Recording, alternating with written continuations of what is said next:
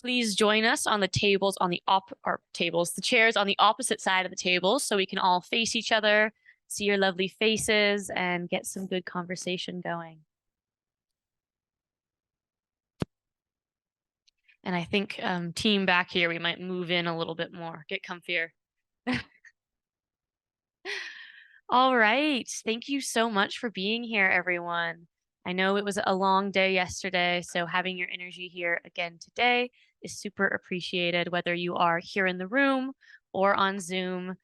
We appreciate you tuning in and being a part of these conversations. So we have a slight change in the schedule in that several of our folks who are going to be here for the Tribal Leadership and Environmental Staff Roundtable are unable to be here. And we don't want to put the few environmental staff who are here totally on the spot. So we're going to open it up to be more of an open conversation, continuing on the discussions we had yesterday, right? When we were hitting our stride on actions and things that we could be doing in the coming year after this. We had to leave because it was a long day and we had to give the cultural center their space back. So I was thinking we could just start there today. And I think we can go around and do some introductions again and maybe say one thing that you would like to see come out of this summit. All right. And I'll start with our good friend Kyle here. Well, maybe I'll start with myself, actually. I always forget to do this. Very bad community organizer. My name is Allison Weber. I'm the Water and Forest Campaign Manager for Friends of the Inyo. And one thing that I would like to see coming out of this summit is continued collaboration throughout the year, where we can all be in constant conversation, not just conversations we're having in this room. All right, here you go, Kyle. Can we just give it up for Allison again, please? Thank you. No, really appreciate that. So I think what spaces like this are about, especially for folks like myself in these positions, is making commitments, taking firm action, saying what am I going to do? Kind of like what Kendall and I were talking about yesterday. And so, there are a couple things that, at least thinking about this space, thinking about this community and how I want to keep working with it, I think what I can devote resources to are doing events like NEPA trainings, the NEPA 101, coming down here a couple times, maybe having conversations about things like mitigation. So, a multitude of events, and, I'm, working all over the West, but this place, thanks to events like this, has really developed a special spot in my heart. And being able to come down here and do the work is really important. So I, if folks want to partner on those trainings, let's talk. I'm here for it. And, I think that's what I can make a commitment to doing. I'm Ann Brower. I'm with the Great Basin Water Network. And what I would like to see come out of something like that, or come out of this, is something like what the Water Network was able to do in its early years, which is to form a true network. It's informal. It involves a lot of organizations and individuals, but it can be extremely successful. And I think with the trainings and things that Kyle's talking about, it could be even more powerful and more widespread. Hi, my name is Lynn Boulton, and I was on Zoom yesterday. I'm the chair of the Rangelite Group, which is part of the Sierra Club that we cover Inyo and Mono counties. And what I'd like to see come out of this is a series of discussions where we figure out what we can do to keep more water in the valley and kind of improve the health of the environment, and then to develop a campaign plan for how we can all work towards that. And I think we need to take it down to and really do a lot of work down in Los Angeles. That's the base I think we have to convince. And so I would like to see how we can maybe do that and what we would do, what we could do to improve the health of the land here. Thank you. Good morning, everyone. Wanahunumuz, Ananane Leslie, Payuhunadu, Uwakimadu. Hello, everyone. I'm with Lone Pine Paiute Shoshone Tribe Environmental Program. This is my second day here. I also agree with educating Southern California, LA mainly, and healing our lands, our waters, not only for ourselves, the animals and other little critters out there, but for our future generations to come. I'm just looking forward to learning more and just doing my best.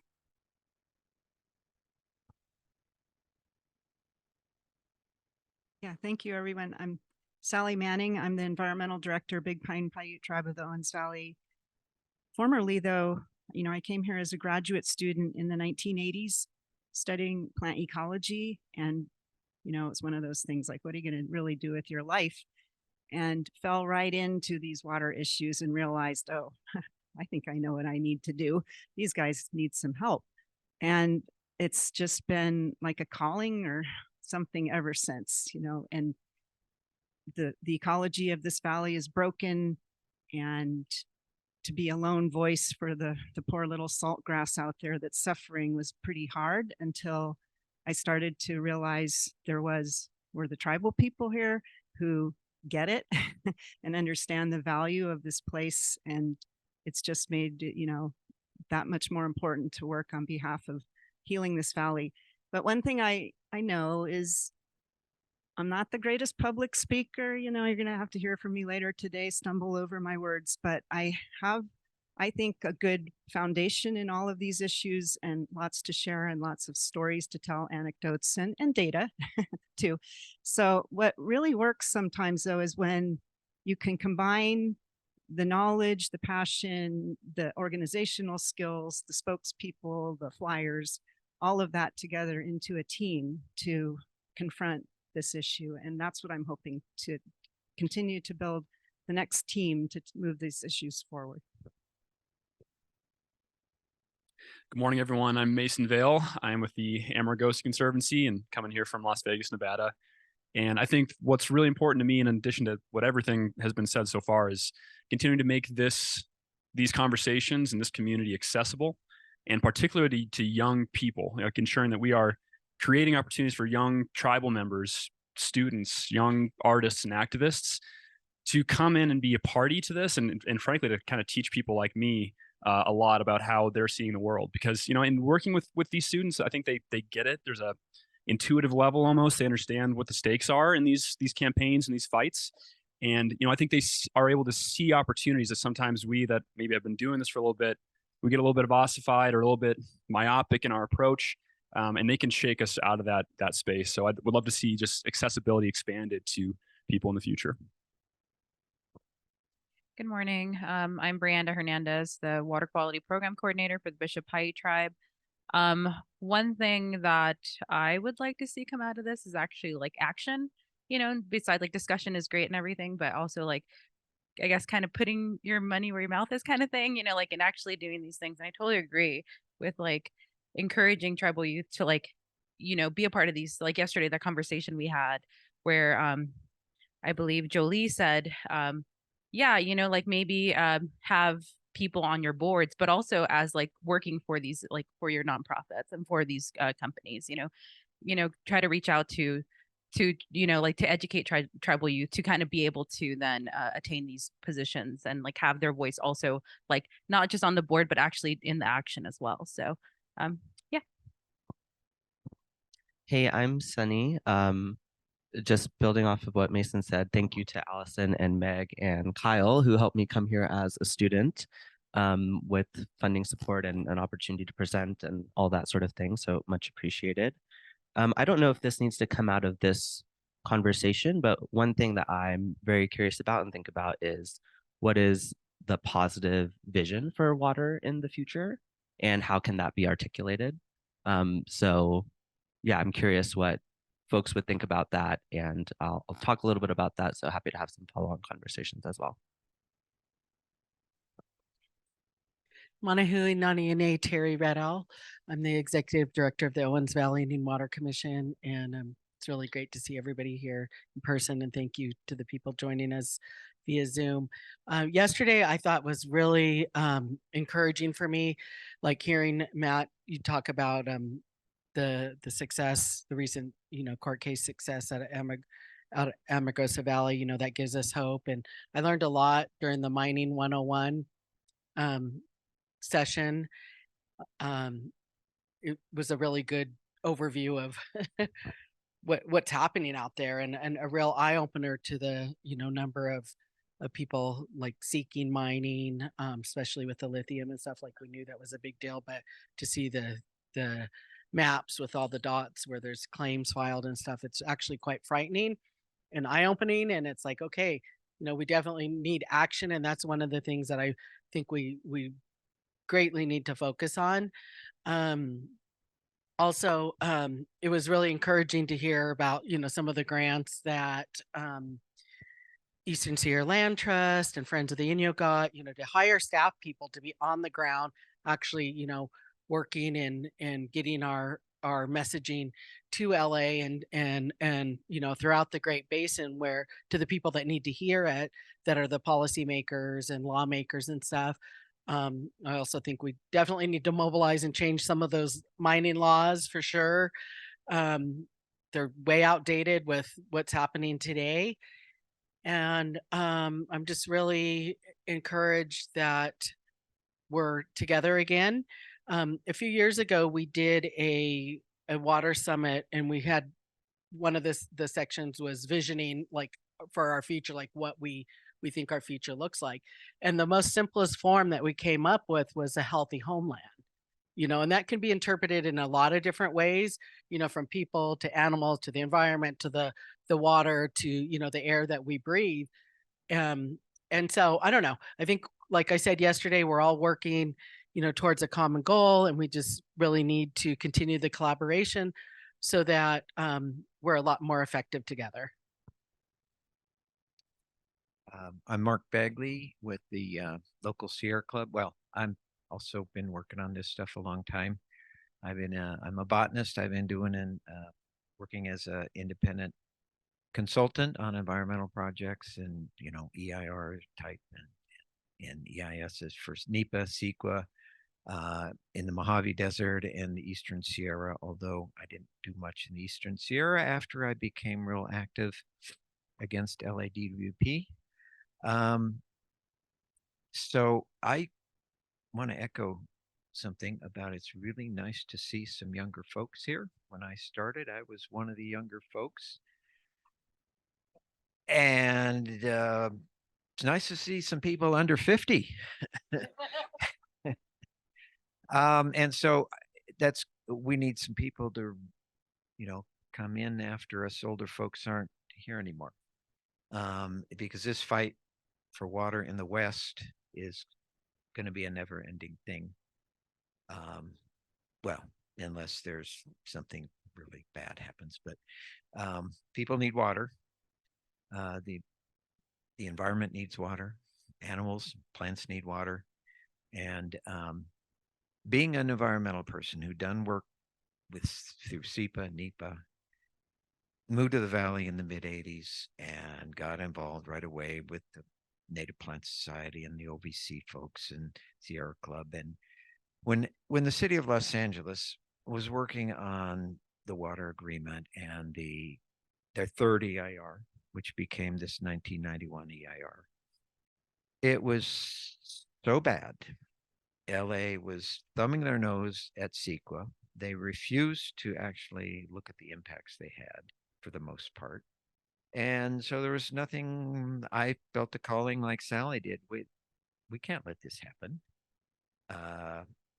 And so I jumped in, and anyway, one of the things out of this is the collaboration, hopefully continuing closer collaboration with the other folks. I'm a detail guy with the issues and not an organizer. We need people who are organizers. We need people who are communicators with the public. We need people who can communicate with the politicians. And I'm really glad to see that there have been some efforts to start talking again with people like in the mayor's office and the DVP commissioners for our issues here, because LADWP, unless the top people tell them they need to do something, they don't care about the environment here for the most part, at least at the upper levels. I'm sure a lot of the people who work there, especially who work in the valley, do, but that's not their job. And so they need to have the direction from the top to get it together. We've been working on mitigation measures the city promised in their 91 EAR that they, and the court discharged the writ, and that EIR took effect in 97. It was a long time ago, and they still have not completed a whole bunch of those mitigation measures. So that's a focus we're on now. And we've been cooperating with some of the other folks in the room in the last couple of years or year. And I want to look forward to that moving forward. Plateau Chukma Chapter Siahoke, Suho Chapa Kendall Noah. Greetings, everyone. My name is Kendall Noah, member of the Choctaw Nation of Oklahoma. I am the Owens Valley Indian Water Communication Specialist and Project Coordinator, but that's in title only. I think one of the greatest things that I really kind of focus on is relationship building, because I understand, it's going to take a collective of networks for us to be able to move the notch forward, to be able to get land and water back for the tribes and ensure that our future generations have a healthy homeland. If we don't work together to do this, then we're really kind of isolating different issues, and that's something that we really, really can't do. We have to work together, to bring this attention to light, and so that's been primarily my focus. And I'm not an environmentalist, so I learn something new every single day when I come to different workshops such as these and summits such as these. I'm actually a social worker. That's what I went to school for. How to bring resources to these disadvantaged communities. To help them be sustainable and self-sufficient. One of the things that I hope to accomplish with this summit is kind of like what Kyle says. Let's not. And I really hate to use this word, but let's not kind of mediocrize the wording of certain documents. Let's educate it, because what I understand is knowledge is power. So, a lot of this NEPA, CEQA, and all these kind of acronyms, let's bring trainings to our communities so they could better understand the processes and what it means for those words. And I think that within that, that's what I hope to accomplish with this summit. Is more workshop and trainings for our communities. Manahu, Rosanna Marujo. I am from Fallon, Nevada, enrolled. So it's really hard for me having that issue, the mining issue, because when I saw the map yesterday with all of those mines, I was shocked, so shocked that we're letting this happen and that we're not, as a collective group, as a human being, stopping it, or at least doing something. And then I'm also from here. My mother's from here, from Bishop, and I am an artist, and I also sing and drum and dance. Thank you. I'm Kay Ogden, Executive Director, CEO of the Eastern Sierra Land Trust, and I apologize for being a wee bit late this morning. I would hope that one of the outcomes from this can be the continuation of the synergy that's being built here and the weaving together of knowledge and experiences to, as Terry said yesterday, we're stronger together. And as we continue to weave that fabric of experiences, I think we can accomplish a lot of great things. Hello, good morning. I'm Wendy Schneider from Friends of the Inyo. And what I would like to see come out of this, and I definitely suffer from running an organization, is like Lynn said, a campaign plan. Like I want to see things written down on a piece of paper and, plans for what we're going to do. And I'm mindful that we have really people from 3 different areas here. So, we need to think about that and, that we need to address all of them. And that really we're talking about ecology health is what I'm hearing, not necessarily just water, not that they're any different, but the mining thing is a really big issue. And I think I'm hearing loud and clear, and people grab me later if I've got this wrong, that we need that campaign plan to include putting Indigenous people in a professional capacity, decision-making capacity kind of positions as we move forward with this initiative. So that's kind of what I would like to see coming out of this.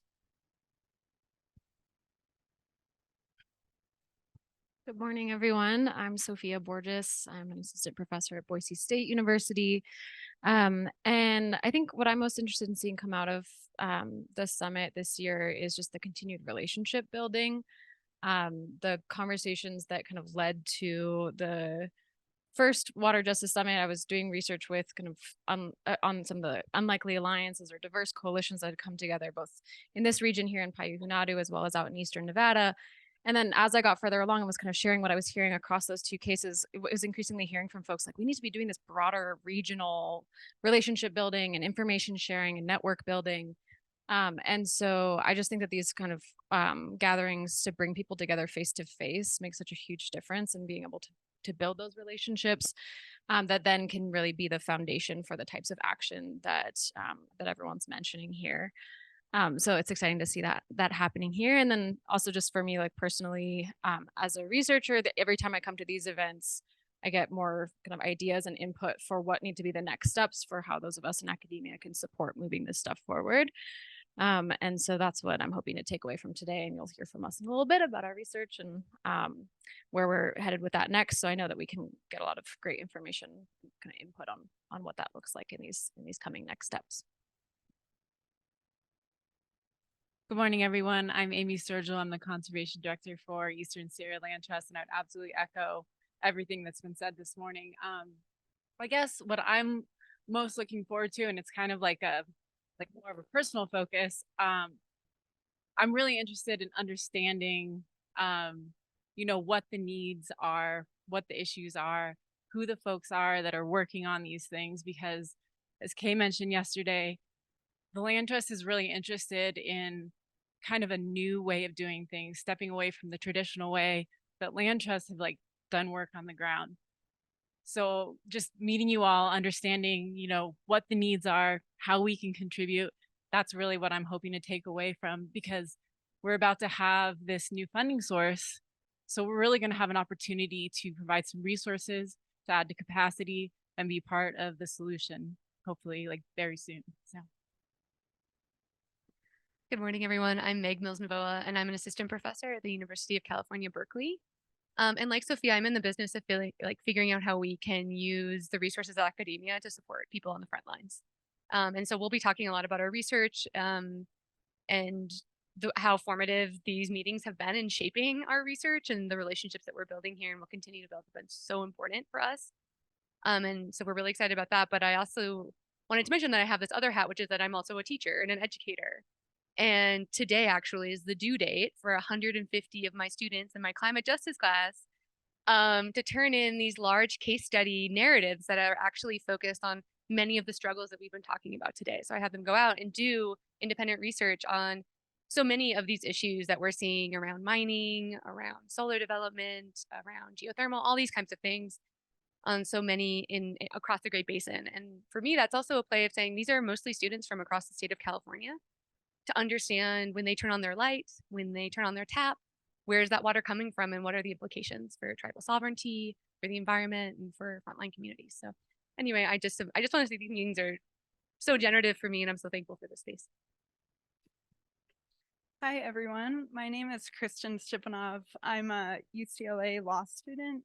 Have been working with the Owens Valley Indian Water Commission and other folks in the room for a number of years. So really, really happy to be here, and thanks for the invitation.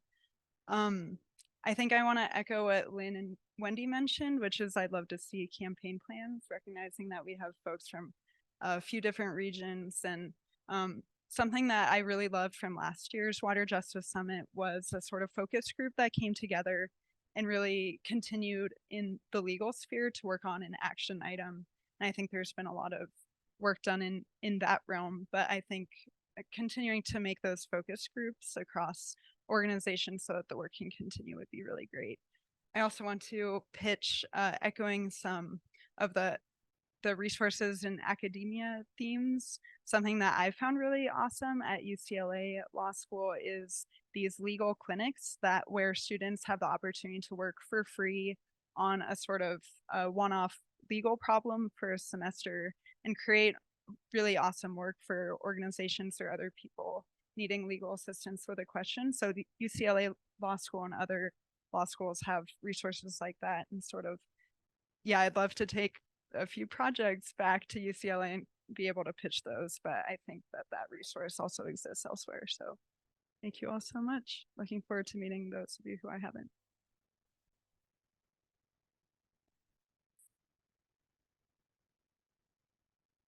Manahu, everybody. I'm Tom Gussie, Bishop Paiute Tribe. I'm the Natural Resource Coordinator.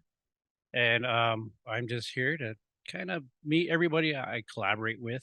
There's a lot of organizations here, and I have many years of experience with collaborations with BLM, Forest Service, Friends of Inyo, and other entities. I dabble in all types of environmental issues and stuff, and I also work with the youth, and we also have collaborations with the schools because we do our outdoor education within our COSA wetlands area. And it's just great to see so many people here who have that in mind too, about focusing on the youth, focusing on the collaborations, and people who want to just not just talk about it, but actually see this group do something about it. So I'm interested in that. I don't know what we're saying or what we're doing, so I apologize for being late.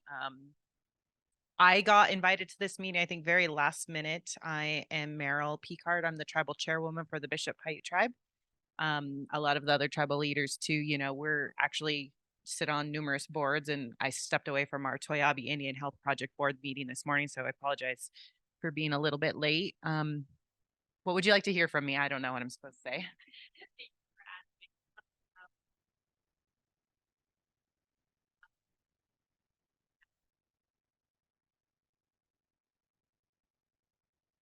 This is the first time I've heard about this summit. I guess we start there. Like I said, I think I got an invite from someone like a few days ago and put it on my calendar. You know, rightfully so, it said tribal leaders panel. So I thought I would come and give my input. But again, I didn't participate yesterday. So I wish I could give you some feedback based off of what you guys discussed yesterday, but I just heard about that as well yesterday.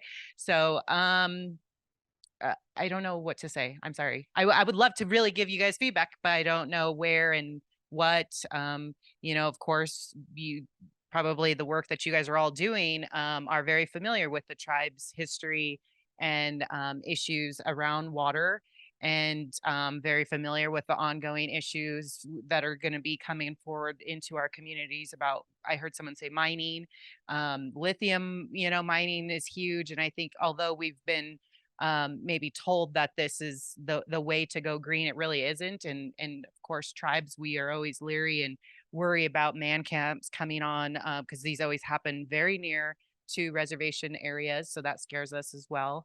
And with the murdered and missing Indigenous women's movement, it's become a movement because of these areas that have created these man camps in certain areas, and our women and children go missing because of that. And it's unfortunate because the rules and the laws that are different on reservation and so forth. What else can I say? I've met with DWP myself. I've gone down and met with the president. I've met with different commissioners, and I yet still a year later into this position that I'm in have not seen any progress or any change or any difference in what we're doing. I do want to acknowledge my staff that are here today, and I appreciate their work. And luckily, the Bishop Paiute Tribe is very fortunate to have staff and to have a great environmental department that helps and goes out there and attends these meetings on behalf of the Bishop Paiute tribe. But there are tribes here in this valley that don't have that. We have unfederally recognized tribes such as Kutsutika, you know, and unfortunately they don't have the staff capacity nor the leadership capacity sometimes to attend all these meetings. And so we as sister tribes have to speak on behalf for them sometimes at these at the seat of the table sometimes for them. I'm just kind of like coming off the top of my head here with some of this. I don't know if while I'm here, if there's any questions I can answer for anyone here. I didn't know what type of forum this was going to be, so I apologize. I was thinking I would be able to get in and get out and go back to my other meeting. So if there, like I said, if there are any specific questions for me while I am here, I'd love to answer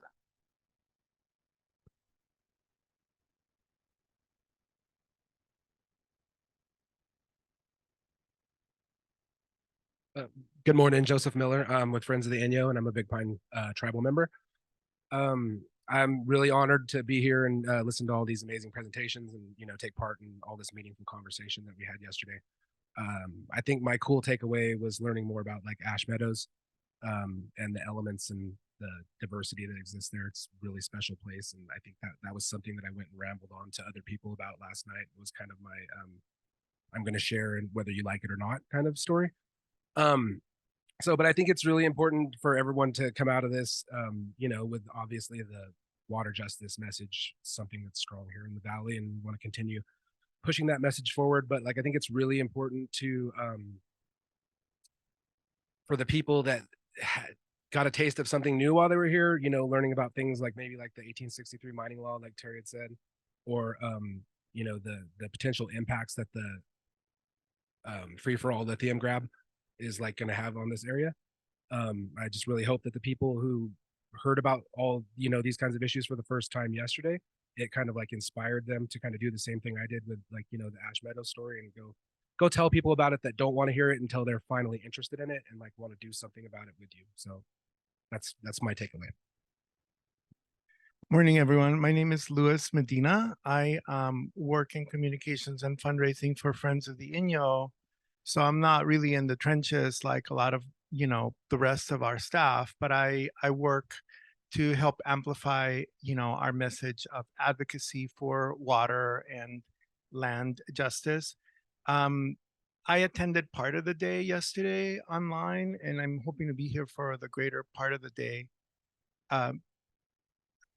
That said, I attended an Earth Law course with Allison over the summer with the Earth Law Center. And it was fascinating because there were people from all over the world in that course. And then some really new concepts were introduced, like the idea of legal personhood for rivers and lakes and how they can better be protected if legal personhood is established for bodies of water. Like if they can be legal personhood for companies, why couldn't there be for bodies of water?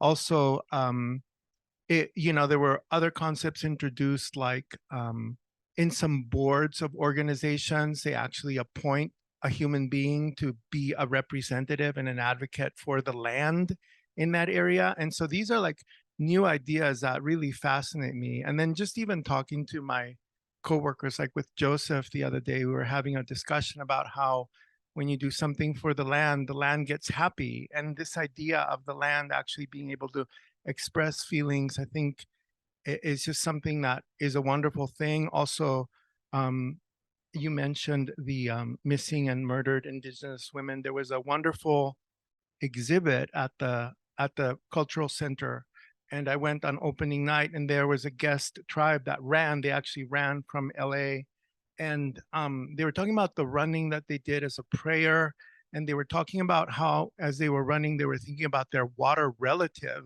which is the water that's taken away, and the water relative being held captive in this pipe that's piping him or her away down to LA.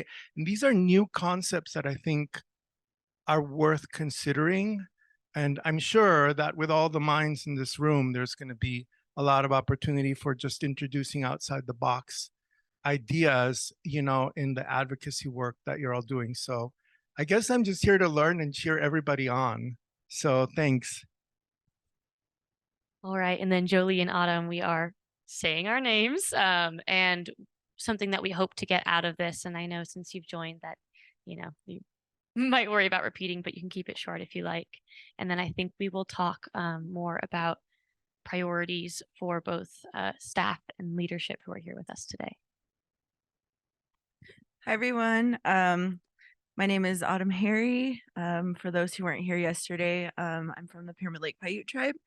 And just to kind of add on, I know we came in a little bit late, but just based off the last comment, I know that there's been a lot of discussion globally about like establishing the rights of like Mother Earth. And I think it's a really interesting concept. And I think it's also important to be critical too. And I've heard like different sides of the need for establishing like these rights. But then on the other side, like a lot of Indigenous folks are like, well, you would still be applying a colonial law to a place, right, to the land. And I think that's something to really think about because the land, like, especially like in the areas of our homelands, like our people didn't say like, okay, like this area has these rights, they were treated as such, but it's something to kind of think about and understand how that would impact the land by applying like a colonial law that never had existed before. But I understand like why it's important to protect those areas, of course, but I think that is just a comment, like something that we need to kind of be weary of, and that's something that I definitely want to look into a little bit more. Manahu, everybody. My name is Jolie, and what I'm hoping to get from this summit is to be truthful with you, I am not the greatest with building relationships with non-Indigenous entities. I find myself being very critical and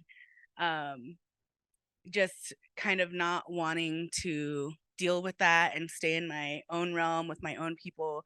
And also because there's trauma there. There's a lot of performative organizations. There are organizations that take credit for what Native people have always been doing and pat themselves on the back, which doesn't seem very fair. And there has been a lot of extraction from Native communities, that Indigenous knowledge and what we share, and it's like packaged in this white conservation.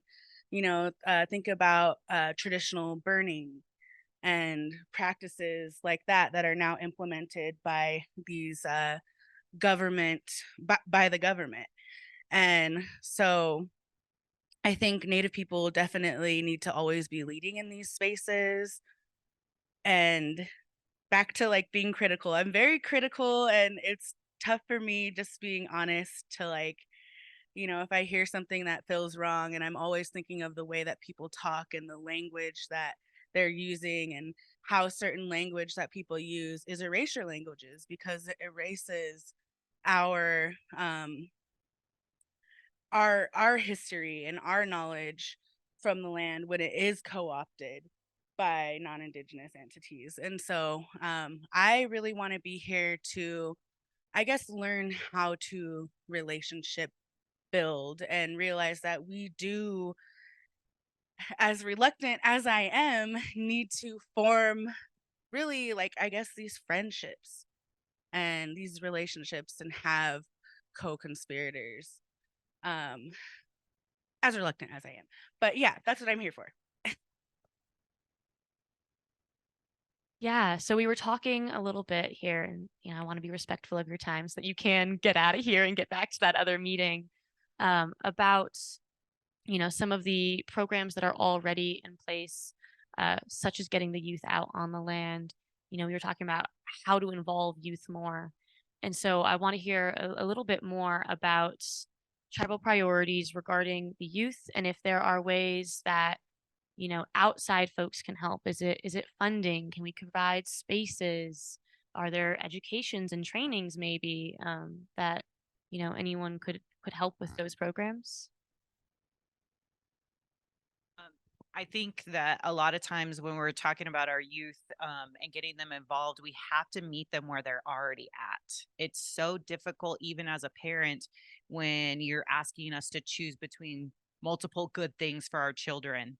And so, as a past language manager for the Owens Valley Career Development Center, I used to tell my staff there, meet them where they're at, go into the schools or go into the after school programs and bring your program there to them, you know, and immerse them, for example, with the language there, you know, go to the Head Start or go to the early Head Start. So, whatever entities maybe you work for, I encourage you to try to meet the students where they're already at. You know, we used to have a wonderful program through our environmental department. And as a leader, I need to figure out why we don't have that anymore. But we had the First Bloom program and it was very successful.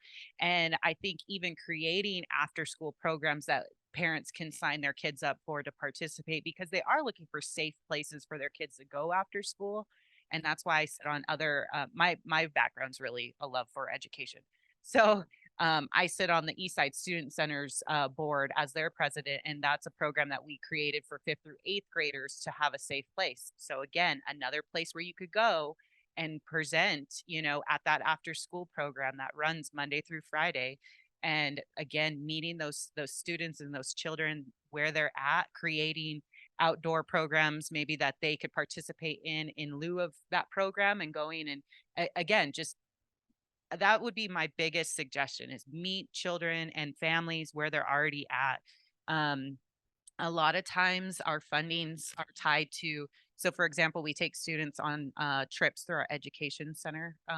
They just recently took kids to Haskell, but before they go on that trip and they're eligible for that trip, sometimes they have to participate in a workshop. So maybe it's your workshop that you're bringing, you're presenting to the families and the students, and then because they participated, they get to now go to Haskell. And that's just one example. And we do numerous trips like that throughout the year, as well as OVCDC and different areas throughout the valley, because OVCDC services 14 locations in California. They're not just here in Bishop. So I think that's really important. There's numerous connections there and resources you could tie in and get education. During the summertime, we do. I know we have our own summer youth work experience program in the tribe, but also Tom does an internship program. And I think that starts at a certain age though, doesn't it? So it might be a little bit older kids, but still nonetheless, you know, again, there's so many programs that are already offering services and you could just tag along and tie in. I love this thought of campaigning too. So last Sunday we did along with some other people organized a campaign activism training, and we took certain issues and we broke up into groups, and we worked through how do we create this into a campaign. And so again, you know, creating some more training around that, and not just always thinking, you know, our political leaders in the communities. Although I heard someone say what Terry mentioned yesterday about we're stronger together. I love that Jolie saying that, because we as tribal people have to rely on allies too in order to move things forward. And of course, you know, we don't want to live in the past and that hurt, right, of that these things happen to us. But how can we move forward, and how can our children have allies who don't look like them? Because sometimes I'll be honest, my children who are a little bit darker may not be at the same tables as those that are a little bit lighter, unfortunately. And my middle son, I'll just share this because it's kind of silly, but it's true. He's light. He's very light skinned. And when he was born, and they brought him around because I had all C-sections with my children, brought him around that little curtain. And I'm like, oh my God, he's white. And my husband was like, oh, shut up. You know, like, like it's so rude of you to say. But anyways, we named him Poganovi. His middle name is Poganovi, which means chief or leader. And I did that on purpose because unfortunately the sad truth is that son may be at some tables and some seats and boards where they may not know he's Native American, but they'll look at him and they'll judge him based off of that.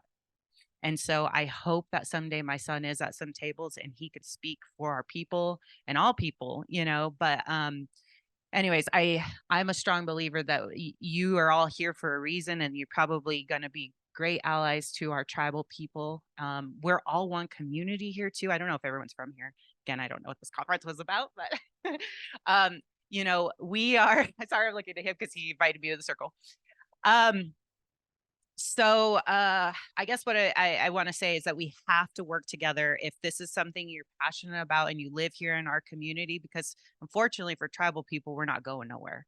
Like, this is our home. This is our place. I have, you know, people who travel throughout our area, right, as a little pit stop here to Mammoth or other areas like Yosemite.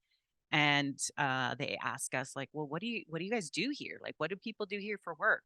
And they're just so surprised that, you know, when they realize I'm a tribal person, it's on a whole different level. It has nothing to do with work, right? It has to do with this connection to this beautiful area. As many of you know, these mountains, they feel, to me, they're like a hug whenever I come back home, and I just feel so blessed to live here. But in order to continue to feel that blessing, we have to protect it. And we have to teach the children how to protect it and how. So again, I was just taking notes based off of what all of you were saying when you're talking about educating LA. I think we need to start here, and we need to start educating people here locally too about water resource, and you know, even starting within our own homes, you know, different techniques of turning off the water, or, you know, brush your teeth not in the shower but outside the shower, whatever it may be. But we got to start educating. And when I was at the education center as our director, we had a youth council that we had started at the time, and Chris is over here, he was one of our staff. But we were buying supplies, for example, for our our people in the homes to, you know, make sure that they didn't have leaks going on, or different faucets that they could put on there so that the water wasn't running out as much. But again, just educating in our own homes, in our own communities, as well as educating LA of whose water they're using, and being mindful of that. But we got to do that here too. So I know I kind of said a lot. I think it was great. Does anyone have further questions or points they'd like to put on there? All right, Mark, keep it short. You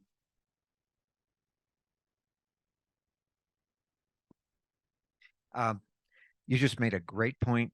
We need to educate our local people. I don't know about tribal level, but the general white population also. There used to be, when the water agreement was being negotiated and all back in the 70s and 80s, a lot more public awareness of the water issues than there has been in the last probably 20 years. I think a large part of the community thought, oh, we have this water agreement, the EIR, everything's done and everything's fine, which is not. And so good idea. That local outreach is also very important. I see lots of folks nodding their heads along with that. Bev? Good morning. My name is Beverly Harry. I want to just make a comment and see how we could get a little bit more participation from tribal leaders and organizations. So within the work that we're doing with Native communities, you know, we're organizing at least 85 to 90% of the year, and it's just going, you know, every single day, trying to figure out, you know, how we can bring more attention to some of these growing issues, like the mad rush for lithium. How can we get more attention on individuals that are having to deal with missing and murdered Indigenous women, the victims of those families? How can we fundraise for them? So there's always all of these countless questions, and so we develop the flyers. We continue to you know, call people, and then also use social media. but there's always been a missing link with all of the tribes. When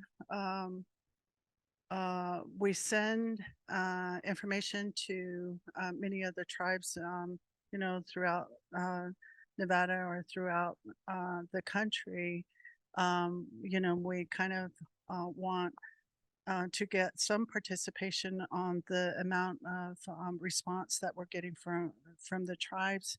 And it's also important as far as the Nevada Department of Environmental Protection, maybe the California Environmental Protection, when those notices end up going out as what they're proposing to do, these proposed meetings, these scoping meetings, they become really important. And those announcements are also important also. And we need to make sure that the tribes are getting notified on these particular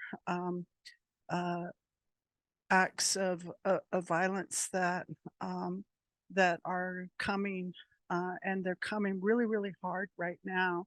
And so we want to make sure that the tribes are aware and developing processes where they say, if a notice comes out, I want it on my desk, and then we're going to have a meeting here, at the middle of the month, and we're going to work through and resolve some of these notifications that are coming out.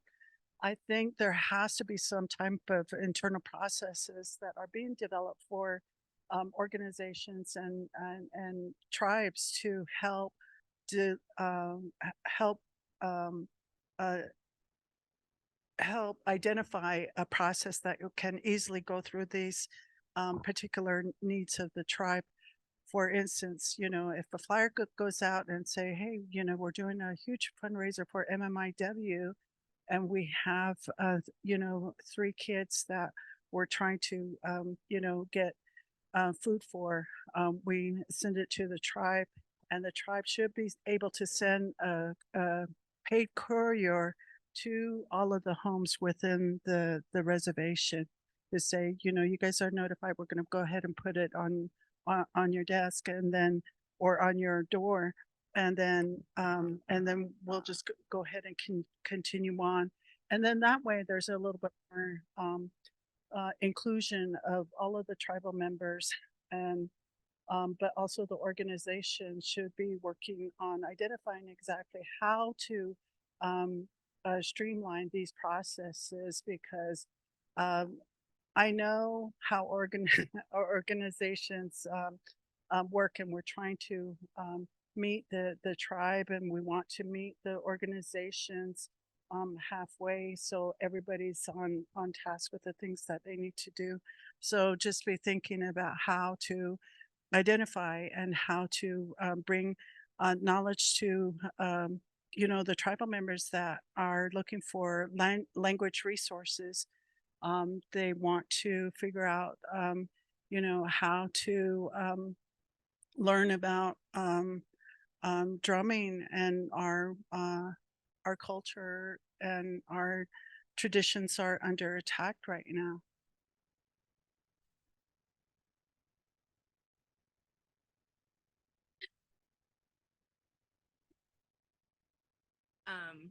Like for the kids, I am not a mother, but I'm an auntie to a whole bunch of wild little boys and a little girl. And I have in the past visited the youth council and maintain a relationship with Carrie Brown, and support the youth council just through our thanks taking fundraising, and supporting them with thousands of dollars over the years to do what they want to do, because these are smart kids. They're so cool. And I think just asking them, what do you guys want to do? What do you think should be done? And giving them that autonomy, and then maybe finding a way to support them financially or however, and let them be the boss of how it's going to go down. So that's another thing, is they're already doing great work, and they have Carrie, who's wonderful, and Dia over at the Ed Center, and good parents. So just asking them what it is that they want and they want to see, I think is really important. And also it was just listening to Meryl talk about like how we can teach our people here, which is so important because growing up, I know that we all really strongly disliked LADWP, you know, and it wasn't till I was older that I realized exactly why and learning this history, and I'm still learning this history. Um, and a lot of our own people don't know it. So I think it is really important to start here.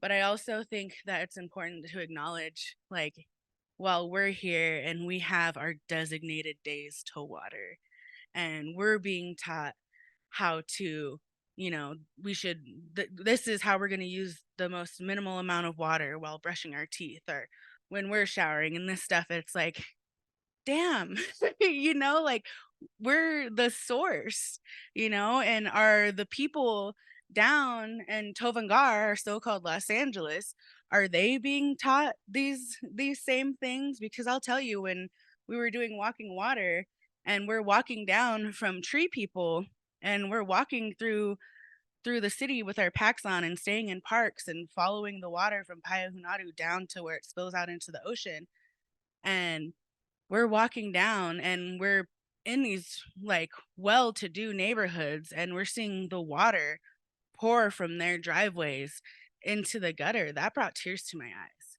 So like while we're here and we're being taught that we need to conserve the water that's here on our homelands, that's coming from us, and to think that Tovangar is not getting the same education and not, you know, being uh forced in the ways that we are, especially as Native people, some of us not even having water rights, um, it's kind of tough.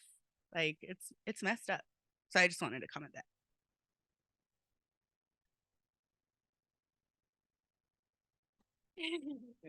So, you know, like I had mentioned, I got the opportunity to go down to DWP. I've never been down to their offices in LA, and apparently, I mean, at the time, their moat around their significant building was empty, but I was just horrified that that thing used to be full of water.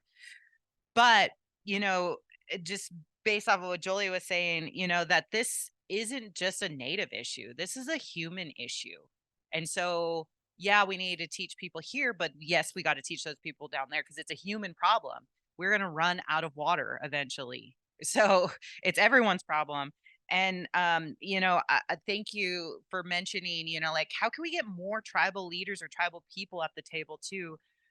You know, at these conversations. But unfortunately, like if we don't pull them in early, right, and find out if they're available, again, I want to thank my staff because I'm appreciative that they get to be here when we're not. But sometimes tribal leaders in other communities have full-time jobs, you know, and they're not doing this full-time like I am. And we get bombarded by so many consultation letters and notices and what's your name again? Sorry, Beverly. Sorry, Beverly. I've met you a few times and I should know that. But you know, the amount of correspondence that the tribe, especially the tribal chair people in my position, we get most of the notices. And I agree. I was just talking to my staff about we need like a central person that this is going to so that help filter it. But what I want to say to all of you, if you live here and you now know me and you're getting to know me, call me up next time because I get tons of emails. And this young gentleman just told me he was the one who invited me, so thank you. But and so anyways, it's really nice though to meet people in person though, so that you know who those emails are coming from. Because I'll be honest, we get them from the Forest Service, we get them from BLM, we get them from the United States, from state, you know, local, Inyo County. I mean, the list goes on and on and on. The amount of correspondence that the tribes get, and we want to be involved. And even though I also wanted to say this because I wrote this down too, even though we're not in a specific area, like there's not a reservation there, that doesn't mean our tribal people weren't there. There is proof, and there you know, is proof that our people were throughout this valley. These young ladies, we got to hike together this summer, and you know, they showed me this beautiful spot. But again, even though our people aren't there, we know of certain spots and of sacred spots that we're not going to share with other people. And that's a hard thing too, when they want us to consult with them and tell us, well, just let us know which areas, and it's like, that's defeating the purpose, because we don't want you in those spaces. So again, though, I think it's just really important to try to get as many people at the table as we can. But again, you're going to have to do that early and try to solicit that information to them and let them know why it's important. We want to hear from you and why we need you at those meetings.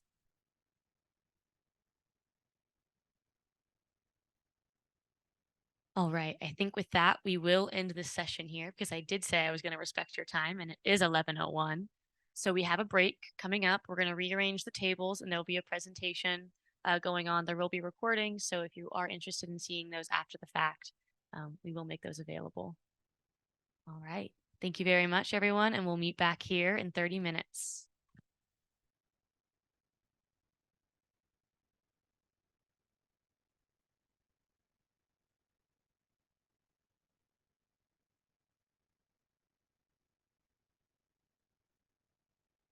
All right, everyone, if we could join back up in the room here and get ready for our next presentation.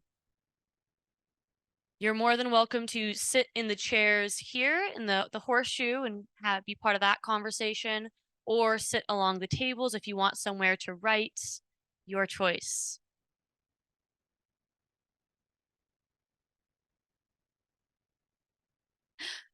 Jaime says, preferably the circle, especially right here, so that you show up on our lovely camera. Yes, and so our poor presenters don't feel so alone. Come get comfy, join them. All right. Well, then it is my pleasure to reintroduce Sophia and Meg. They are here to report on research they've done coming out of the last Great Basin Water Justice Summit. And, big shout out to them, because they're the reason that I am here today doing all this work, having gotten to go to the first Great Basin Water Justice Summit organized by Sophia. And so I want to give a big thank you to that and hand the microphone over to them for some wonderful updates. Hey, everybody. It's so nice to be here with all of you on Paiute Shoshone land and Paiute Hunadu. And it's, we're going to be talking a lot about how much this work has been informed by these gatherings. And we just really want to thank Allison and Friends of the Inyo, as well as the Eastern Sierra Land Trust, as well as the Great Basin Water Network, as well as the Owens Valley Indian Water Commission, who really are the folks who made this convening happen. And these events are just so much work. So thank you. I'm Meg Mills-Novoa. We've introduced ourselves so many times now, but my research is really focused on the equity of how we respond to climate change. And I've worked on climate justice issues for about 15 years, mostly in the context of Latin America, but increasingly I'm working here in the West, in the place where I live. And so I'm going to pass it off to Sophia, who will get us going. Hi, everyone. I'm Sophia Borgias, assistant professor at Boise State University. I'm so glad to be here. It's always really helpful to have these moments to touch base on research and really get input on our next steps moving forward. While Meg brings kind of the focus on climate, my work has largely focused on water governance, water justice. I've worked with many of you in this room for a number of years now on those topics. And so as you'll see, for those of you that were with us last year, this research is really looking at the intersection of those two things, right? Looking at how our efforts to address the climate crisis and to propel forward energy transitions, movement toward low carbon energy, how that's intersecting with these longstanding water issues that we see across this region and that so many of you have been working on the front lines for so many years. So that's really what we're gonna focus in on today. If you wanna pull up the slides, we'll get into it. You can go to the next slide. So many of you participated last summer in the workshop that was on the second day of the Water Justice Summit.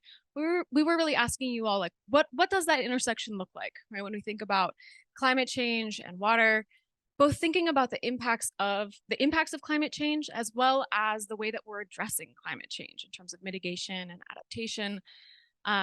And so I just wanted to start with kind of where we left off from last summer, where we heard so much from all of you about those intersections and kind of key areas where that's unfolding. And we did pull that together into a report from last year. You can see a little screenshot of here, Climate and Water Justice in the Great Basin, a community-based research agenda.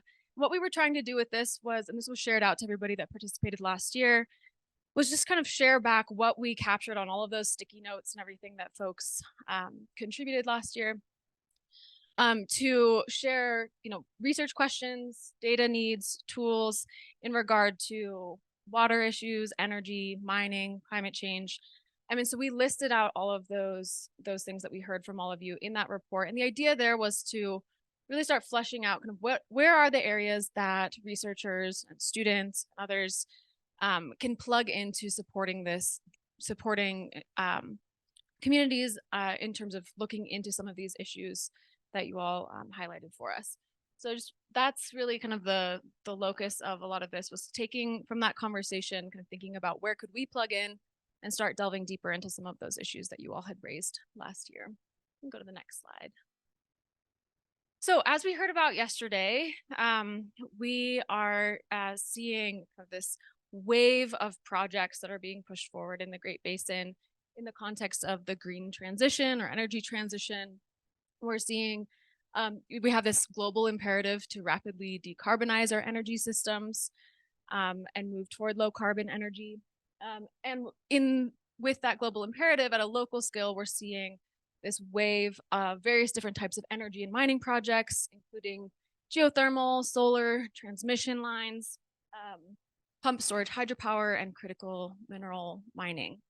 And so we heard so much about this yesterday, but just kind of the vast scale and also rapid pace of this development across this region.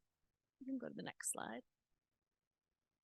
So when we think about this green transition or these energy transitions, we often think about in terms of the climate crisis. That's a lot of what we hear about and a lot of the way that transition is framed in the media and in kind of popular discourse about these challenges and also opportunities associated with this moment. But we also are thinking about this as we're trying to kind of dig into understanding the water issues that are actually at the intersection of multiple crises. So not just the climate crisis, but also the biodiversity crisis and the longstanding crisis of environmental injustice, and something that's been going on for a very long time. And so we really need to be considering all of these intersecting crises when we're thinking about how to navigate this green transition and making sure that it's a just transition. You can go to the next slide. It's also important to recognize that there's these broad kind of national policy agendas that are forming around each of these crises. And so on the one hand, we have with the climate crisis, we have legislation like the Inflation Reduction Act that's really aiming to propel investment in low carbon energies. At the same time, we've got efforts to address biodiversity and the need for land and water conservation through efforts like 30 by 30, the effort to protect 30% of land and water by 2030. And then we also see national imperatives around environmental justice with programs and policies like Justice 40 through the Department of Energy that's seeking to make sure that as we make these transitions, that the benefits are being seen by communities that have for a long time borne undue part of the burden of these environmental justice issues. So we want to think about with those kind of intersecting policy realms. We hear a lot about each of these at the national level, but not always in terms of how they actually intersect with one another and how they play out at the ground level, kind of in local communities. That's why we're taking this down to the scale of the Great Basin. And we're thinking about the Great Basin as a regional focus here. We can think of it as a region with long-standing issues of water scarcity and conflict, as you all very much know firsthand. It's a region with huge swaths of public lands, and in that sense, a real sensitivity or relevance of federal mandates, and including those policies we were just talking about. It's a region with many Native nations and unresolved disputes over Indigenous rights that are very much intersecting with these issues. And it's a region that there's a long kind of pattern or trend of framing it as a wasteland or the kind of this empty desert land that's perfectly ready for the taking and using for energy projects and water extraction projects and whatever else, right? Kind of this terra nullius idea, when in fact it is a landscape that is very much valued by Indigenous peoples, valued for its really delicate and unique ecosystems, and so many other reasons, rural livelihoods. So in that context, kind of within the Great Basin, thinking about this green transition, what we're starting to look at and kind of the research questions that we've been digging into since last summer, based on what we heard from all of you, is trying to understand how is new energy and mining development that's associated with this green transition, how is it intersecting with longstanding water issues in the Great Basin? So yeah, how is that intersection playing out on the ground? And also, how are communities responding to, engaging in, and or contesting the changes that are unfolding in this moment? Go to the next slide. So kind of where we've been at in terms of project development since we saw you all last summer is we had that workshop in August of 2022. We put together a community advisory board that we've been working with over the past year, including a number of representatives that were here at the Water Justice Summit. We worked with Joe Kennedy with the Western Shoshone Defense Project, Kyle Roehring from Great Basin Water Justice, or from Great Basin Water Network. Look, we've added justice into your name.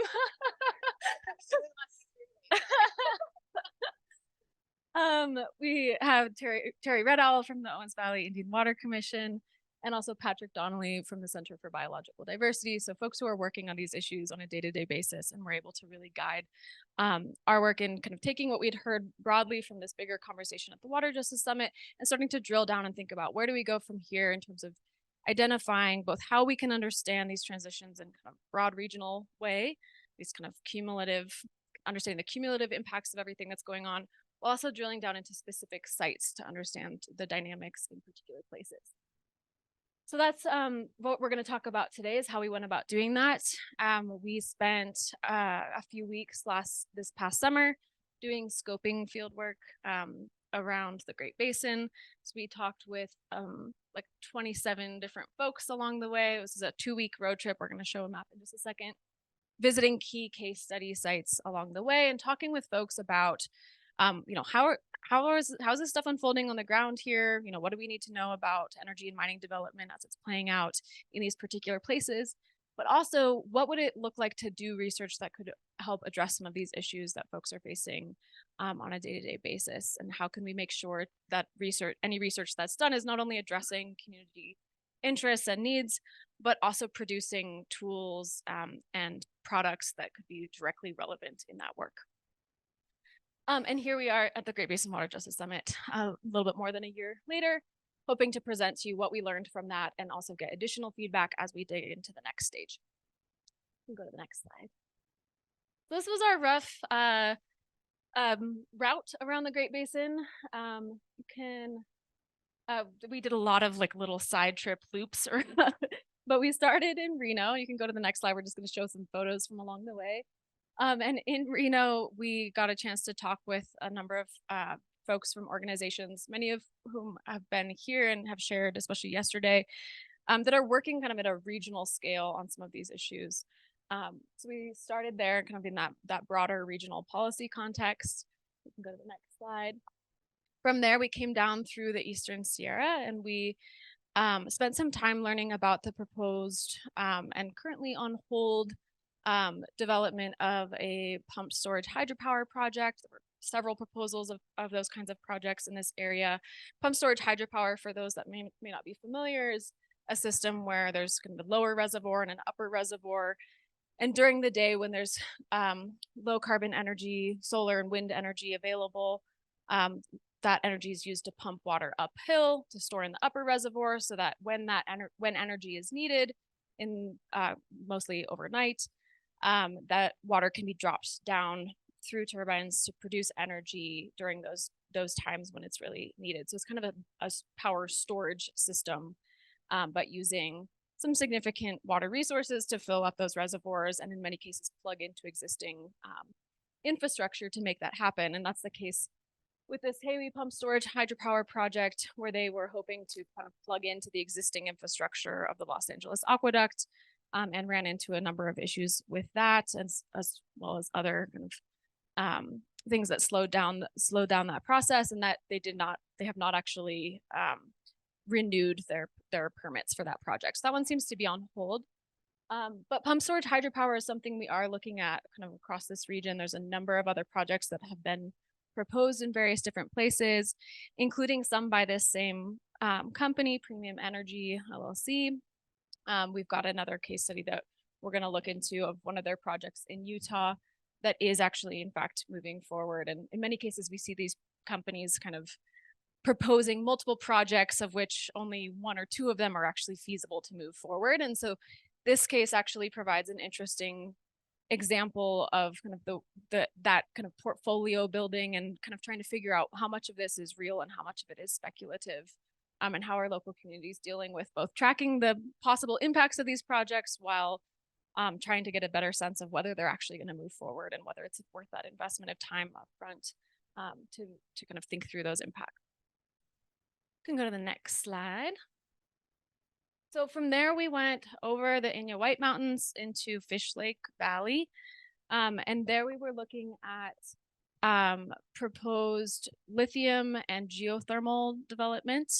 And it was really in Fish Lake Valley that I felt like we got the kind of, we were kind of struck most by the ways that we could see the scale and scope and pace of these energy transitions playing out in a particular landscape. Because you go out there we were out there on the Fish Lake Playa, which you can see here, and there were quite literally hundreds of lithium mining claims, these stakes that are put in the ground, and they've got this is how we establish mining claims in the US, right? It's a stake in the ground with a little film canister on it, and then you pull the piece of paper out, and it says what the mining claim is.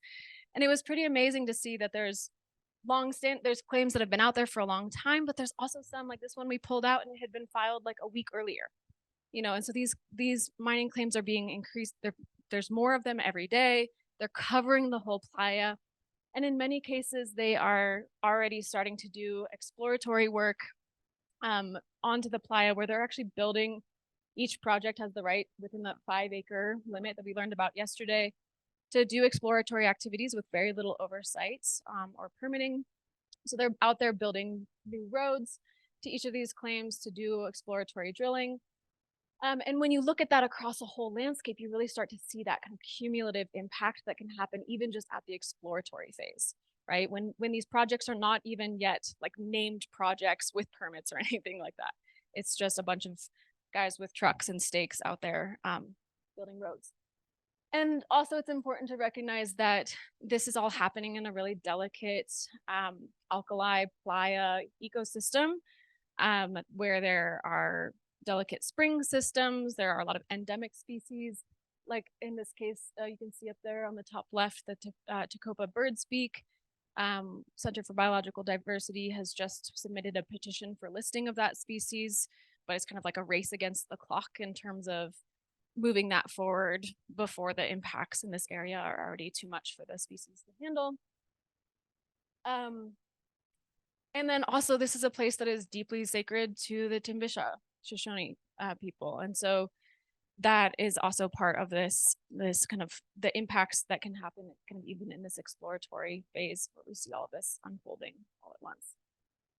We can go to the next slide. Oh, and I should say about these lithium claims are almost down on the playa. Those are exclusively direct lithium extraction projects. So if they were to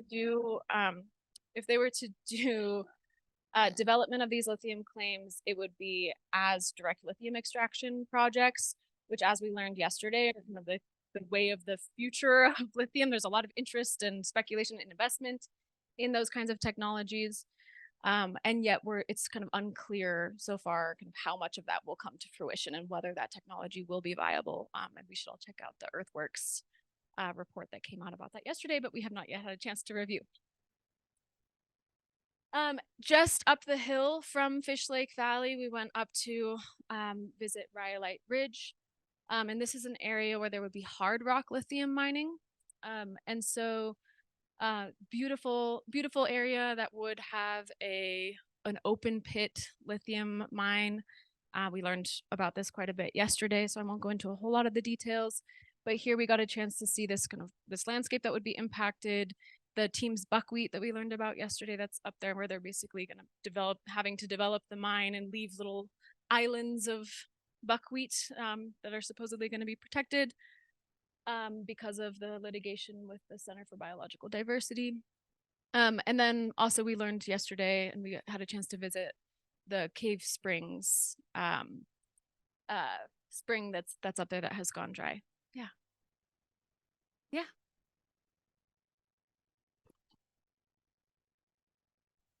For our folks on Zoom.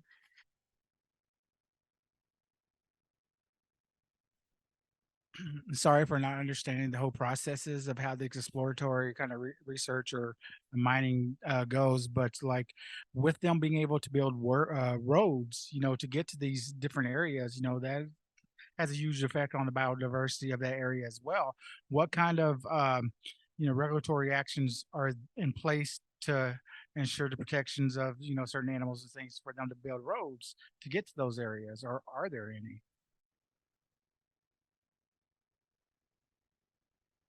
Need the other microphone over there. Yeah, that's a great question. From what we came to understand, and granted, this is all still very preliminary for us, we have a lot more digging in to do, but that there are no protections that come into play in that case because they're in that exploratory phase, and as long as they are keeping their impact within the 5-acre limit that's allowed, there's no oversight or permitting or anything like that kicks in at that time. And so obviously that has major implications, not only for ecosystems, but also for cultural resources. Roads are some of the most kind of impactful when it comes to disturbing cultural resources. And so that's something that came right to top of mind for me, was like, where are the tribal monitors as these roads are being built? And where's that oversight that should be happening, but is not required at that stage as we understand it.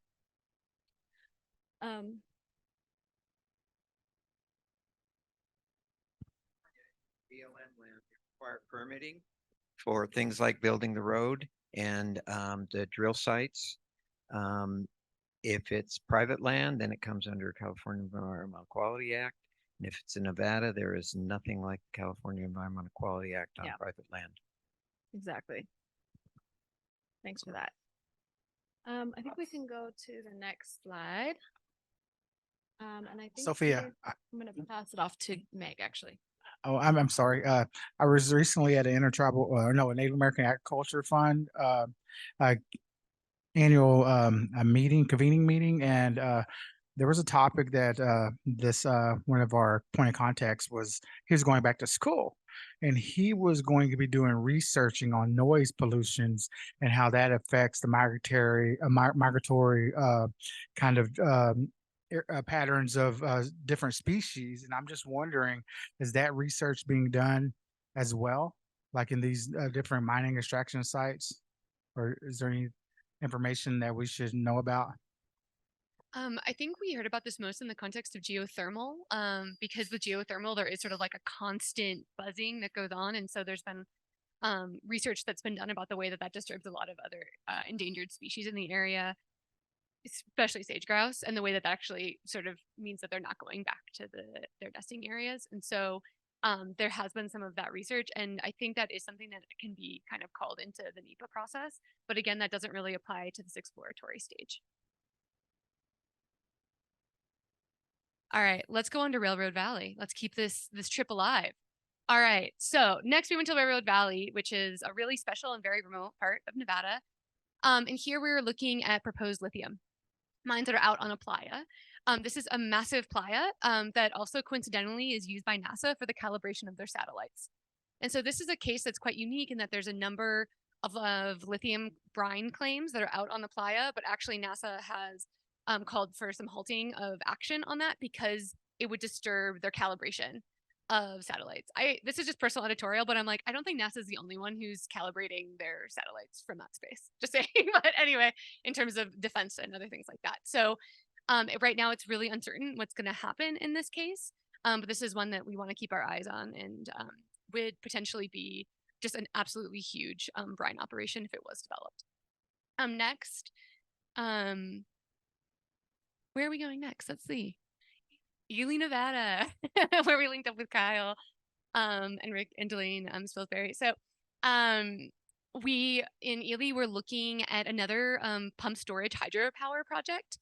And this one is being developed by a different company, which is called White Pine Pump Storage. So they only have one project in their portfolio. And so here in these images, you can see it was a beautiful rainy afternoon. But here you can see this would be where actually the lower reservoir would be based here on your right, whatever side. That side. Okay. Left. This is why we're a team. And importantly, it's located very near Gondar substation, which is important for making sure, it's important. How do you get all that electricity into the grid? And so that'd be fairly easy. And here we're with a local rancher who is very upset because the company has basically proposed that they would use roads through his private land to access the upper reservoir, and he was not consulted in that. And so it would have a very large impact on this really important ecosystem. Okay, next. And then we went over to Diamond Valley. Diamond Valley here is on the route of Greenlink North, which is a massive transmission network that is proposed to go across the northern part of Nevada to move energy from across that corridor and then eventually onto California and elsewhere. And so what we're really seeing in Diamond Valley is a lot of speculative solar development. A lot of solar developers in anticipation, and Mason talked about this a bit yesterday as well in the Pahrump area, which is another Greenlink West, but this is the northern corridor.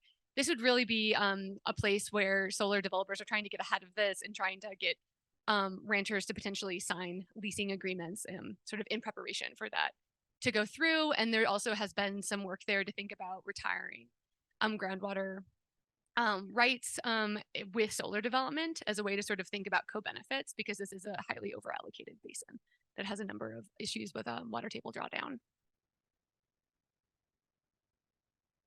All right, let's keep going.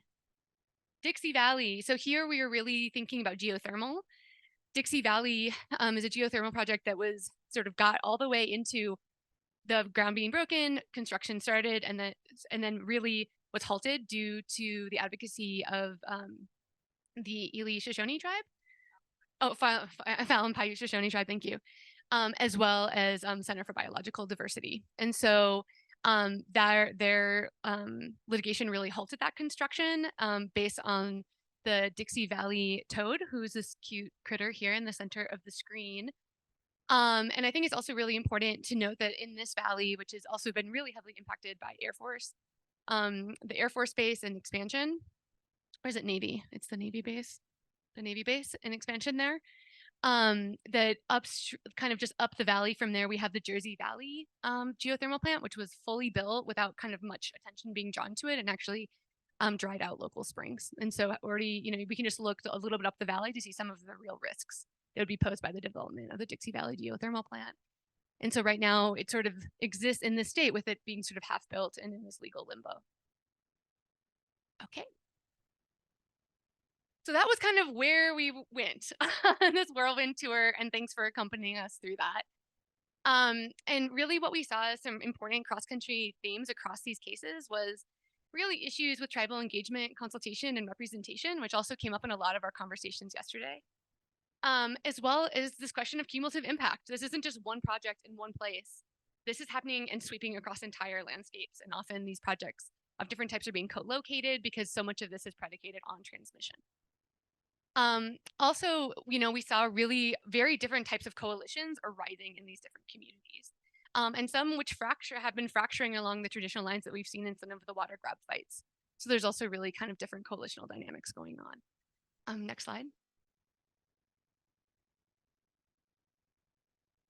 So let's actually talk about what the research would look like. This has sort of been all the buildup of like, this is what we're seeing and we're hearing, and where are we going to go? So really thinking about, one is making sure that we're understanding this regionally. So thinking about that regional scale of analysis, but then also making sure that we're focusing in on specific case studies to really understand the nuance and the context of what's going on in these different places. So really both having a part that's regional as well as a part that's very specific. Next slide.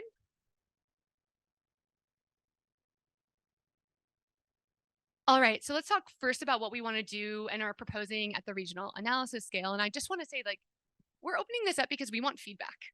So this isn't like, this is what we're doing. It's like, this is what we're thinking about doing. What do y'all think? That's the spirit of this. So one thing we want is, I think there is a real power in maps, and this has come up like, wow, it was really stunning to see that scale of lithium claims like we saw in some of the presentations yesterday. And right now, all of that information exists in totally different and isolated places. And so what we're proposing is really bringing resources to bear on bringing that together, visualizing it, having it be an interactive database, an online map where people can navigate around the landscapes that they care about, and really starting to understanding all of the different types of green transition projects. And so we would be looking at transmission, both actual and proposed, as well as our energy projects we've been talking about, as well as critical mineral mining, both in permitting and actual. I don't think it's actually very realistic, unfortunately, for us to get claims, because this claim system, particularly in Nevada, is only exists in paper. I think we heard yesterday there was like 22,000. And so that kind of, that would be in some ways just a really hard task to take on at the claim level. But if anyone has like genius ideas about how to do that in more efficient ways, tell us, because we would love to do that. It's just a matter of feasibility. And then we're also really thinking about trying to also make sure we're bringing in this conversation about water to the map. So talking about overallocated basins and also bringing in layers that would look at the state of kind of water resources within these different jurisdictions. And then the story map, we'd have sort of this general interactive map that you could turn on layers and really navigate. But then we also want to make sure that's grounded in stories from people on the front lines. And so we want to create what's called a story map, where it kind of narrates, it takes people through these different places. It highlights, you can embed video, you can embed essays or stories, you can bring in kind of different types of tools to really be able to understand the stakes of this development from really different perspectives. And so we want to both have sort of the interactive map as well as a more curated story map that would bring voices into that spatial data. So that's at the regional scale. Let's talk about it at the case study scale. So, and I'll introduce I know there's just so much anticipation about that final list of case studies. I promise you it's just a slide away. But before we get there, let's talk about the methods. So in the sort of key case study areas, we want to start with making sure that we're just talking to as many people as possible about their concerns, what's going on, getting into these sites, making sure that we're understanding the landscape, we're understanding how things are connected. And then also doing careful document review. There's so much paper and bureaucracy around these projects. And some of you in this room are like masterful at navigating these, but it's often how can we synthesize this information to get that out to folks so they know what's going on. So really looking at the ways that local benefits are being articulated in some of these contracts, public comments, looking at the permitting and environmental assessments. Also looking at water rights analyses. So a lot of these projects are having to buy water rights. Where are they getting the water rights from? And actually really digging into the paperwork so we understand how water is moving around this development and where is it coming from and to, and under what conditions.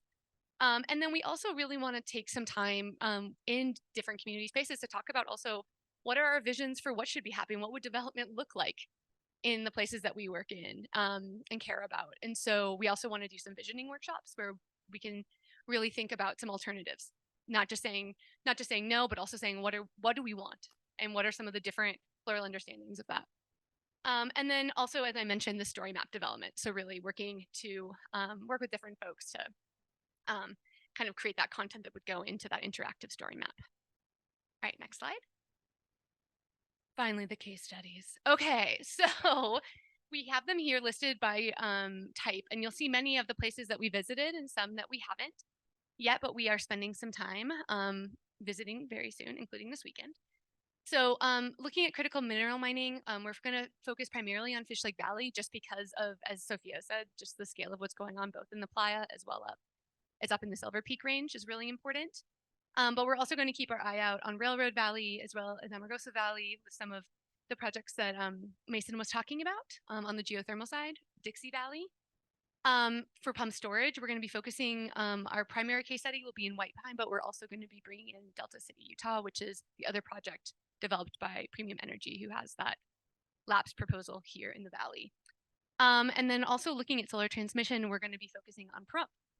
So where Mason was talking about yesterday, and we'll be spending the weekend there. So we're looking forward to getting to know that valley better. And then what kind of the other cases are is that those are also places we're hoping to work and we're going to build relationships in, but sort of in the second phase. We're going to start with those bolded cases and then move forward. Next slide. And so I think also we want to talk about how these are happening, like how they're co-located, how they're happening in similar geographies. And so here's looking at them by county. And so you can see in many counties, we have multiple types of projects happening, and those are also layered on top of places that have longstanding efforts to export water. And so really kind of drawing that all together into our analysis. Okay, so let's talk importantly about what would be the outputs of this research. This is really fundamental. And so one, as I mentioned, is this interactive map and the accompanying story map. And then we also think it's great to create online resources, but they're only as useful as the folks who know about them, right? And so how can we make sure to embed that within a series of op-eds that can be co-written with our partners, thinking about really trying to have like online forums and other types of media outreach to make sure that those tools are being uplifted so people across the Great Basin and beyond know that these tools are out there. And then also importantly, we're working with the Owens Valley Indian Water Commission as well as the Western Shoshone Defense Project to envision 2 tribal forums, one which would convene Native nations in the western extent of the Great Basin, and the other tribal forum would gather Native nations from the eastern extent of the Great Basin. And so what we envision here is an Indigenous-led nation-to-nation dialogue about what's going on around the green transition, how that's affecting tribal sovereignty, and what are the strategies that different Native nations are bringing into these struggles. And so that's really a space that we think is really important in grounding this for tribal nations. And then speaking to policy, we've been working with the Climate and Community Project, which is a national think tank who really works on trying to inform federal policy. So we've been having some conversations about how this research can also inform some report writing around permitting reform, around things like federal land management, all these types of questions. And so that's something that we're really excited about as well. And then, you know, we're academics. So we're going to write some research articles, but ensure that these are in open access form that are freely available to anyone who wants that information. And will be shared with our partners previously to being published so that there's lots of input. Okay. Current work and next steps. Really what we're working on is we've been working with our advisory committee to review this, to get feedback, to shape this. And then we're also working right now with different tribal councils that represent those key case study areas as a first step to get tribal authorization. So particularly with the Timbishaw, Fallon, and Ely tribes.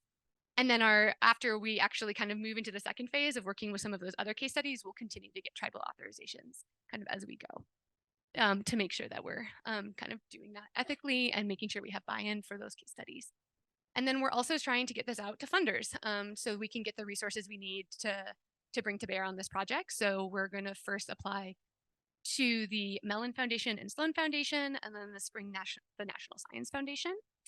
And really that's to try to raise money for the people power that this type of work necessitates. As well as field work, support for our advisory committee, as well as for the tribal forums. All right, let's talk timelines. So this is like this is a short term, then we'll have a longer term. So November, here we are at the Great Basin Water Justice Summit. We're gonna hopefully get feedback, integrate that feedback. We're working actively right now on tribal authorization.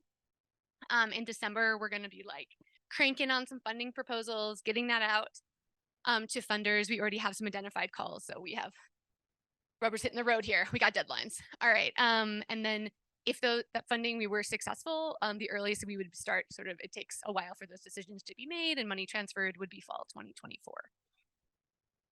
And then in terms of what the project would look like, right now we're targeting project funds that are looking at sort of a 3-year time span. I don't think that's necessarily we're not like 3 years and then we're done. It's like, let's talk 3 years and then figure out what the next phase looks like. But what that would look like is first starting with that case study analysis and regional mapping. So creating those tools. And then in year 2, kind of getting input on those initial tools, refining them, also doing outreach around the tribal forums. And then in the third year, working with the Owens Valley Indian Water Commission and Western Shoshone Defense Project to host the tribal forums, launch the mapping tools, work on the policy report, and then figure out our next steps. All right, next. Okay, we're at the end. We just want to thank all of you for taking the time to listen so carefully. We really are just thankful for any thoughts you have about how we can enrich this project and make it more useful. And also there are emails, and just shoot us an email anytime or a text. We're happy to give out our number if that's easier. And we're just opening the space to really welcome any comments, suggestions, thoughts, questions, anything like that. Thanks so much.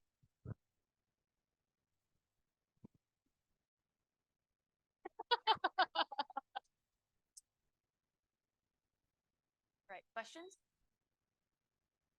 Mark and then Dev. Nice presentation. Thank you. Your map that you showed early on was of the Great Basin hydrologic system. Within that, there's 3 bioregions, the Great Basin Desert, Mojave Desert, Sonoran, that gets that part into California. And the hydrologic region is defined by all internal drainage, no get to the Pacific or the Gulf of Mexico or California. You didn't have any wind power on anything. And there's a ton of wind power in the Mojave Desert part on the West Tehachapi's Mojave area. Is that just because there's no wind power going on elsewhere? So this is really about this intersection that we're trying to bring between water justice and the green transition. And so we really are focusing on the types of technologies being advanced that have a really serious water implication. Not because wind isn't important, but because sort of the connection with water is a little bit less clear. I think, this was a question I asked Mason yesterday, but with solar, we've really decided to include solar, even though it's often said that it won't have a big water impact, because actually just the scale of solar development will have a water impact in terms of maintenance and construction. But that's why we didn't include wind. And in terms of the question of what boundaries we use, there's, as you mentioned, sort of the ecosystem definitions around it, the hydrologic, there's cultural. And for us, I don't think we've chosen a favorite one yet, but we've thought a lot about this. And I think right now we're trying to be really inclusive of the largest geography possible, and really kind of focusing our analysis on that at this point. The only other thing I would add is just that we have talked a little bit that the issue of wind has come up before, and we have talked about possibly integrating some of those projects into the regional map, just to show one other form of energy development that is happening, especially to understand again that kind of cumulative impact of all these co-located projects. I think that we have heard also is that in the Great Basin, as compared to other regions, there aren't as many as many wind projects as we see in other parts. And so that we're hoping that we could be able to do that without going over the threshold of what is feasible, which is adding in yet another type of project to map. But it's certainly something that we are keeping an eye on as well. But again, like Meg said, the kind of core of this project is really where there's those water implications. What is that intersection between energy transition and water? That's the reasoning there. Thanks for that question. All right, we have another question over here, and I'll also remind anyone asking questions to please share your name for our friends over on Zoom. My name is Beverly Harrigan, and congratulations on your work and the upcoming birth of your child. That's just wonderful. He's been along for the ride. Yeah, He's been for the whole road trip. I mean, it was exciting. So one of the things that I had seen in on your slideshow is you had 3 different intersections. One of them was with biodiversity. The other one was with I think environmental justice, and the other one might have been climate justice. So I am certain that one of these areas that has to be restored before we can get a handle on climate justice is the fact that we need indigenous rights restored. And without that, there is no way that we can move forward with climate justice. Where there has been hurt in the past, and where that hurt first started, is that is the beginning where the nation and the global networks have to begin working first. And that's the only solution, because the impacts have been on Indigenous people.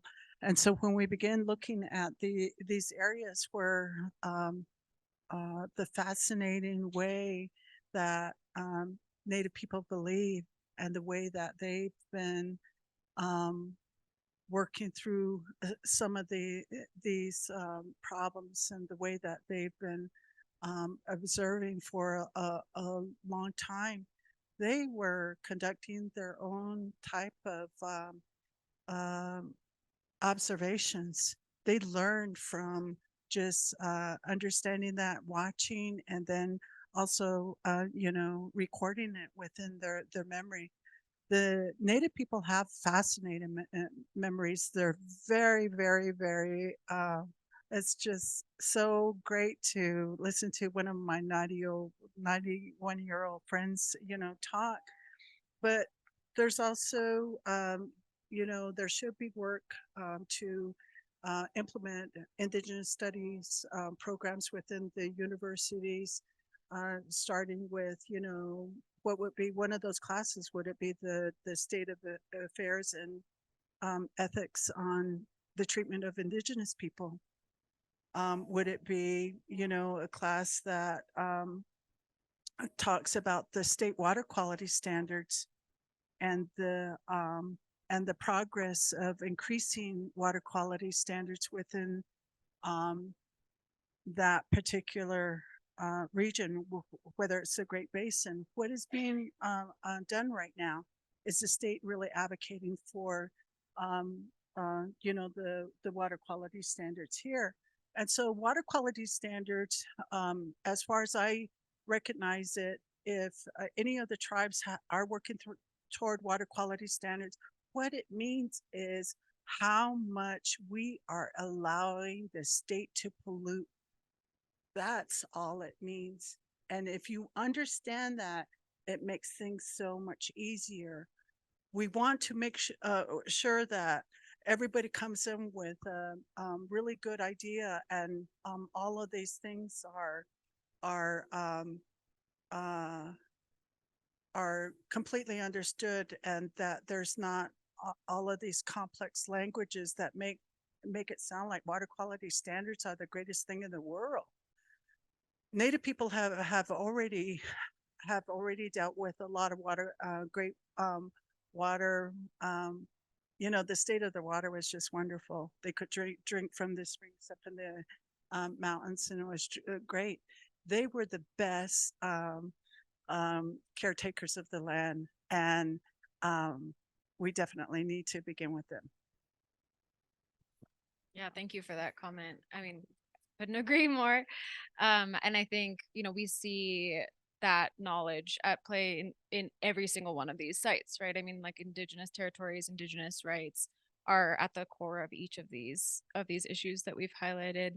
And so we're certainly really interested in figuring out the right way to uplift all of the amazing work that's already being done and uplift Indigenous perspectives and voices, but also just directing through the tribal forums and other means here, just directing resources to support the work that's already being done and create the spaces where there can be Indigenous-led efforts to figure out what that should look like, right? Recognizing that we want to include those voices as much as we can in the research process, but also that we want to support that work that's going on outside of the research process as well. And so, yeah, everything that you've highlighted is really important. We appreciate those comments. Is there anything else that you want to add? Beth?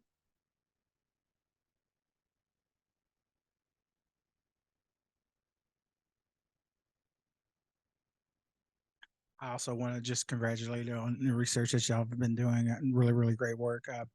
One of the things that I think that Jolie had brought up yesterday was, I guess, really looking into the people who's going to support your work. And I was just wondering, have you vetted the Sloan Foundation, also the National Science Foundation, to to ensure that there are people that are inclusive and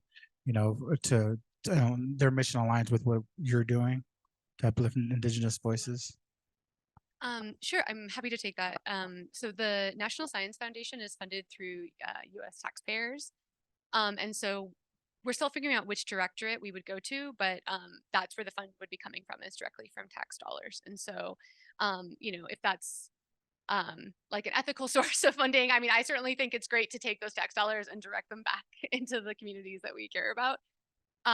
So that's the National Science Foundation. In terms of the Sloan Foundation, they've made a real commitment to funding. I think what I see is a lot of really important work in the area of Indigenous rights and environmental justice. And so they've showed a really, there's some of these funders that just started funding this work like 7 seconds ago.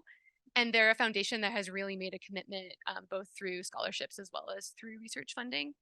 And then the Mellon Foundation is a foundation that's really focused on arts and humanities. And so they're really interested in thinking about different ways to visualize understandings and really like getting away from just sort of technical knowledge, but thinking about knowledge much more plurally. In terms of the founding of the Mellon Foundation, that's a really good question. I actually don't know, but we should look into that. And also, like with the National Science Foundation, they've been attractive, with Absolutely. their, with them holding data sovereignty, kind of hostage, so that's one of the things too that I want to ensure that, this information that is often with Indigenous, led perspectives, that sovereignty is protected as well for the communities that is that in fact doing the work. So thank you.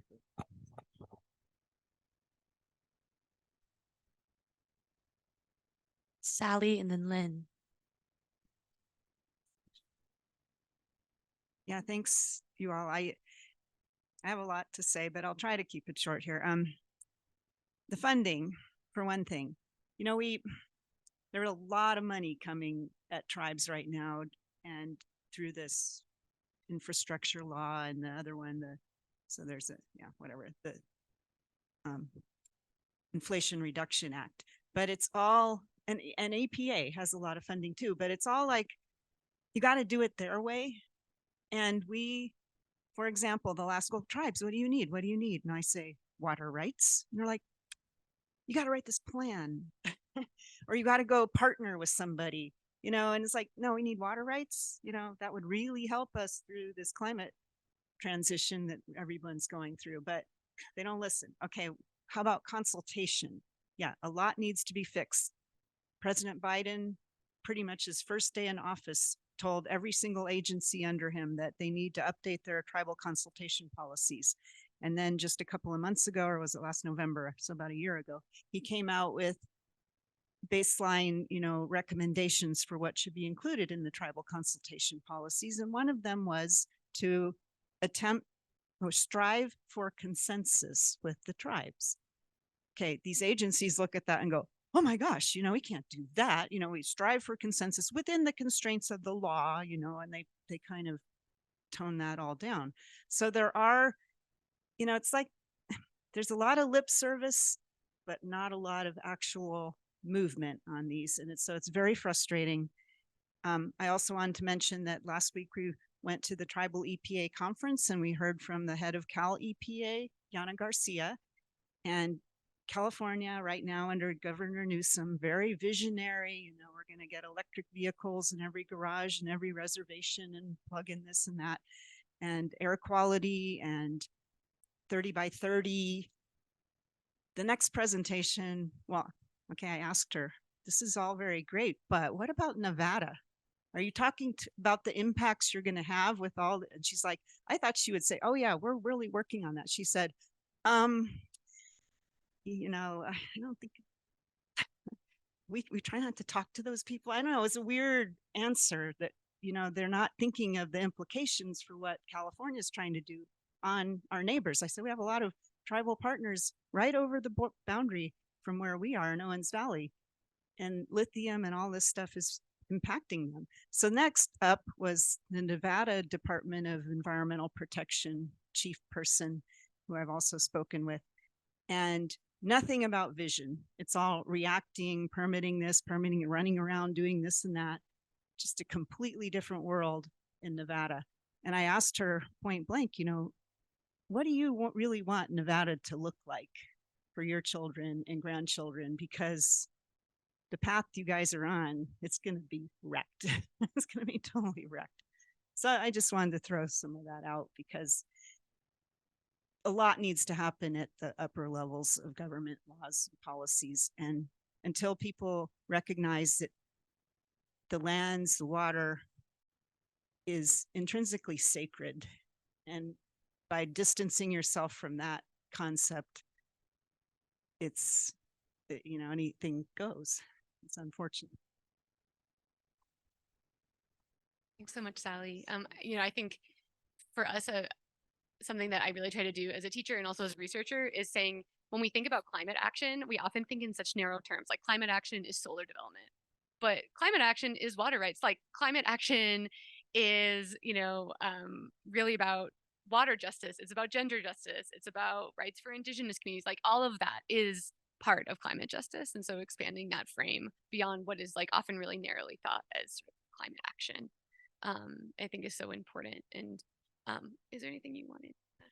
I would just also say that I think part of what you mentioned really emphasizes this disconnect that we can see between policy and practice in terms of like, we hear all this great stuff in terms of Justice 40, in terms of 30 by 30. And then when it's actually playing out on the ground, it's like, well, where is that? Where are we seeing that in terms of informing the actual decision making about these transitions?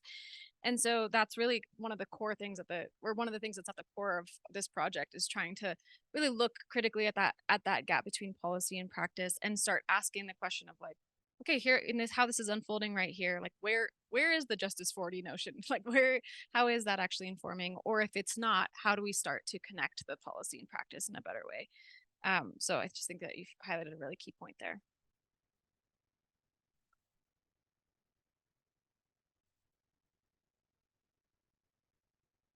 Lynn Boulton. Hi.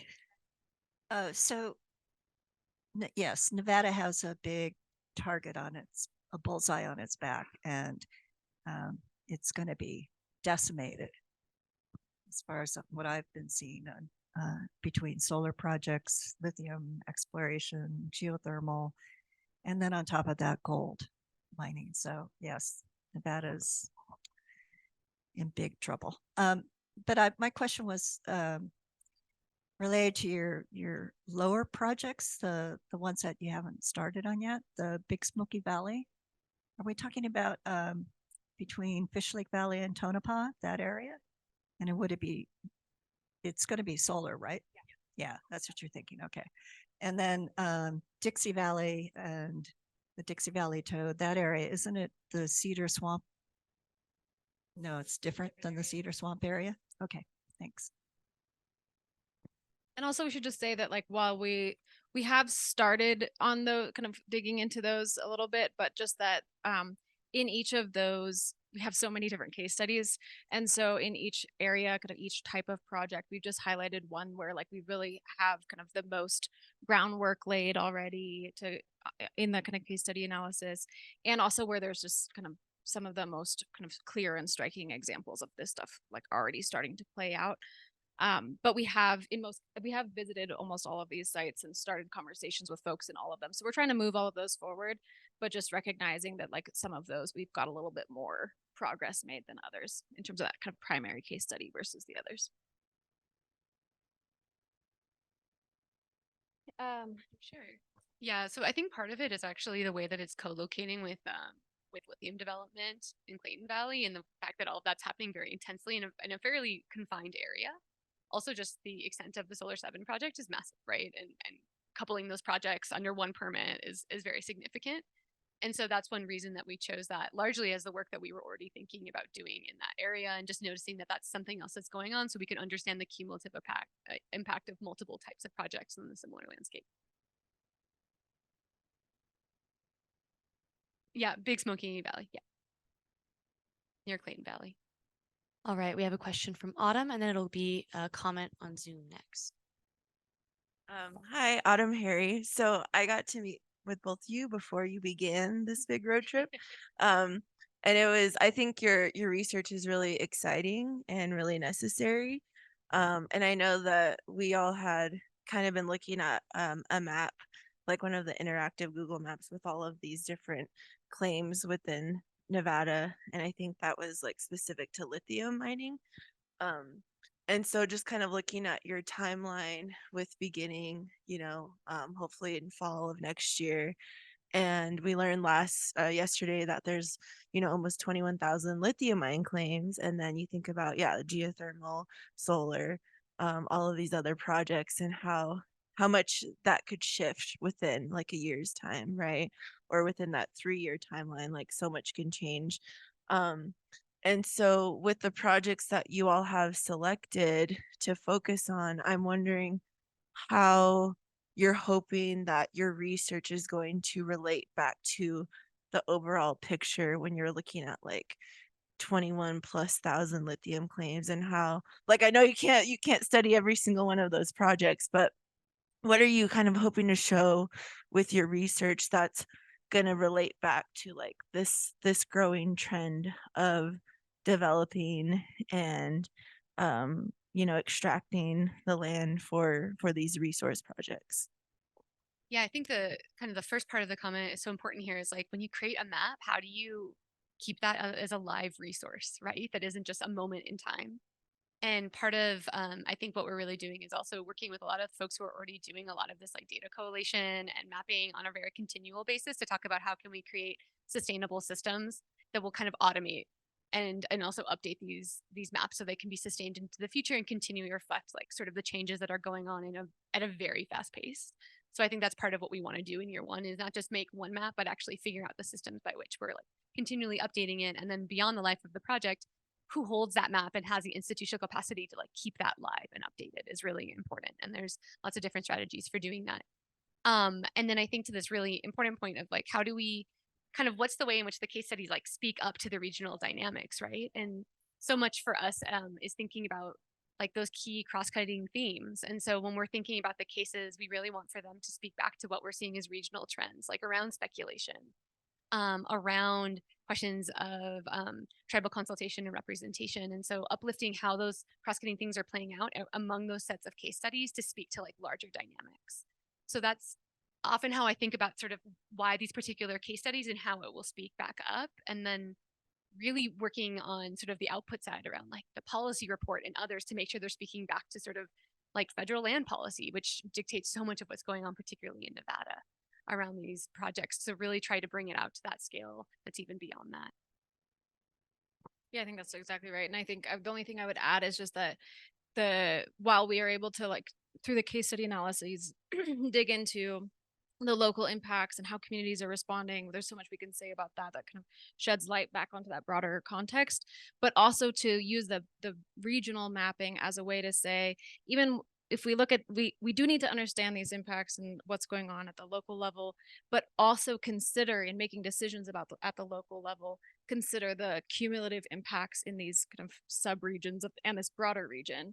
Of how do we start doing more holistic and integrated planning around the development of these projects rather than looking at each one by one. And so we're trying to kind of do that back and forth between that regional and local scale to be able to speak to both needs, to look at the local, to like see what's happening on the ground, as well as consider that broader context.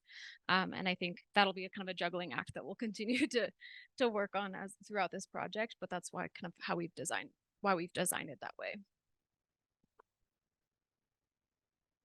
We have a couple questions to come on Zoom, and we're actually going over time as it is lunch. So I think if you can, read the questions up here. We have new roads have a huge impact in these areas. The Fish Lake Valley and Rhyolite Ridge area are severely impacted by invasive species like Haligaton? Haligeton, thank you. And salsala that perforate along roadways and pose a significant threat to biodiversity and endangered species, besides literally clearing the way for more direct forms of habitat destruction.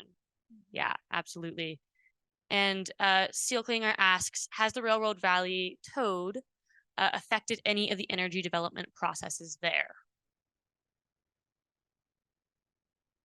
I think as we understand it right now, things are kind of paused, as Meg mentioned earlier in the Railroad Valley case because of the NASA withdrawal and all of that. But that organizations like the Center for Biological Diversity and others are definitely like they've got their eye on various species in that area, and are certainly kind of standing ready to engage as needed, as depending on what happens with that project moving forward. Is there anything else that you would add about that? Thanks for both those comments. That's great. Allison, I leave it in your hands to decide how you want to do it. God, I don't know. Such great comments. We'll be around at lunch too to talk. Yeah, I think we'll cut to allow people to go to lunch. And then if you have questions, that you can go and ask them during that time. All right. Thank you, all so everyone. Go forth and enjoy lunch. Lunch is right out in the hallway. And bathrooms are at the end as well if you need that. And we'll be back soon. Thank you all so much for all of those comments and questions.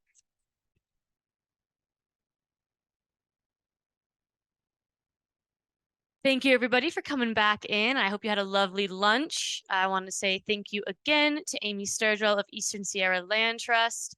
She is the one who coordinated all of our food for this event. So the lovely breakfast from Great Basin Bakery is thanks to her, as well as our lunch catering from the Wanaha Casino Restaurant. So big shout out to Amy for making that all happen and keeping us fed and caffeinated and hydrated and all the lovely things. All right. It is now time to bring up Sally Manning, the Environmental Director for the Big Pine Paiute Tribe. Sally has an absolute wealth of knowledge, and you are all going to get to be the benefactors of that today. We're going to dive deep into type E vegetation, and if you don't know what that means yet, you will soon. So here's Sally. Thank you, Allison, for inviting me. I know this topic doesn't sound too exciting, and I probably am going to take you a bit into the weeds, but I think there's lessons to be learned when you're down in them. So hopefully that will come across in this presentation. I'm hoping you can hear me all right. And I wanted to start with a couple of slides, though, that we talked about yesterday, if you were in the conversation about the Honova, the 5-acre pond that is just west and a little bit south of the Fish Springs Fish Hatchery. I don't think we visited it last year on our field trip. We kind of ran out of time. But this is a sag pond. Basically, it's on the Owens Valley earthquake fault that would have been groundwater fed, a 5-acre pond of just groundwater coming up from the bottom. And we think it was probably a wet pond for thousands of years, perhaps. That's something we may study. And of course, it's been dry pretty much ever since DWP began the heavy pumping at the Fish Springs Fish Hatchery in 1970. So this is a picture I took out there March of last year, 2022, kind of what it usually looks like, just barren looking with a few bushes in it. But the next slide shows it just a couple of weeks ago. Next. It had water, and it was just so exciting to see. And if you saw an earlier picture from my previous presentation on Fish Springs, there's a rock out there, kind of a basalt rock, a little pointer, that has a water line on it. And I was standing next to that rock with the water line up to here, and now you can see the water is almost up to that white water line. And I know the people on Zoom can't see the pointer, but I'm talking about that rock there. So it was really neat to see water in it, and it's very hopeful. And my hope would be it could become the Big Pine tribes or other tribes a restoration project. If we could return the groundwater and deal with huge amount of tumbleweeds that came in there this year, and look at some of the stratigraphy. And as Noah mentioned, there's just cultural resources all through the area. And the other good thing, it's not on DWP land, it's on BLM land. So very interesting. Okay, so next we'll start my talk. This is the title because I couldn't think of anything even more interesting than this, but the status of irrigation in Owens Valley. And why talk about irrigation? Well, as most of you know, it's been going on in Owens Valley since time immemorial. So next slide. I'm sure all of you, or hopefully all of you, have seen the movie Paya, and you know that from that movie there were ancient or Paiute made irrigation ditches throughout Owens Valley. And this was been well documented. It was documented by the first military white people who came through in 1859 to assess the resources in the valley. And one of them noted that large tracts of land are here irrigated by the natives to secure the growth of the grass seeds and grass nuts, a small tuberous root of fine taste and nutritious qualities, which grows here in abundance. Their ditches for irrigation are in some cases carried for miles, displaying as much accuracy and judgment as if laid out by an engineer. Well, they were. And distributing the water with great regularity over their grounds, and this too without the aid of a single agricultural implement. And of course, in the picture and in the movie is my good friend and mentor, Harry Williams. And I realized when I came here in the 1980s, I met Mary D. Decker, who was an incredible advocate for the water in Owens Valley. And she was, of course, a botanist, and I was a botany graduate student at the time. And we became good friends for the next 15 years until she passed away in 2000, which is actually the year I became friends with Harry, got to know him personally. And I think that was an interesting meeting of the science, you know, the Western science I brought to the valley, to my studies, and his, you know, passion and values for the sacred here. So we just hit it off really well, and quite an inspiration. There was something else I was going to say on that, but I might think of it in a bit. Okay, next slide. Of course, Julian Stewart interviewed the Paiute people back in the 30s and 20s when he was here, and he drew maps depicting what they were telling him. And this map, which is a close-up of his big map of Owens Valley, shows the Big Pine and Bishop area and Round Valley, and all those hatched lines show the irrigation or the effects of irrigation and cultivation in Owens Valley. So no secret that it was irrigated and tended for in a major way pre-contact. So the next slide shows a bit of data from a paper that was done by Peter Vorster, who some of you may know. He's a hydrologist who has worked a bit on Mono Lake, but he did this paper for the History of Water Symposium, which happened, oh gosh, quite a while ago now, for the White Mountain Research Station. And he had gone through a lot of records and pulled up sort of the history of cultivation agriculture in the valley by the settlers. And the part I circle in red here shows the height of the irrigation in terms of acreage. And I know you can't probably read the numbers from where you are, but it's saying something like 65,000, 75,000 acres irrigated. Also 25,000 head of cattle, more than people here now. So next slide. We all know then what happened. In came the city of Los Angeles, and I just think this quote says it better than I could. Well, first we had the valley, then the settlers came in and took it away from us. Then the city of Los Angeles came in and took it away from them.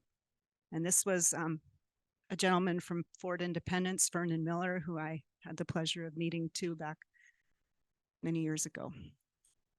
So we know that LADWP came in, and I'll state an anniversary.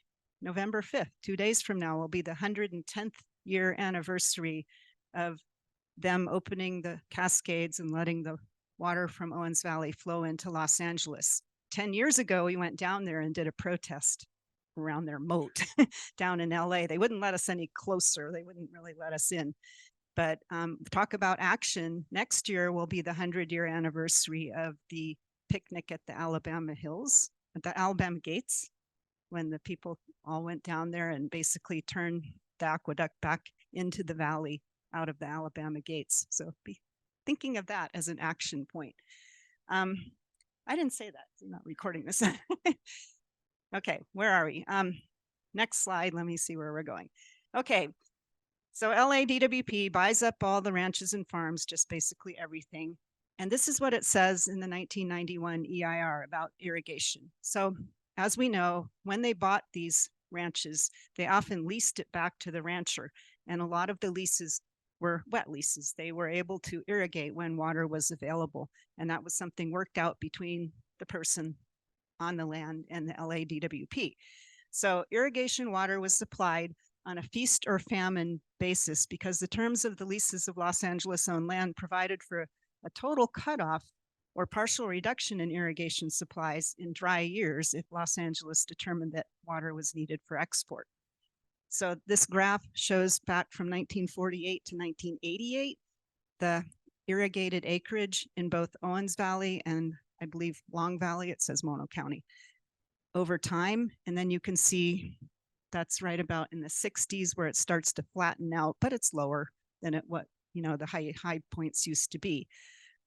So what happened was they ended up taking lands out of irrigation. They just said, no more water for these parcels. So let's go to the next slide. So in the 1960s, they terminated irrigation on 10,200 acres in Owens Valley. And that left 11,600 acres of potentially watered leases in the valley. And I remember what I was going to say. I wanted to give you the punchline ahead of time. Basically, there's been an erosion of irrigation in the valley over time. And that's probably not a secret to any of us. We've probably seen it, but some of this presentation goes into the ugly details of how that's happening. The 1991 EIR also says that to make up for this loss of acreage, DWP negotiated leases with the ranchers, and the new leases were supposed to avoid this feast or famine situation because LADWP would provide a reliable water supply even in dry years. And then it contains this parenthetical statement about generally 5 acre feet of water per acre per year. So why 5 acre feet? I think some of you know the reason. It's because if you had a well-watered field of alfalfa or a golf course or something like that, that's how much water would be consumed by the green vegetation on that plot of land. So 1 acre will consume 5 feet of water in a year. Of course, that's over the course of the year. So a lot more in July and August is evaporating up into the atmosphere than in like January and December. But 5 feet, that's me. That's about how tall, how much water we're talking about. And that's because of our climate here, the high desert. If you were down in Los Angeles, that graph would look much lower. The evapotranspiration rate is about half of what it is up here. So they often complain about how much water we use up here. Well, it's not because we're wasteful, it's just because the air literally sucks it out. And for things to be productive here, we just need to use more water. That's the fact. So next slide. So when they took these 10,200 acres out of irrigation, they did call for mitigation by revegetation on just some of those lands. And I think the next talk will get into some of that. Talk about, anyway, you see my little frowny face. But the remaining lands then today are subject to leases between the city of Los Angeles and the rancher, and also the Inyo LA water agreement. And most of you in this room have heard of the water agreement, but I know some of you are from out of state and just were saying, well, what's she talking about? So what is management under the water agreement and what does it have to do with the irrigated lands? So next slide. The water agreement. This is the website page from Inyo County Water Department, where I used to work. And it explains that this is a negotiated settlement, as Mark Bagley was mentioning earlier, that this was their 3rd EIR. And in order for the court to discharge the writ for all the lawsuits that had been filed, they wanted a plan for how groundwater is going to be managed now that we have the second barrel of the aqueduct. So this EIR was produced, but also there was a management agreement for groundwater pumping and all water management into the future. So it's between the County of Inyo and the City of Los Angeles. And it has, this is a picture of the water agreement being signed in October of 1991 with Mayor Bradley from Los Angeles on the left, and Keith Bright there with the white-haired gentleman was a county supervisor, and Greg James talking in the microphone, like I am now.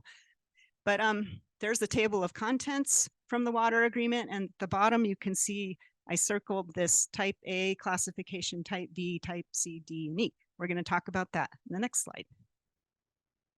So the overall goal of the water agreement was managing the water resources within Inyo County to avoid certain described decreases and changes in vegetation and to cause no significant effect on the environment which cannot be acceptably mitigated while providing a reliable supply of water for export to Los Angeles and for use in Inyo County. So vegetation is mentioned right up top in the goal for the water agreement. And so how are we going to manage this vegetation? Well, staff from LADWP went around and inventoried the vegetation throughout Owens Valley in the 1980s, and pretty crude to do that in those days. We didn't even have cell phones, we didn't have GIS, but we had air photos, and we knew what the plants were. So they went out and they delineated areas of similar vegetation types and characterized them, collected some data, and produced a great big map of all of their land holdings in Owens Valley, which is about 227,000 acres from Laws down to Lone Pine. And then after they had the data, they were able to develop, some similarities and a classification for the vegetation. Well, the vegetation, we know we have rabbit brush scrub, we have alkali meadow that has grass, we might have a bunch of tamarisk, what do you do with that? But they took all those plant communities and broke them down into management categories based mostly on their water usage. How did they use water? And that's where we got the 5 different management types, A, B, C, D, and E. And they were color coded. So this map of the Big Pine area is from the water agreement, showing the map with its colors. And next slide will show that in a little bit more detail. Oh no, sorry. So then I also got a hold of the data when I worked there back in 1990, 91, and figured out a classification key for the vegetation types. So basically anybody could go out to any parcel and determine based on this key which management type you were standing in. And that makes a difference because the different management types have different prescribed, how they're going to manage the water that's associated with that parcel. So next slide. I also took I didn't count them, but say 30 different plant communities that they came up with, which is the long list on the left-hand side, and then how they fell out into the different management classifications. So A, B, C, D, and E. So you can see that it's not just like all alkali meadow was type C. Some of it actually ended up in type A because it was already so in such poor shape that they thought it didn't need groundwater anymore, which was probably true by the 1980s. But what we're going to focus on here, find my pointer, is the classification type E, mapped as blue. These over here, and you can see the maps came up with just over 11,000 acres of irrigated agriculture, which really didn't have any data associated with it at the time, plus a hodgepodge of other different plant communities, rush sedge meadow, non-native meadow, ponds, and lakes. Okay, next. So type E, this classification, according to the language in the water agreement, is comprised of areas where water is provided to city-owned lands for alfalfa production, pasture, recreation uses, wildlife habitats, livestock, and enhancement mitigation projects. So stuff people use. This classification is shown in blue on the management maps and includes approximately 18,830 acres when you sum it all up. So some pictures. So next. These are the management maps. We have GIS at the tribe, and I know it might be a little hard to see with the lighting, but all the DWP land supposedly is mapped, and you can see all the blue in the Laws area and Bishop area because there's a lot of irrigation. It kind of peters out as you head south. So next map, please. Big Pine area, there's irrigation around the towns. Tinnamaha Reservoir shows up as blue because it's a lake. Next, down to the Independence area. A bit less irrigated lands as we head south, and then the last one shows Lone Pine area and Owens Lake. So there's some in every community, and of course it's important to the people in the community. So what's next here? Okay, so they are supposed to be managed according to the water agreement, and this is what it says. Type E lands will be supplied with water and will be managed to avoid causing significant decreases and changes in vegetation from the vegetation conditions which existed on such lands during the 1981-82 runoff year. So they're setting a point in time. DWP shall continue to provide water for these lands in Inyo County in an amount sufficient so that the water-related uses of such lands that were made in the 1981-82 runoff year can continue to be made. So that's a pretty hard commitment, you would think. In 2018, Inyo County Water Department's annual report came out with kind of a like, where are we on managing type E lands? Because really they don't. And they have a long section here, and the next slide shows some of the data from what they determined. Now, what they did is they got out the 1981 aerial photos of the valley, and they went through parcel by parcel, all these irrigated lands, and tried to determine if it was fully irrigated back then, partially irrigated, or not irrigated. And then they looked at the photos that they had on file for subsequent years to see, were they irrigated every year like they were supposed to be? And they did number counts, which are shown on this table, not that we need to read them, but they found some problems, and that's not surprising. So they found places that irrigation was not fully being implemented on the sites or not being provided every single year. And nobody knew or nobody told us, so that just happened. So they did find several problems and they tried to sum it up. And I think the next slide shows another example of what they studied in Inyo County Water Department. They used satellite imagery, and they used it from what they called the baseline year, which in this case, I have to say was the late 1990s, because we finally did collect some data on the irrigated lands and irrigated pastures. So they looked at the greenness index based on satellite imagery for that year, which is the horizontal axis, versus what it was in 2016, which is the vertical axis. And that red line shows you that if everything fell closer on the red line, it would be fine. But what they did find was very few areas showed a higher NDVI.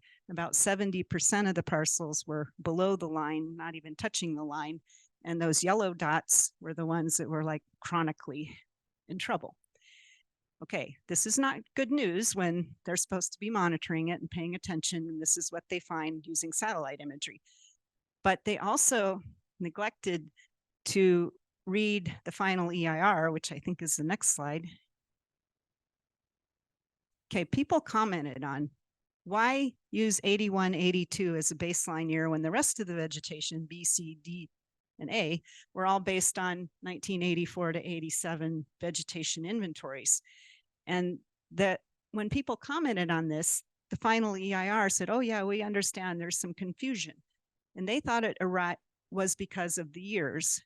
And so they wanted to clarify that anything had been irrigated in 81, 82 is supposed to continue to be irrigated, plus anything that was irrigated after 81, 82. So they added what I call this thereafter clause. So the next slide shows the rest of what this response was. So let's go to it. So it says, the agreement provides that land owned by Los Angeles that was supplied with water or irrigated in the 81-82 runoff year or thereafter will continue to be supplied with water or irrigated in the future. It also provides that there will be no significant future reductions in recreational uses and wildlife habitat that have been dependent on water supplied by Los Angeles in the 81-82 runoff year or thereafter. And that thereafter clause, it's just vaporized. Nobody pays any attention to it anymore except me. And they all wonder what document I'm reading because they can't find it in the ones they're reading. Okay, that's why I give the citation. But so basically what I'm saying is their 2018 assessment of type E, which showed the problems, there's more problems than what they found. So next slide. So here I'm going to go through some pictures. I don't know how well they'll show up in this room with this is working with the lights, but the Baker Creek area is just west of where the Big Pine Reservation is, just west of the town of Big Pine. And the next one shows the blue is type E in that Baker Creek area. So are you seeing Big Pine here closer to me? And then as you go up the fan towards the mountains, the Glacier Lodge Road here, this is where the Bernasconi Center is, if you know of that. So all of this area is supposed to be irrigated, or the red is riparian. There's some natural springs in this area. And I know Noah mentioned how the pumping at Fish Springs Hatchery, which is a good at least 5 or 6 miles away from here, the radius of influence study shows that those pumps can affect the water levels under this area, which is very scary. So this is how it was mapped in the mid 80s. And the next slide shows what it looked like, kind of fuzzy, in Google Earth in 1985. It's kind of fuzzy, but you see a lot of green.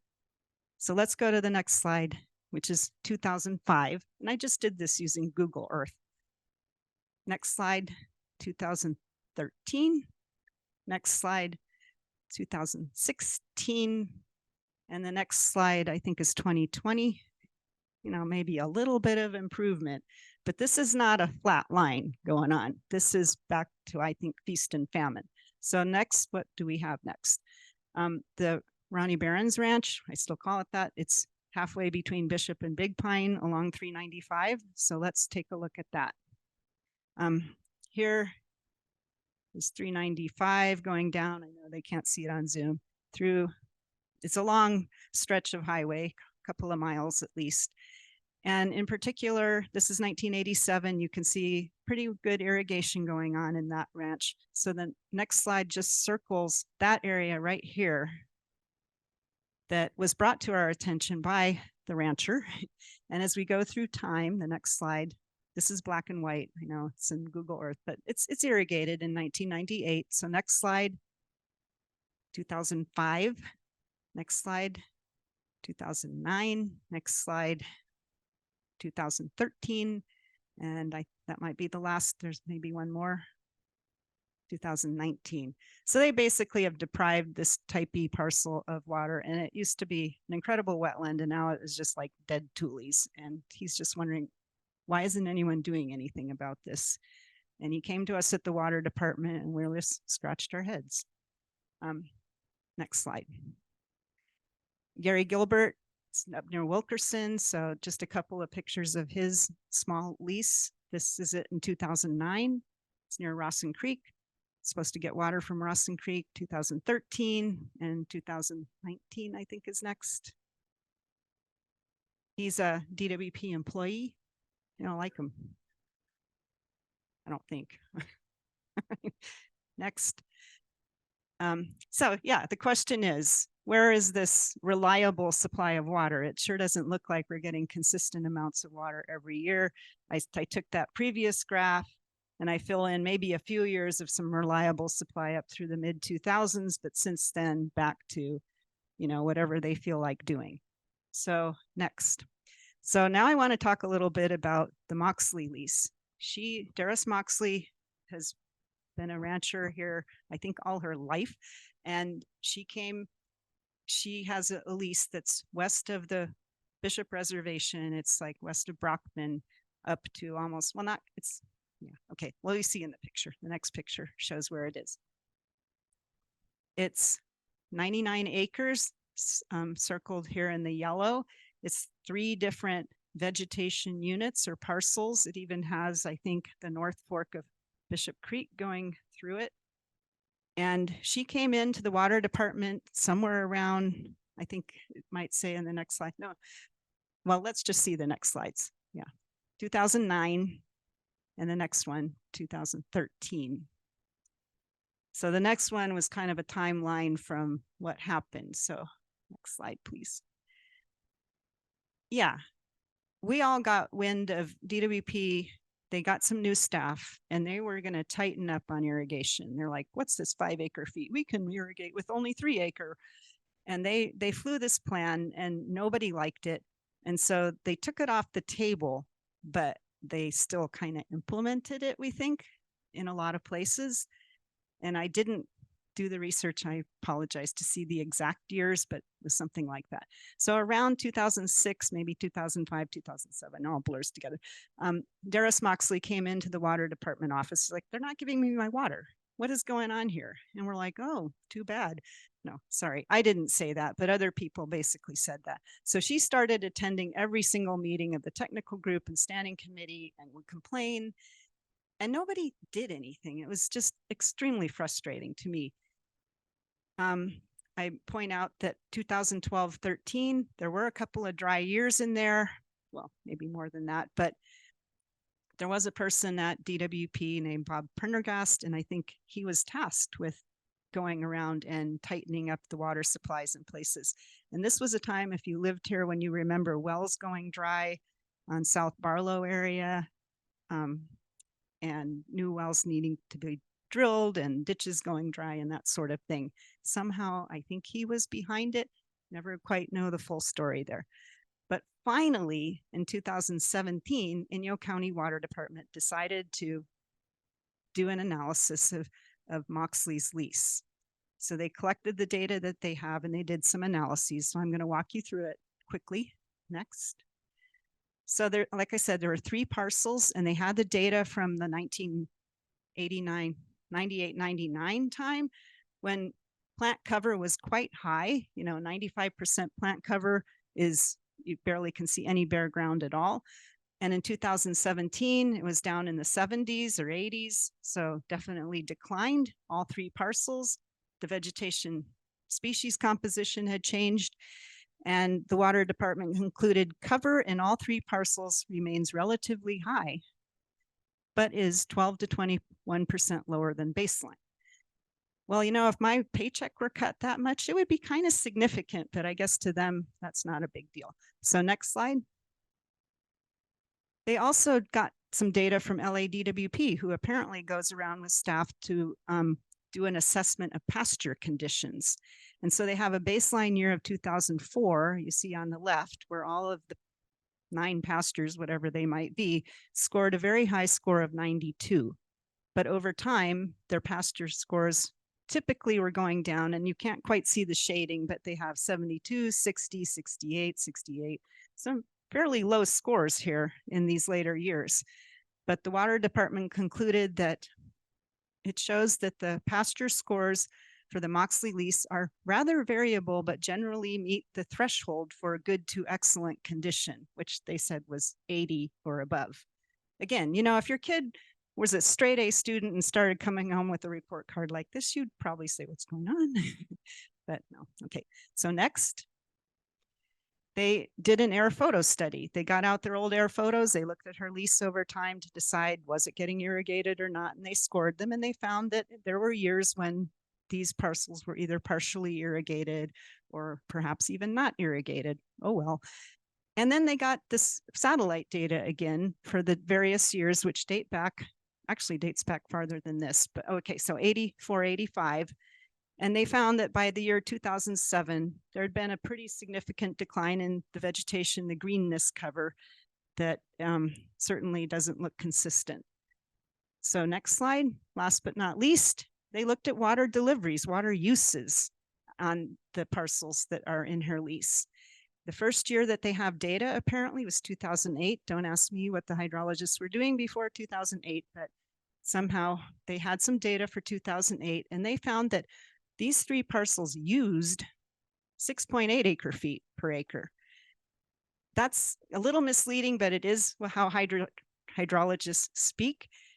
The ET is only 5 acre feet per acre, but they include anything that sinks back into the groundwater as a use on the lease. So she was getting good water in 2008. They also pointed out that the lease continued to get more than 5 acre feet per acre for the next 4 years, 2008 through 2011. But then it dropped. And in fact, in 2014 was only 2.7 acre feet per acre, which is, you know, about half. And the 81-82 baseline didn't specify an actual amount of water.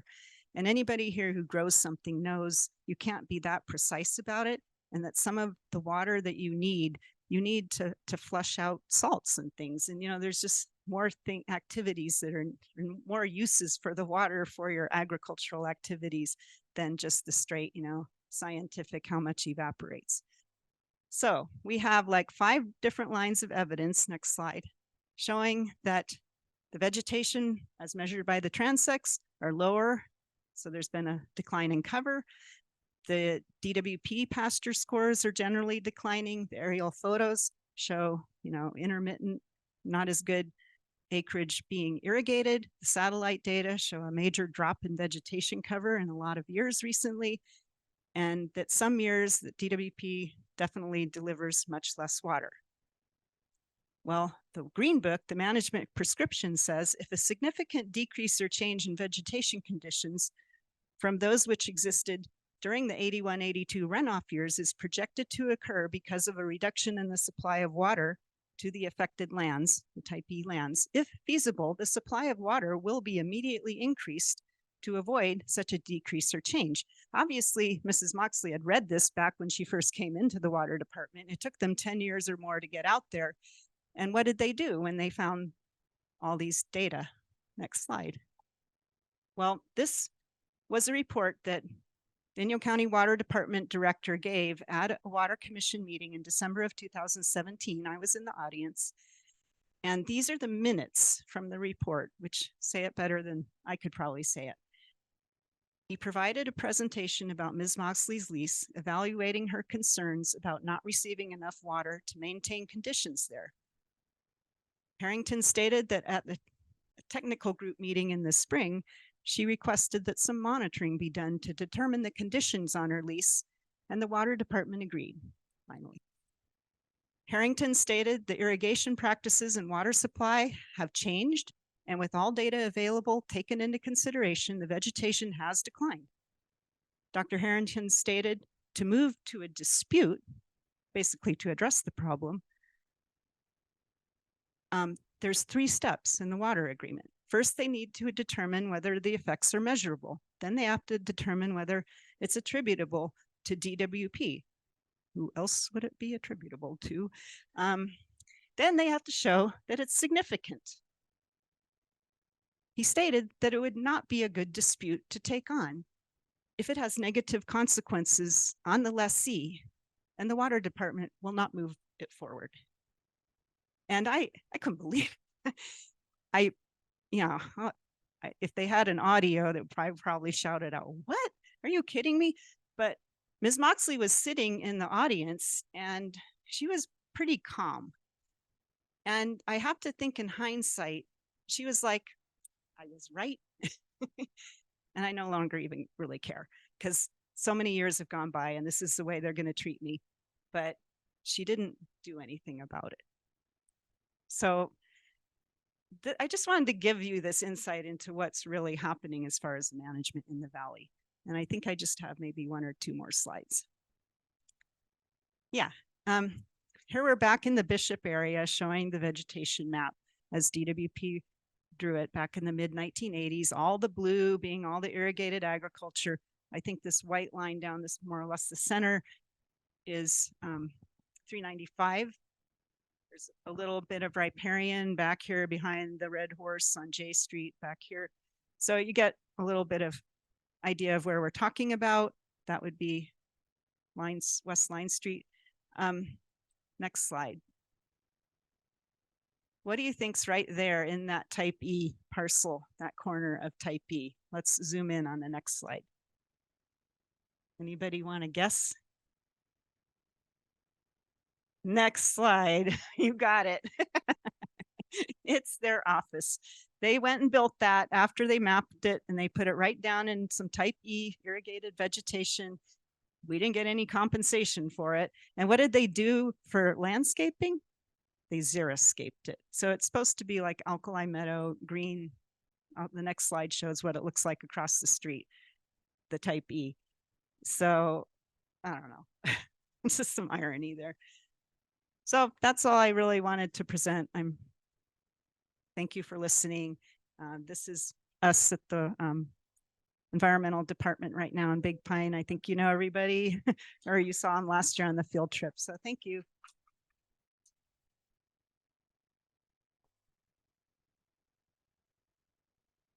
This one working?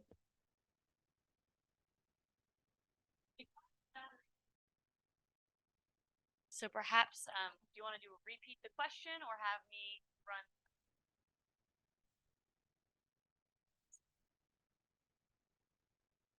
All right, who are our questions?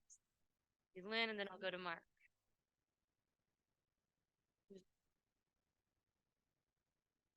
Sally, do the ranchers pay more for type E? Let's say they have pasture land and some of it is scrub and some of it's irrigated. Do they pay a different amount of money? Because they do in Long Valley. I was wondering if it's the same in Inyo County. So they're really paying for that type E. And if it's not type E, they're getting less for their money.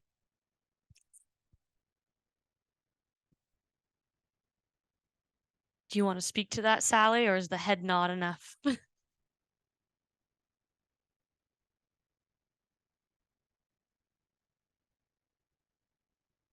Yeah, my understanding is the type of lease, there's different rates for them.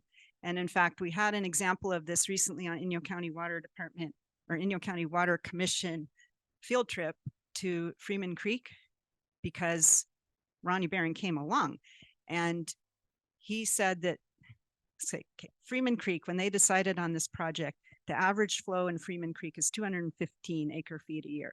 So they dedicated 215 acre feet to his project. But some years there is like no water in Freeman Creek by the time it gets down to his lease. But they still charge him, he says, for that water. And that's why you kind of see some shenanigans going on there, perhaps. But yeah, so there's issues for sure. And a lot of the ranchers, you know, you can expect they are business people. They're dependent on their leases, their businesses, their relationships with LA. These leases are not public documents. We don't get to see them. So for a long time, we thought that the type E, the irrigated lands would be sort of self-regulating. If people had a problem, we'd hear about it or we'd see it driving by. But it's kind of like this privacy thing they don't necessarily want to share, but a few people like Darryl Smoxley and Ronnie Barron did come and tell us what some of their issues were. But as you can see, the county just doesn't seem to be equipped with fixing or addressing the problems. We can study it, but not really do anything about it.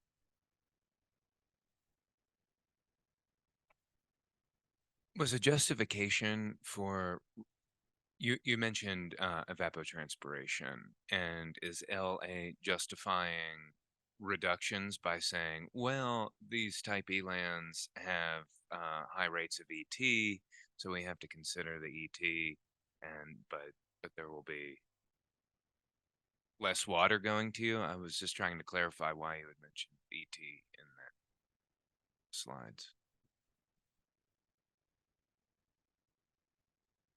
ET has always been important to me because that's the water. And, you know, we talk about using water. Okay, if you brush your teeth and you keep the water running, are you really using that water?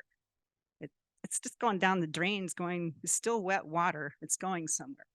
To me, use is like literally going from liquid to vapor, or use is really taking fresh water, polluting it, and putting it as dirty water back into the system. So it's something we talk about a lot. You know, here, water gets consumed by the atmosphere. And that's, I think, important to realize. So if they'd say that, oh, that rancher's taking too much water, not really, because it's sinking back into the water table, which DWP, that's theirs, you know, they'll pump it, or it's running off into a creek or a stream. So it's still wet water, and it was probably going to pass through there anyway. So when we get these reports that say, you know, the use on the Bishop Cone went way up, even though the acreage is the same, you just have to wonder, no, most of that is actually going back to LA. So there's hydrological accounting is its own thing. And maybe that's my obsession with it. Again, if you were in LA where it's more humid, you could water a lawn and get away with like 2.2 acre feet a year and have a totally green lawn. Here, you would need 5 acre feet a year to have that same condition. Anything else?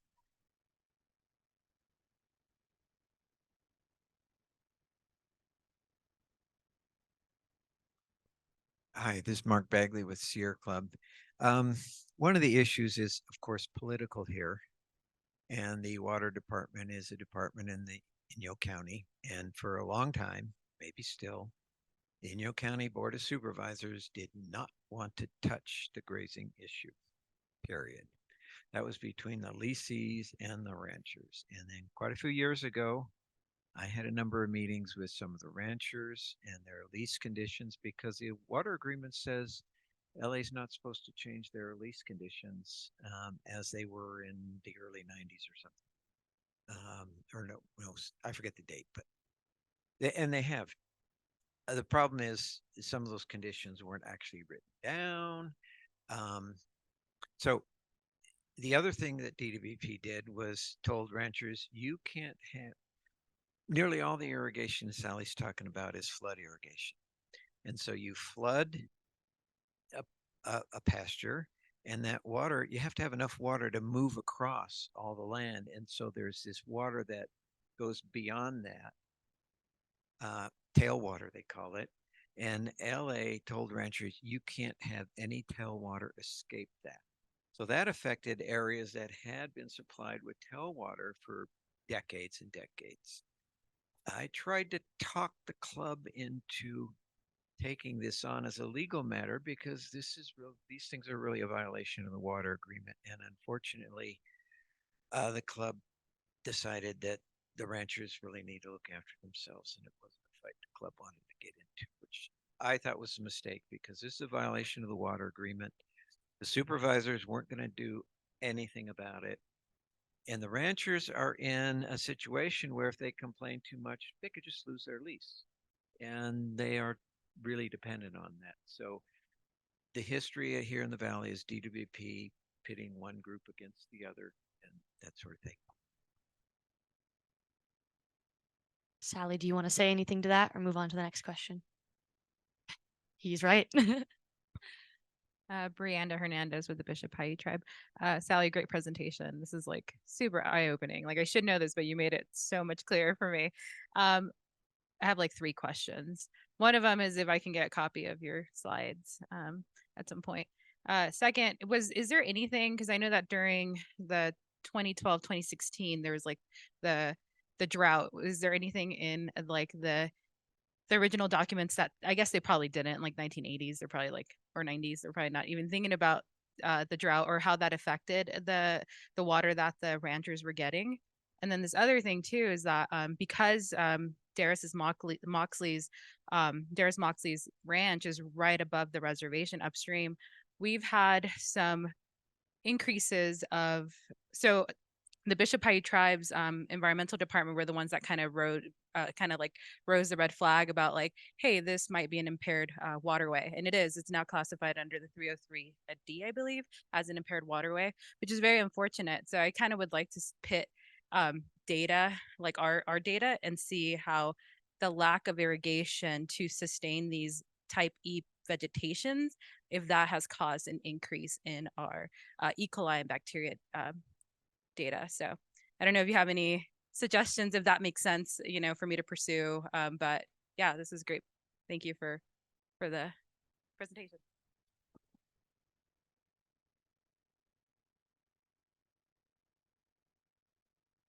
Thanks, Bree, for bringing that up. Yes, there is.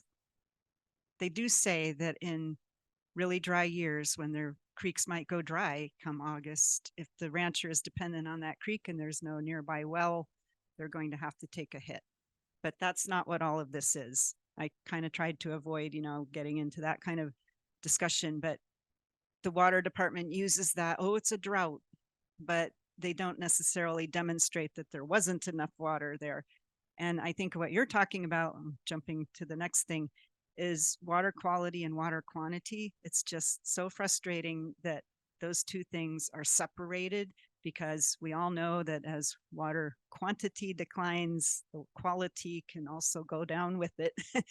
And so it's important to maintain water quantities, but then you have to go to this agency and that agency and the other agency, and then they all point fingers and nothing gets done. So yeah, coming up with some breakthroughs on that and establishing why it's important to have quantity and quality go together, yeah, would be nice.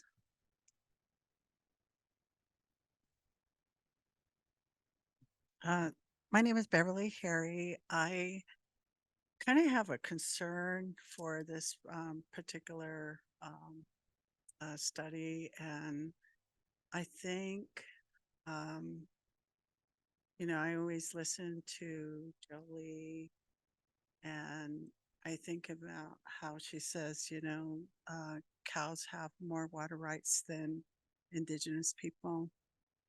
And I think it's really important to lift that up.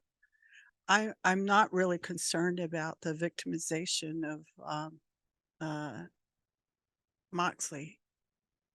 I'm more concerned about the fact that there are indigenous people within this valley that have a right to uh, have those irrigation lines that have been developed for their tribe.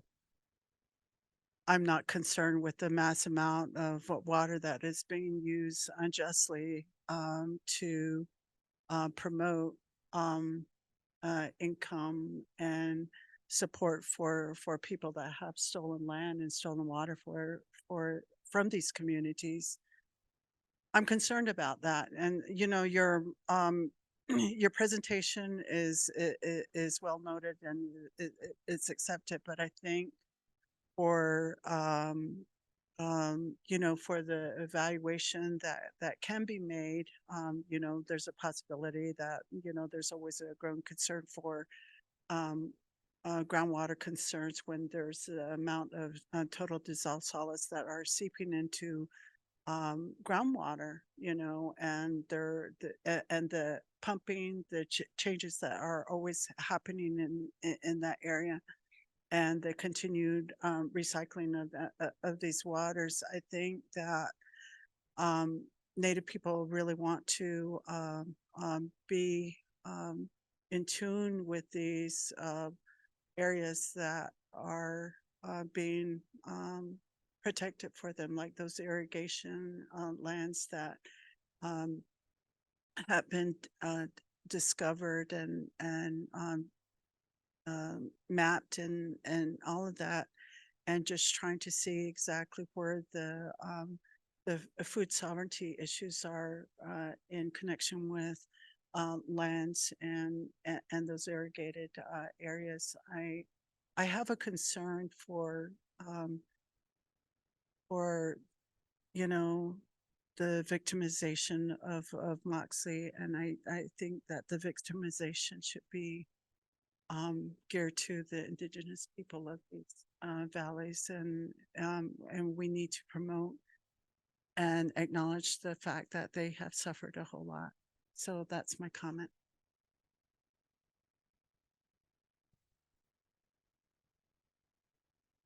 There's a lot to what you just said. And I know Sophia has done the assessment of Indian allotments in Owens Valley and what's happened with them. And I will say that the leases that LA has, I don't know how we are with time, but they have to stay in the family. Like daddy rancher has to pass it along to son rancher, and Ronnie Barron had no kids and he wanted to retire.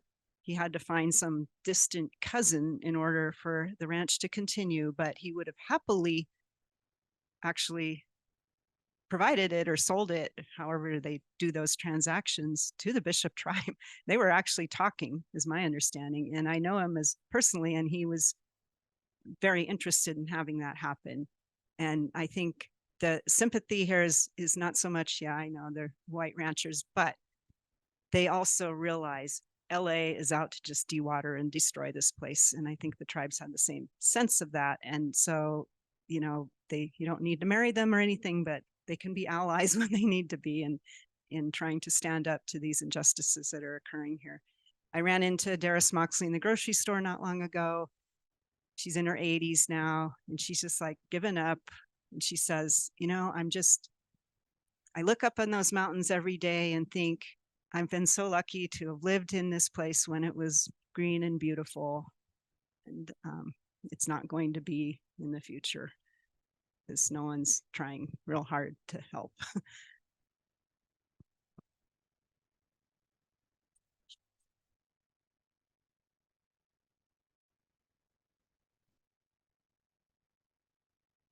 Thanks, Sally. Great presentation. I'm Sophia Borgias, Boise State University. And I was just going to add on to what you just said, which is like that there is that connection between you. So it was so great that you brought in the kind of the history of indigenous irrigation in the beginning and then how it connects to this. I think there's an even more direct connection that we can draw between that history and the current management of these ranch leases, especially thinking kind of in what Beverly just brought up, the fact that, and what you just mentioned, Sally, that that as I understand it from previous research, various tribes have tried to get these leases and have been unsuccessful. And also that there's a history of leading up to the land exchange that created the current reservations. There was actually in the early plans for those land exchange, for that land exchange, there was plans to have agricultural leases apart from the reservations and have that land provided to indigenous families who in many cases had been irrigating lands on allotments that were purchased by the city of Los Angeles. And then basically those provisions for irrigated leases to indigenous families were just dropped out of the exchange plans kind of toward the last minute of the negotiations over the land exchange. And so there's a real discrepancy here. Like it's important to recognize that there was a history of indigenous irrigation on allotment lands that extended well past, like was coinciding with the non-indigenous irrigation and agriculture that then was cut off in the late 1930s. And when we think about the kind of current efforts around returning more land and water to tribes, I think this is an important like piece of the history to bring back up and to contextualize that like it's very much within the realm of the reasonable to be asking for there to be these kinds of lease, at the very least, these kinds of leases to indigenous families or to the tribes directly, if not also like full land return. So just to like add that connection, I think there's like that direct, the direct tie between that early history through the 1930s and then into the current day. This is like, they're all, these issues are all interconnected.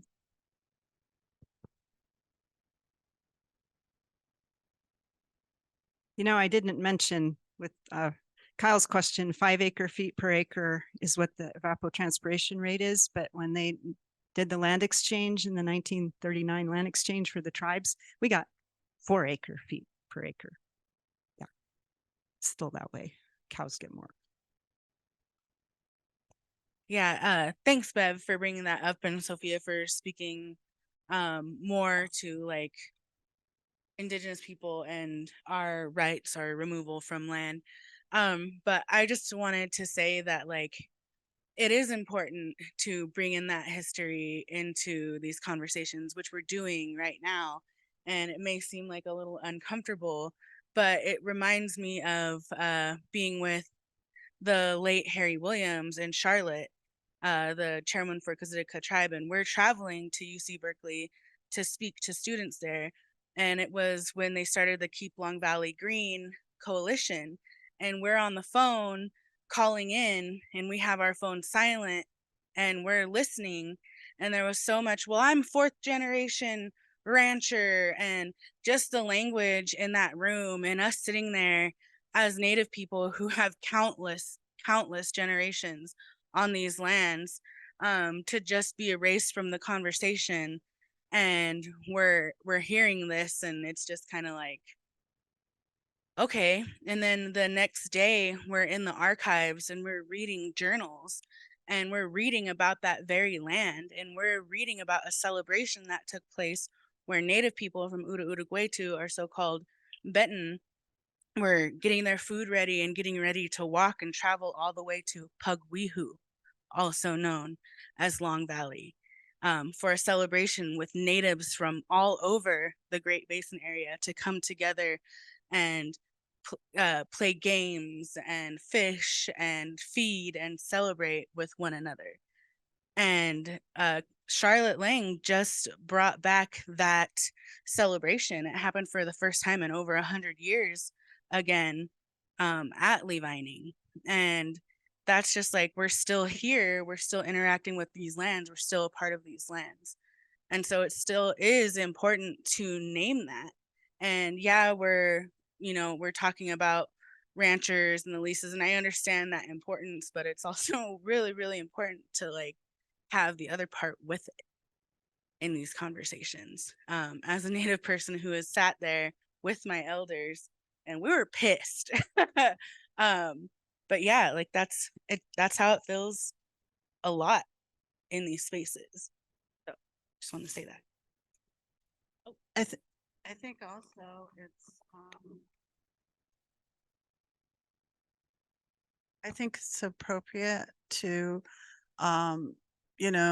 Sally, we've known each other for such a long time, and we know of the respect, among the work that we've done in the past. And so, there, to me, there's no hard feelings, because the work still has to be done by Indigenous people, and to assist with that story that I had initially talked about, that we have to make sure that we acknowledge that story, and share that narrative. If we don't share that narrative, we can't work together. And I just feel like, hey, I'm at that point where if you if you don't share that narrative, I, there's no reason for me to even begin, or for us to begin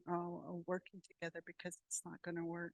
I don't want to work with anybody that doesn't understand the challenges that Indigenous people feel. And it's inspirational when you have, someone in, like, within the conversation, that is advocating about, bird life and the migratory, pathways that these, birds have gone from. But I just feel so, I have a really, really hard time listening through, the conversations, and that don't really acknowledge Indigenous people. And I feel like, hey, we're just sharing this salt again, and saying, look at how we dominated your people. And that's where it scrubs me really wrong. And so I just wanted to share that with you. And Sally, is still, you're one of my favorite people. Um, and we've worked in collaboration before. The water agreement did not acknowledge the Native people in the valley. It was a shame, and to this day, is a problem. But what it was is a written agreement to settle litigation between two governments. Even though, and that's how they settle things, in writing. And my point I was really trying to make is, be careful what you sign, because even though it says it has all these protections, if they're not enforced, they mean nothing. And this is just one example of a lot of types of agreements that are on environmental issues. So, I mean, what do we do? What do we do? Thank you very much, Sally, and thank you for all of those wonderful questions, everyone. All right, so our next presenter, we're going to hop right in, is with Sunny. So Jaime, if you could pull up these slides. This will be kind of zooming out for a moment. So between Sally and Lynn, we both have two very deep dive specific issue conversations, but Sunny's going to give our brain a break and talk about water justice in the larger picture and what the future could look like. Thank you so much, Allison. Is it weird for me to be on the stage? No? Okay. Yeah, while we're waiting for the slides to come up, thank you so much for having me here on Paiute Shoshone land. Really grateful to be here and to be learning from a lot of people who are doing the work and have been doing the work for generations. Here to learn from you all and understand, how can I follow and support Indigenous leadership in this work. Yeah, and just thank you again to all the organizers, Friends of the Inyo, and others who have made this possible. So I'm going to speak today about a report that I helped write with a bunch of other people who are listed on the slide there, and then also a number of other people who provided input and feedback. It's about a vision for what water justice could look like in what is now known as California. And it's a very long report, so I'm going to go very, very, very high level, focusing on the history and then focusing on a little bit of what a vision could look like. And just really excited to hear what you all think about that. So if we go to the next slide, I'm going to just quickly start us off with a stretch break because it's Friday afternoon. Then I'll tell you a little bit about me because it's my first time here, first time sort of engaging on water justice out here in the West in this way. And then I'll go into the history of water in California. So if you're not in the headspace to hear about some of the violence in that history, just wanted to let you know in advance if you want to step out for a second. I'll talk a little bit about some current state challenges and then getting to that vision of the future. So if we go to the next slide, I'm just going to invite everyone to stand up, stretch your arms, stretch your legs, shake it out. I know I feel like I frequently benefit from this, especially in the afternoon. So hopefully we'll all feel a little better, a little more awake. Awesome. Okay, let me see if there's anything else I wanted to say. I think that's good. Okay, so we can go to the next slide and then the next one after that. So just a little bit of background. My family is from India. I was born and raised in the US, but would frequently go back and visit my grandparents. And I think my interest in water came from their sort of process around water. They received water every morning at around 4 a.m. and they would filter it for 2 hours. The water filter they had played music, and I'm not sure why that is, but essentially I would be like in and out of sleep from 4 to 6 a.m. every morning while I was with them because of the water filter. And my grandparents still filter water to this day in the same way. And I became a youth climate organizer. So this is actually a photo of me outside of the headquarters of a company that bragged about hitting the jackpot during the Texas freeze when they made a bunch of money selling gas while many of us were freezing in our homes and had burst pipes. I personally didn't have power for 3 days. We were very fortunate that our pipes didn't burst. And so anyway, that was just one example of that, but that's a little bit of my background. And now I'm a graduate student at UC Berkeley. I'm really interested in issues of water, climate change, and public policy. And I think just one thing that I also want to say is that being an organizer, I was brought into the organizing space by really positive visions of what the future could be. And I felt that that really sustained me through what is often very difficult work. And so I think a lot about that for the water space, like what does that look like? What can that be?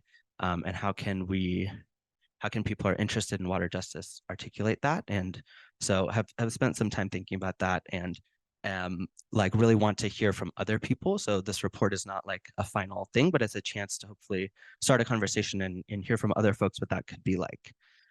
So if we go to the next slide, I'm going to chat a little bit about the water history in California, and there's going to be a lot more than what I say here, but if we go to the next one, a lot of, a lot of folks moved to California 1849 during the gold rush. And one of the first things that the state legislature in California did is they passed an act for the government, and I put this in quotes, protection of Indians. It essentially removed indigenous people from their land. It prohibited cultural practices. It legalized a form of slavery where if folks were caught loitering on land, they could be sold to the highest bidder and then be forced to work to pay off that debt. And it also separated children from families for sort of like re-education purposes. Soon after, California passed the Land Act of 1851, which essentially privatized land and required those who were on the land to prove claims to it. So this was another form of dispossession. And I apologize, I'm sure some of you already know this, but feel like it's worth repeating and having a little bit of a yeah, just a chance to remember. During that time, mining was growing rapidly in California. So mountainsides were being blasted, landscapes were being destroyed, debris was silting up rivers. And the miners essentially created the appropriative rights system. So whoever was there first gets to use the water. Of course, that didn't include indigenous people. And at the same time, California was actually funding militias to drive indigenous people off the land. So pretty terrible history. And then if we go to the next slide. So that was sort of like initially as California became a state, sort of what the state legislature was doing. After about 1900 or so, there was a lot of infrastructure development, and we all know the story of LA and the Owens Valley. San Francisco kind of took a little bit of a different approach, but with similar effects of essentially flooding the Hetch Hetchy Valley, which was the land of many indigenous groups, I think about a dozen, including the Miwok, the Yokuts, and the Washoe people, and many others. And then irrigation districts, so groups of farmers, white settler farmers, and other cities kind of used a lot of the same tactics to drive people off the land, to take the water. And then I'm going to talk about two cities if we go to the next slide in the Central Valley. And I think an important part of this is the water infrastructure really benefited some people. And those people went to great lengths to exclude others from it. So in talking about the cities of Alpaugh and Allensworth, these are two small towns in the Central Valley that are very close to each other. Alpaugh is a white town. The cost of land there was $30 an acre. They had fertile soil and clean water. The railroad built a spur to serve the town just to promote commerce and industry. And the developer who sort of created the town, they built the promised water system to serve the people there in their homes. In Allensworth, everything was completely different, even though the town was just a few miles away. So it's a Black population, the land cost 5 times as much. There was poor soil, poor water quality. The railroad bypassed the town explicitly because white people didn't want to work with Black people and interact with them. And the developer broke its promise to build the promised water system. And so I think while this is an example of sort of racial discrepancies that Black folks faced who moved to California, similar stories played out for Mexican immigrants, for Asian immigrants.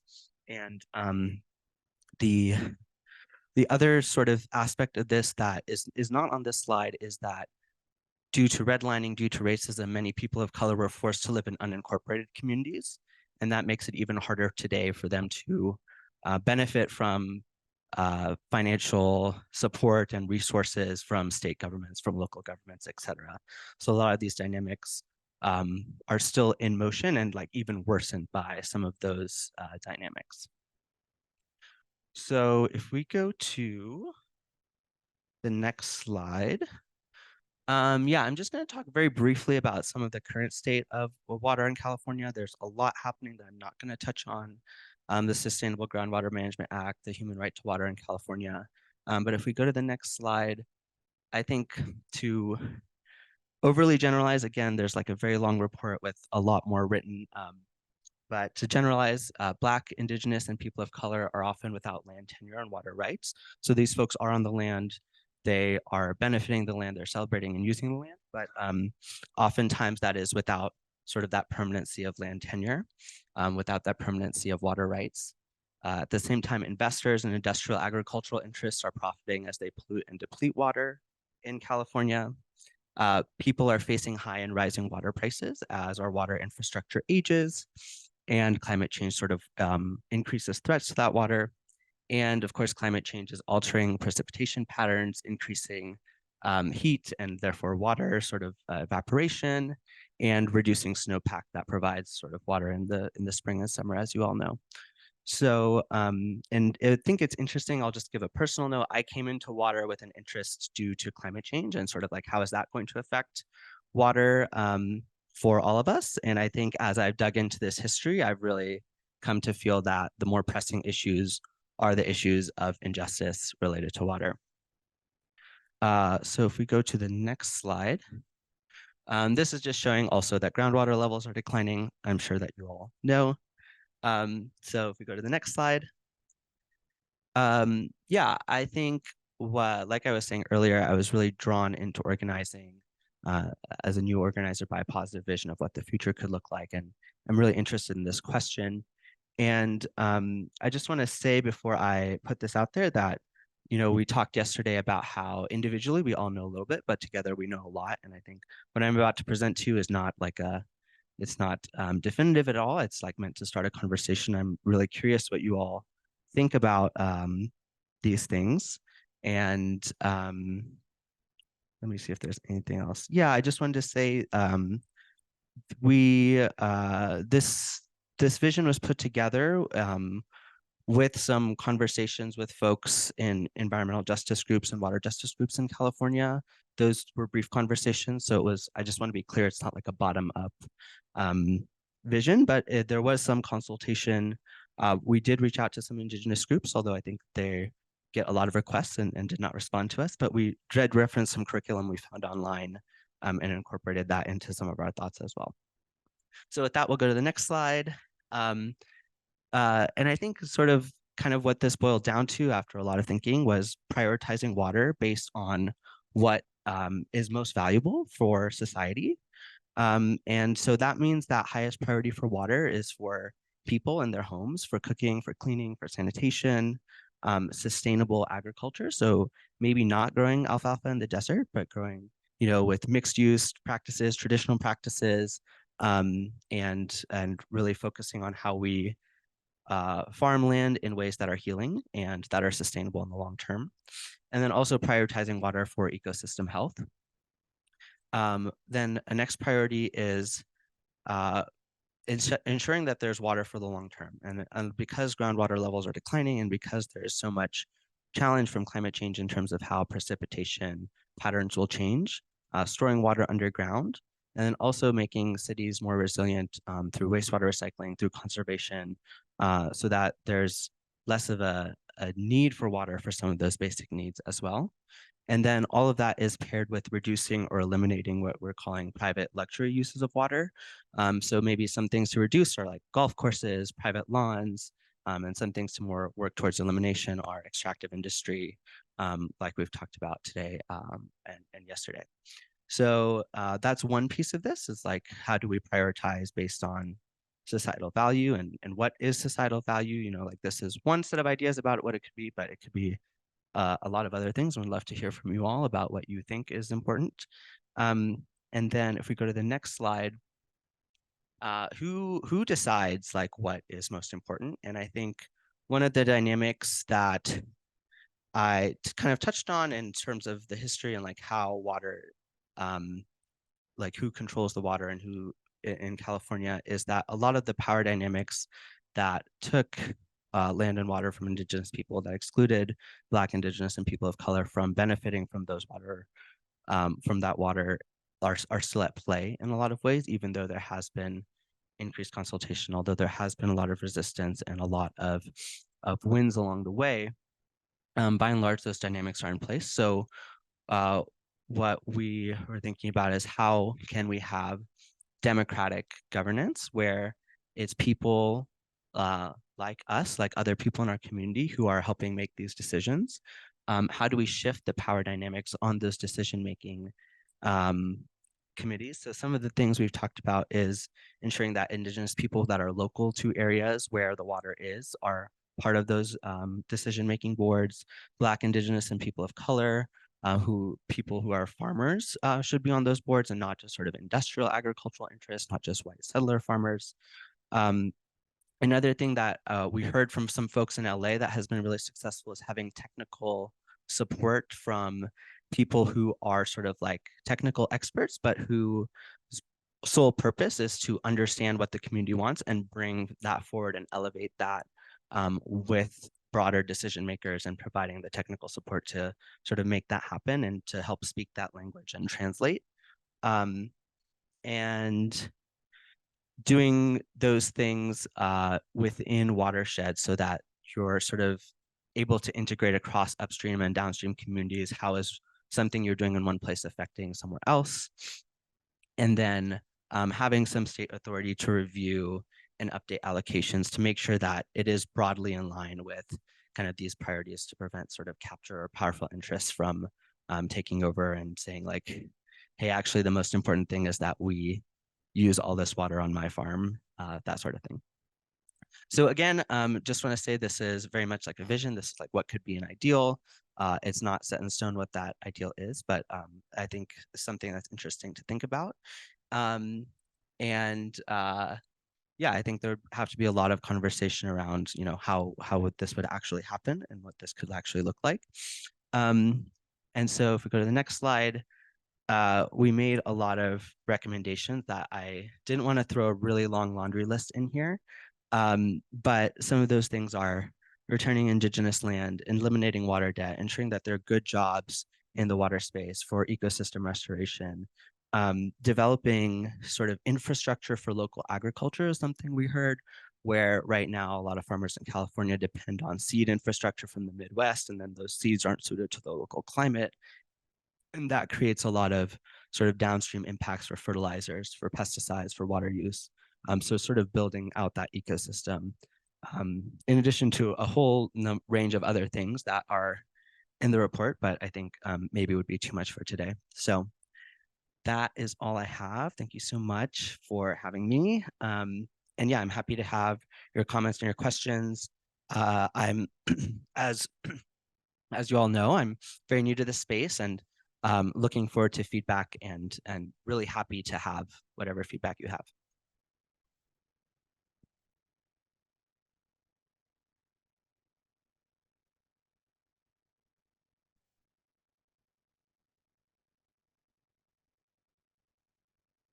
Thank you all for bearing with us while we have this one mic situation. Just like making sure you get your steps in. Yeah. Sunny, thanks so much. I just wondered if you could tell us about when the report is going to be released, how you're thinking about disseminating the report, who's your audience, all of that kind of stuff.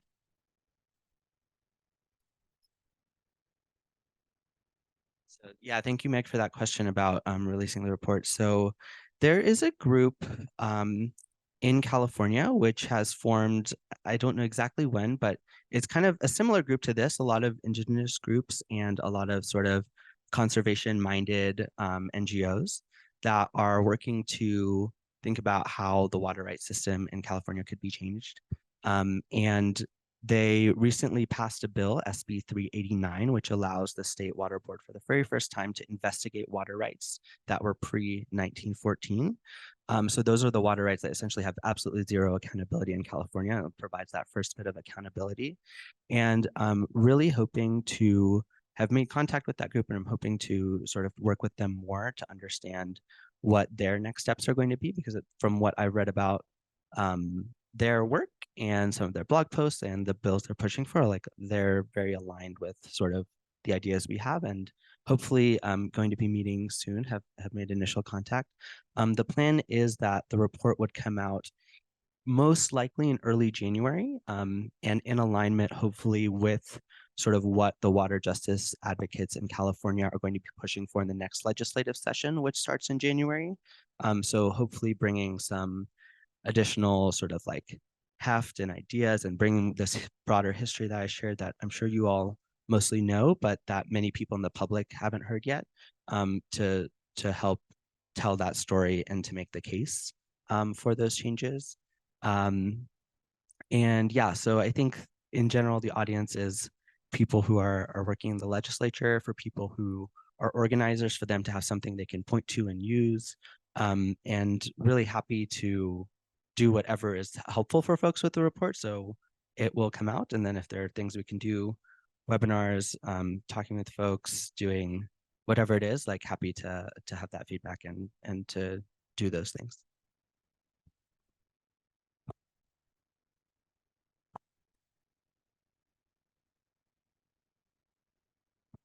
Thank you. I'm Luis Medina with Friends of the Inyo. I just a historical note, because your slide really didn't talk about it very much, but the town of Allensworth is a wonderful story of autonomy and social justice. It was a town that was founded as the first all African-American town in the state of California.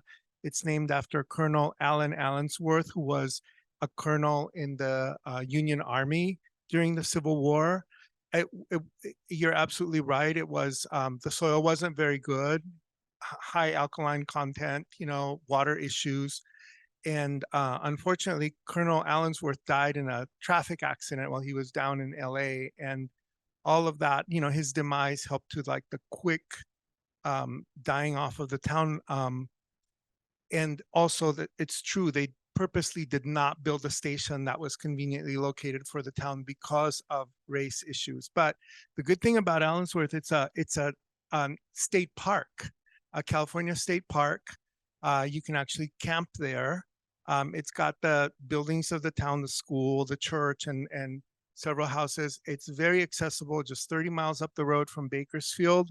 It's on an Amtrak line. And if you go in the middle of June, they have a big Juneteenth celebration there every year, which is wonderful. So yeah, for anybody who wasn't too familiar with that story, I think it's a fascinating story about autonomy and equity.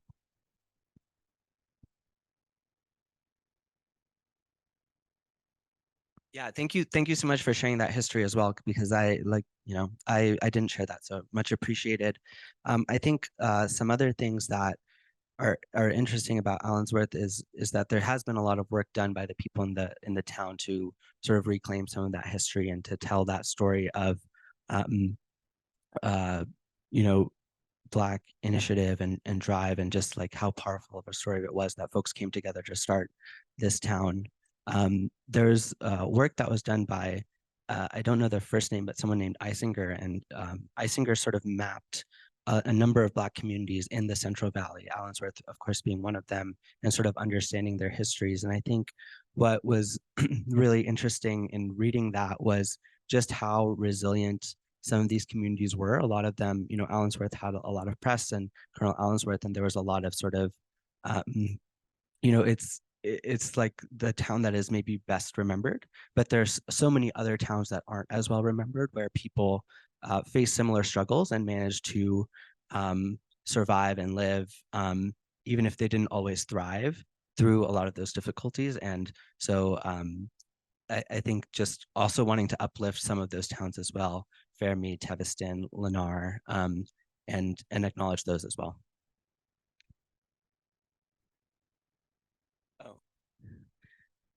Yeah, Allensworth in the present day continues to have challenges to access drinking water as their groundwater is contaminated with arsenic.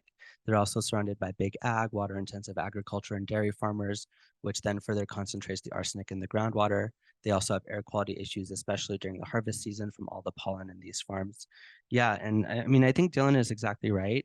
And I think these are kind of some of the biggest, I think these are some of the most stark challenges with water in California, where there are outside investors. A lot of outside investors are buying farmland and profiting off that farmland, while people in those local communities are facing the brunt of the water contamination issues, air pollution issues, et cetera. And so I think those are things that have to be changed.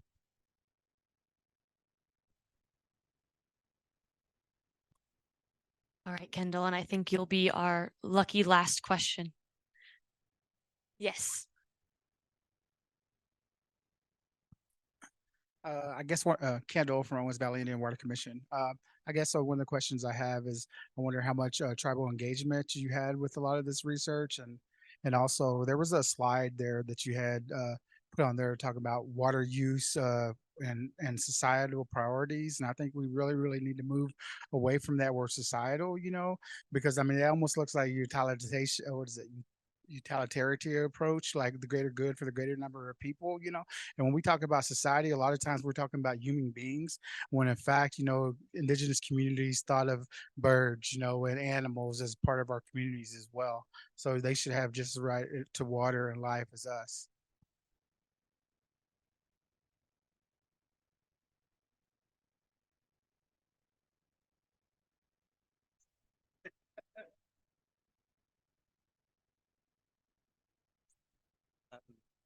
Yeah, no, just thank you for the comment. And definitely I'll say ecosystem health is like a sub bullet under what we say is societal value. So just want to acknowledge that, but also I agree that, maybe that's not the best term.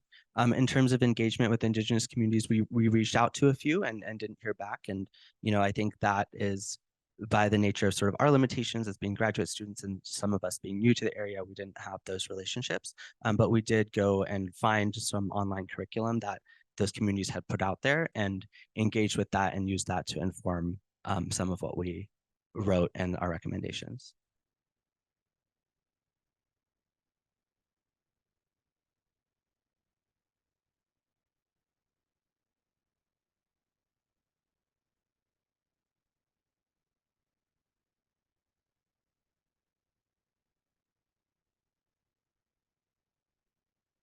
Yeah, absolutely. And that's something we would love to do. So if there are folks that maybe folks in this room and maybe folks that you all know would love to have those conversations and to hear from you all and follow your leadership.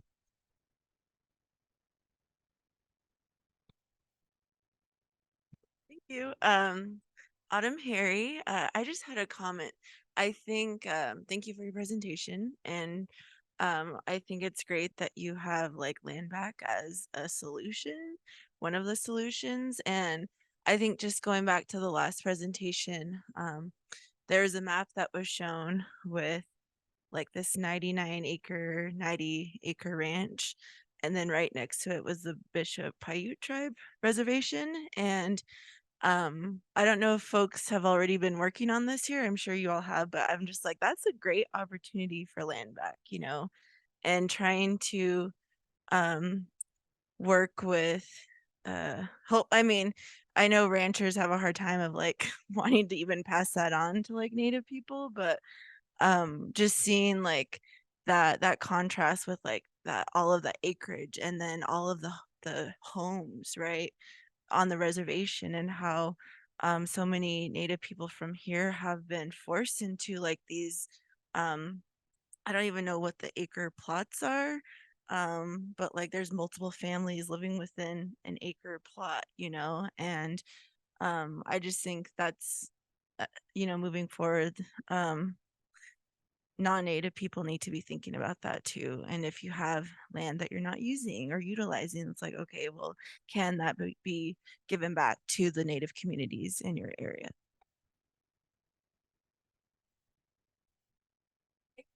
5 acres. 875 acres for the Bishop Paiute Reservation, right? And over 2,000 tribal members. So. And then just going back to Kendall's comment as well, like those definitions are important to think about, and how you're defining like like societal values, and it's also going to shift with regions too. And like I'm not in California, I'm in Nevada, and when we're thinking about like like limiting the amount of water usage that goes towards lawns and golf courses, like of course that's important, but when we look at Nevada, you have Reno and Las Vegas, right, which have lawns, but then the rest of Nevada is like very rural, and you have like the mining industry, which is taking a lot of that water. So I think that's just, thank you for that comment, Kendall. Thank you. Yeah, thank you for sharing. I don't know that I have anything to add.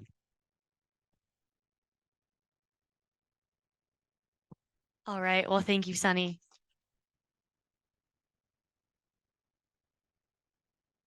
And thank you all for your great input. I'm sure it'll be really helpful for Sunny moving forward. All right.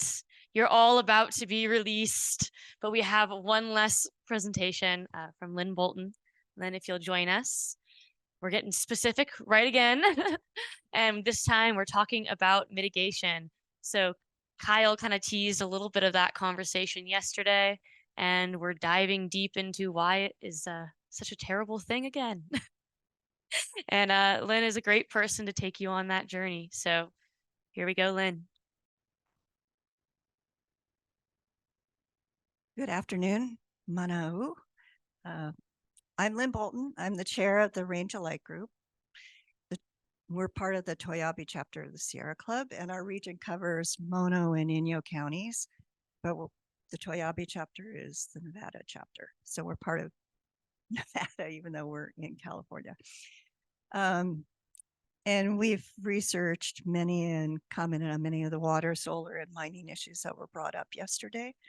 In the ones in Eastern Sierra, but some of those that have been just over the border. So we're aware of them. We're trying to track them. We're trying to do what we can to push back on them.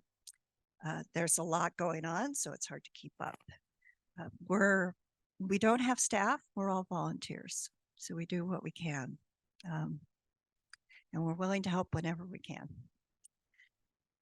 So starting with mitigation projects, they were developed to offset the damage caused by LADWP's groundwater pumping to fill the second barrel of the aqueduct. So today I wanted to cover what the projects are, where did they come, how did they come about, and where do we stand today? So it started in 1970 with DWP's groundwater pumping. And the effects were immediate. So as that happened, LADWP was groundwater pumping. So by 1972, people were concerned and started to start a lawsuit against LADWP, which was a CEQA lawsuit. So I have a slide here coming up that talks about CEQA. All the major springs in the Owens Valley were lost, except for Reinhackle Spring, but it was diminished, and it's actually water coming from the LA Aqueduct and has been since probably 1913. So it's not the spring that it once was. We've lost alkali meadows, trees, the water table dropped. We've lost a lot of the meadows up and down the valley. And when the LADWP forced the ranchers off their property, if they bought them out, that land was just abandoned. And that abandoned land turned into dirt and weeds and dust, and it's just lost a topsoil. It just isn't good land anymore, usable. So I know this is kind of complicated. I go up here and point, but then people won't. Okay. Okay, so groundwater pumping started in 1970. And then immediately there were impacts. So people were able to use CEQA because CEQA started and was signed into law in 1970. So CEQA stands for California Environmental Quality Act. And that was a way for people to be able to push back on projects in order to know what was going on. So CEQA was a law that forced governmental decision makers to inform the public about potential significant environmental effects of proposed projects. So it identifies ways that environmental damage can be avoided or significantly reduced. It requires changes in projects through the use of alternatives or mitigation measures, as long as they are feasible. So CEQA was a way for the public to get involved, as well as to put on the table all the environmental impacts that a project could cause, so that the decision makers would then look at those and have a hard look in theory and make their decision based, taking that into consideration. So so we have the lawsuit started, and by 1980, Inyo County had passed an ordinance to stop groundwater pumping or to change it or control it. And LADWP then sued and challenged that. So the court decided in favor of LADWP, said it was unconstitutional for the county to have such an ordinance. And meanwhile, the EIRs, the LADWP had a couple drafts that were very inadequate. And so they were constantly brought back to court. And then in 1984, the two court cases were put on hold. And the court ordered DWP to put together a water management plan. And they had the help of the USGS. Then more mitigation projects came out of those negotiations. And so we had, in the beginning EIRs, we had some mitigation projects that were identified. And then we had more that were added in further negotiations to get a better EIR. And then the long-term water agreement, kind of a draft version, became the final version in 1989. And that was a way to manage groundwater pumping in the future. So the groundwater pumping, LADWP would not agree to raising the water table back up to where it was before they started pumping. So it was grandfathered in at this lower level that was a problem. So then we had the final EIR in 1991, and Friends of the Court decided that the amount of mitigation projects that had been identified up to that point were inadequate. The amount of damage was so extensive up and down the whole valley that the few mitigations were like peanuts compared. So more mitigation projects were added in, and that came out of a MOU settlement, an agreement with the Friends of the Court to settle. It included Inyo County, LADWP, California Fish and Game, Sierra Club, and the Owens Valley Committee, and an individual called Carla Schletchinger. So in 1996, that came out, and then was finalized in 1997, where the court discharged the writ that included the EIR, the long-term water agreement, and the MOU agreements. So they all took effect starting in 1997. So the MOU projects had to be fleshed out some more. They were high level. You can change them. They were just high level, sketched out mitigations. So we have a lot of mitigation projects that came out of just that process, and then more came out of after that. So the MOU projects got really fleshed out more in 2008. LADWP didn't like the arrangement and laws for providing water, so they proposed some changes, and those are called the Type E transfer projects or the laws irrigation project. So they did a CEQA document for changing those mitigations. And so the Yellow Bill Cuckoo projects got fleshed out or defined more in 2009. We had the LORE project. Just more and more projects have come out. So ultimately, we ended up with a list of something like 113 commitments and 2 tables of listing all these projects. So next slide. So there are 2 kind of categories of projects. Those that came out of the EIR and the long-term water agreement, which is the LTWA. And the 1991 EIR and water agreement together, there's a list of 65 projects and 49 other commitments.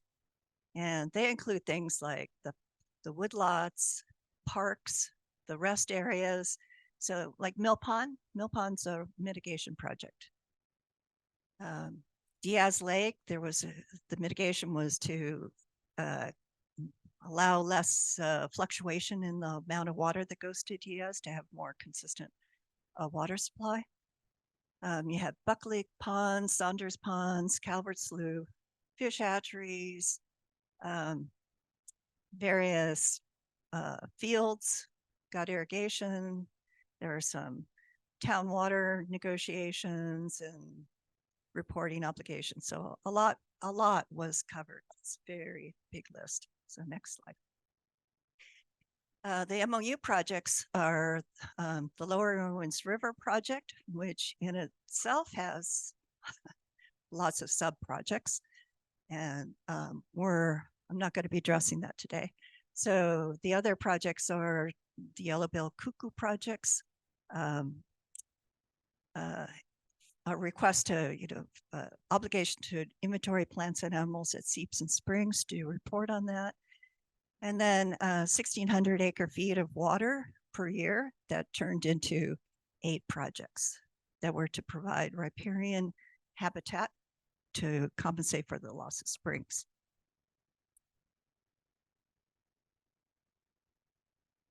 Okay, so the 1,600 acre feet per year projects are Freeman Creek, Hines Springs, to replace using well water to replace a spring, a natural spring. The Hines Springs South, that was Alkali Meadow, North Mazorca Canyon, to provide some riparian habitat. Homestead, also riparian habitat.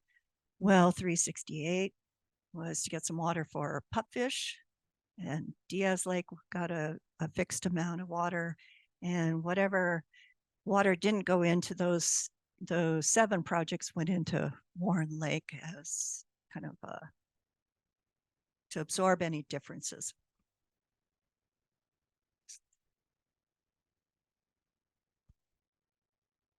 So where do we stand today with these projects? There are 2 tables, and they're lists of 113 mitigation projects and commitments.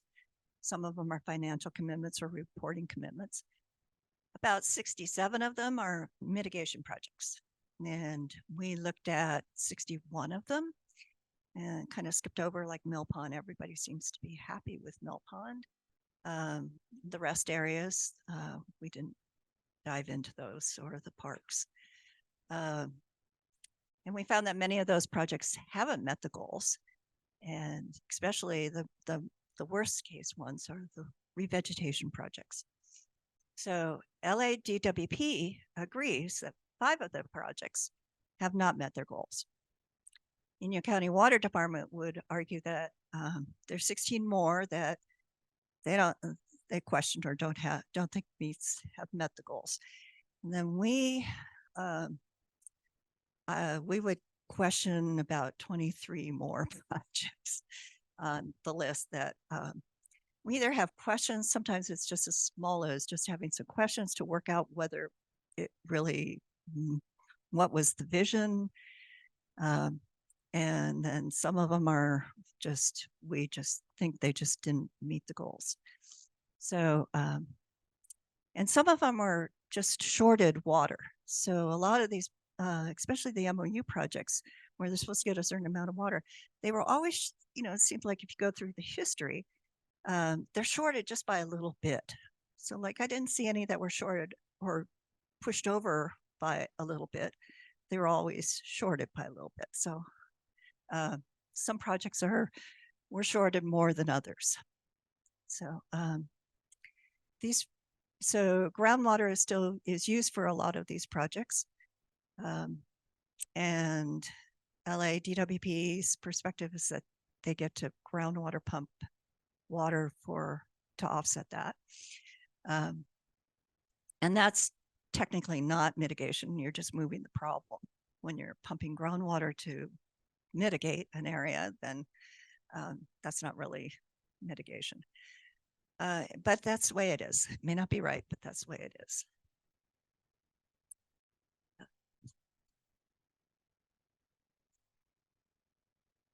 So what is CEQA? CEQA is our main tool for addressing mitigation. We also can use the MOU process, the MOU agreement, but that has really specific steps for how you can go through and step through a dispute.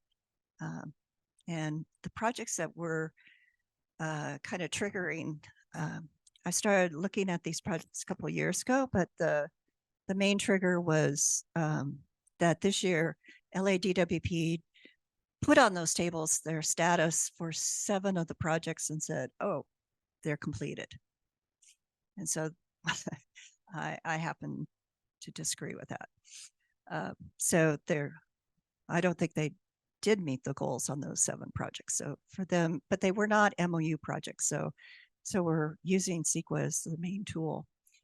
So CEQA is a state law, and it says, and it applies to LADWP. They're a government agency a public agency that has to go through the CEQA process in order to implement projects.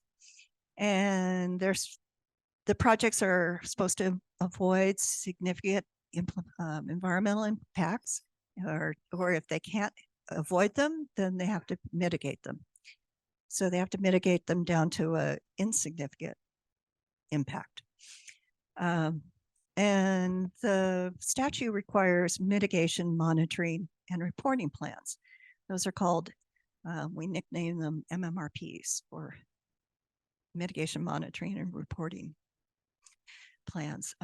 They are to ensure that the project is following along, it's complying, and there's an implementation schedule. So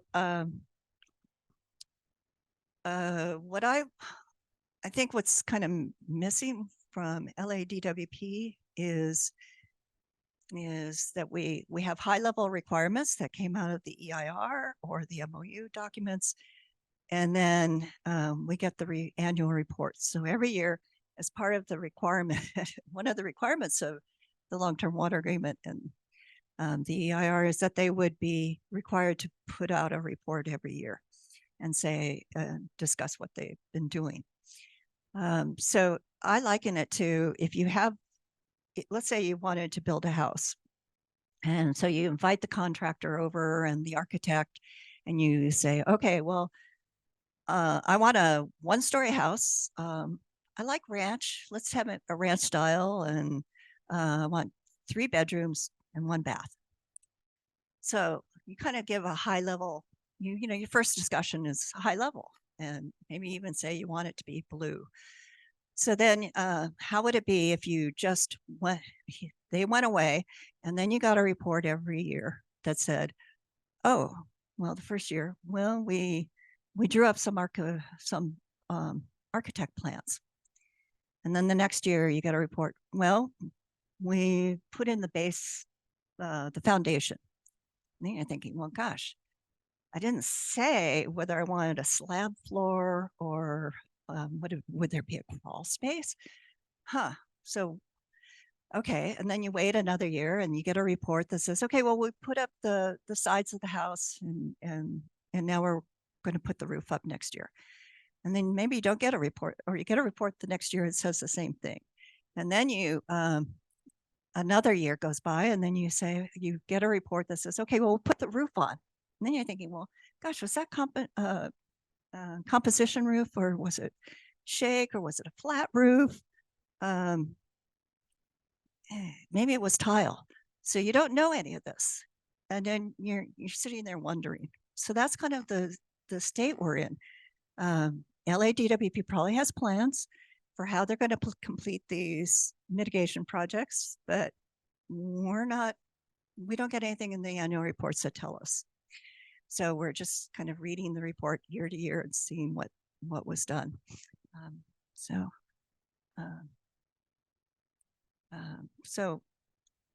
the mitigation and monitoring and reporting is lacking a plan that we can look at. And so when they say, oh, well, we did this, we can go to the plan and say, oh, they're ahead of schedule. Oh, no, they're behind schedule. Oh, they're right on target. We don't know any of that because we don't have the plan of how they're going to do things and when they're going to do it. So anyway, it's been a lot of years. It's been 25 years since the projects were defined to now, and when are they going to be finished? Okay, so next slide. Oh, you did. Thanks.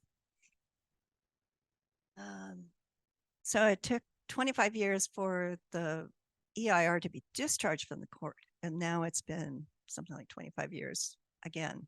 It's been a long time. So normally CEQA projects are you get a mitigation plan that comes out when the project is approved. So you know when the project's approved, you have a plan for how it's going to get mitigated. And a lot of times their mitigations are done before the project really begins, but that we're kind of doing things backwards because in 1970, let's see, because they built the aqueduct and that had been built or was well underway in 1970 before CEQA became law. And then, so there was a grandfather, so projects that had started before the law was in effect didn't have to apply or abide by CEQA.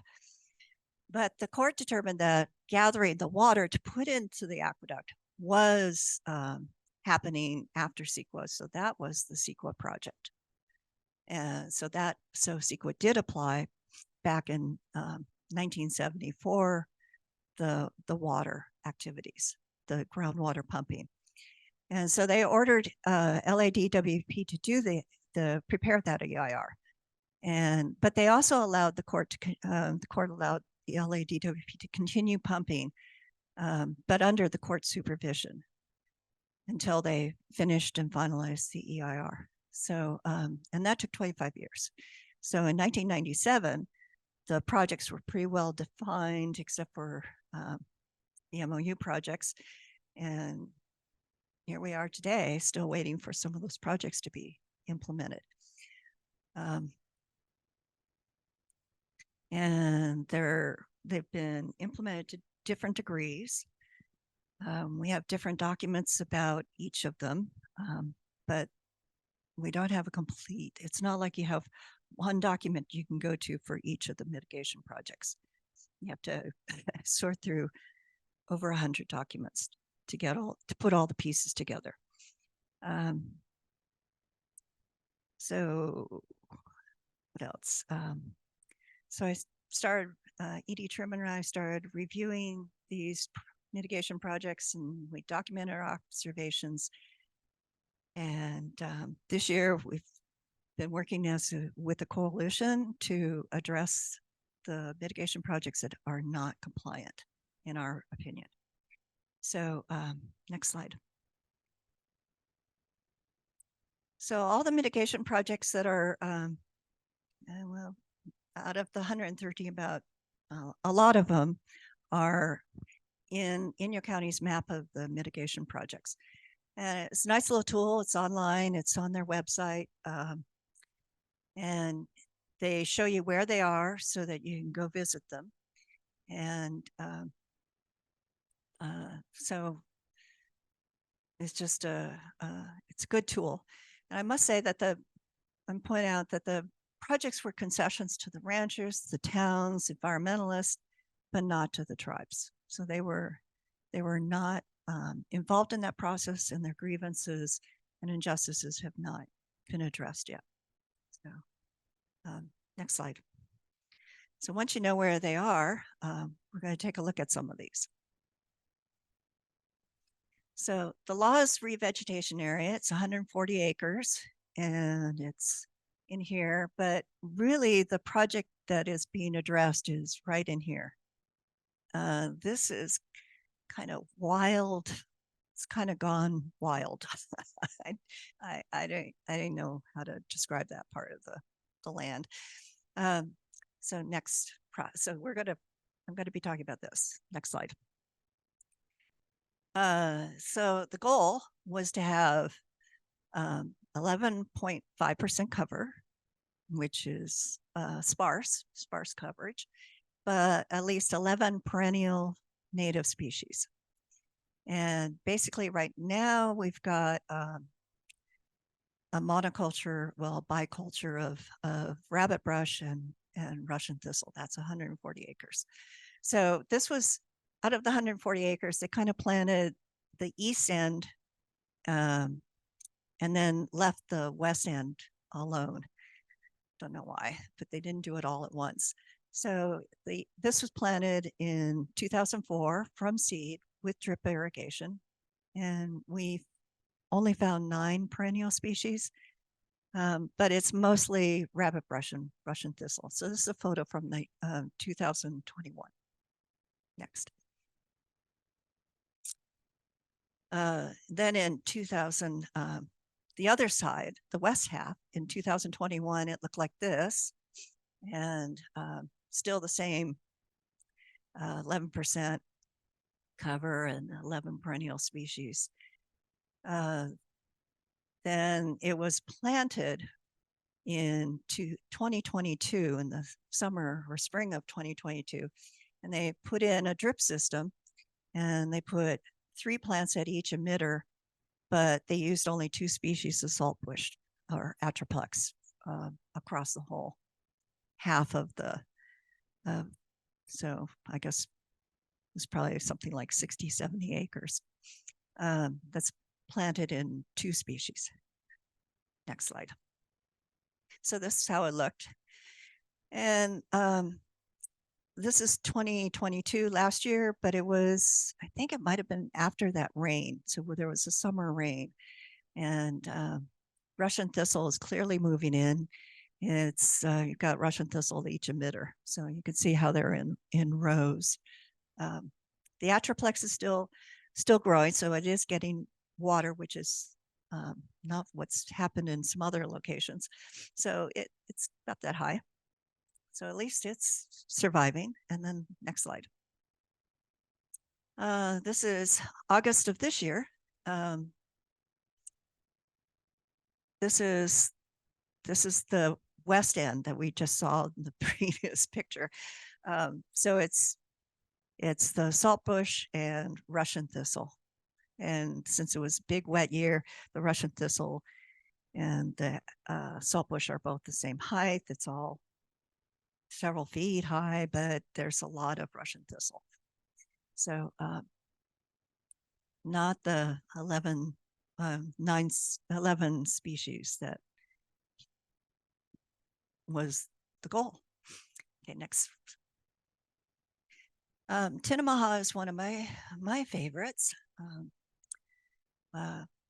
So Tinnamaha is below the Tinnamaha Reservoir, near Big and Little Sealy Springs. There's a big, there's a production well right next to it. It's probably in the Kona Depression. It's only 0.4 acres. Next slide. So its goal is to be alkali meadow. And there are about 3 projects that, mitigation projects that were to put back some alkali meadow. And one of them is, well, this is one, and you can see how it's doing. Another one has had alkali, it was alkali meadow maybe a couple of years back, but the scrub the brush has been moving in, so there's very little, it's predominantly shrub now. And then the third one is getting rabbit brush moving in along with pepperweed or whitetop, which is a noxious weed. So, but this is taken in 2021. They planted 108 grass plants in this little 0.4 acres. They had a drip system, but they irrigated until 2004 and then stopped. And then they put in 125 saltbush plants in 2017 using the land life cocoon method, which is this. So that's a waterless. The idea is that it doesn't need water. So this is, so they're putting desert upland scrub, planting that when the requirement is alkali meadow. Next slide. Last year it looked like this. And the goal is to have 33% coverage and at least 3 species, predominantly alkali Sacaton. There were a few clumps of Sacaton that were still alive if you gave them water, but it's pretty sad. Next slide. Okay, Freeman Creek. Sally mentioned Freeman Creek. So the idea was, this is an MOU project. The idea was that water coming down the creek would be channeled. It's over by Keogh Hot Springs. And so the water coming from the creek would go underneath the Keogh Road, the road to the hot springs. And then it would be divided and go into 2 channels. One is a natural channel, and it doesn't quite go to Ronnie Ibarra's field. And so it was a kind of a ditch was kind of put in to direct it to an older stream channel that would take it over to Ronnie's field. But so the goal was riparian vegetation. Next slide. Oh, wait, not yet. So I thought I had another slide, but I don't. So the problem here is something happened. So it's not reported how much water comes down the creek to this project in the annual reports. So we didn't know. So I finally found the gauge and the number and asked for the water reports for going back in time. And I noticed that in 2016, something happened and there's been hardly any water, like it's a dribble, like there'll be like 1 acre feet per year up to maybe a whole 8 acre feet per year. This is supposed to have 215. That was the estimate. But the 30-year average, or the average since 1939 is much less. It's like 119 acre feet. So it was really a wrong amount of water to be saying the creek would provide in the first place. But in 2016, something happened, and there's only ever since it's gotten this drizzle, this drip of water. So why did it take 6-7 years for anybody to notice? So what's going on with that mitigation monitoring part? So it was never reported that that amount of water wasn't, no water was coming down the creek basically for 7 years. Next. So there's that great project. This is probably the worst of the worst, the Five Bridges area. So 300 acres were to be revegetated. This is the gravel pit area. So it's just on the south side of the Owens River. This is Bishop down here. And Laws Museum is, there's the Laws Museum in here. So next slide. What we got is 300 acres of pepperweed. So this is looking from the west side of that whole field, and this is all, you have some grasses in here because we have a channel here, and there was some water flowing through here at one time.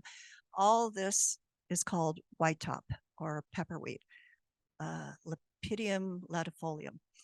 And it is a class type B noxious weed. The California Department of Agriculture tells the counties to eradicate it. It's out of control in some other counties up north, and it's been a growing problem in the Owens Valley. It's moving further and further south down the valley. So LADWP does spray from time to time, and that kills off the desirable grasses as well as the flowers. So we no longer, I doubt there's a single specimen or plant of the Owen's checker bloom that is an state endangered listed species that used to be here. Next slide. So this is 2021, and this is from the other angle, from the east side of that parcel, looking back. It's all of this is pepperweed. Pepperweed is coming from a rhizome, so it's really hard to eradicate. So I don't know what the solution is, but it's a mini ecological nightmare. There's also a gully that kind of got washed off. I don't know whether LADWP just forced water down as part of the spreading in a hurry, but the gully lowers the water table. So if you have a lower water table, then it's too low. This is about 8 feet deep, so it's too low for an alkali meadow. So that's just nightmare. Big pine.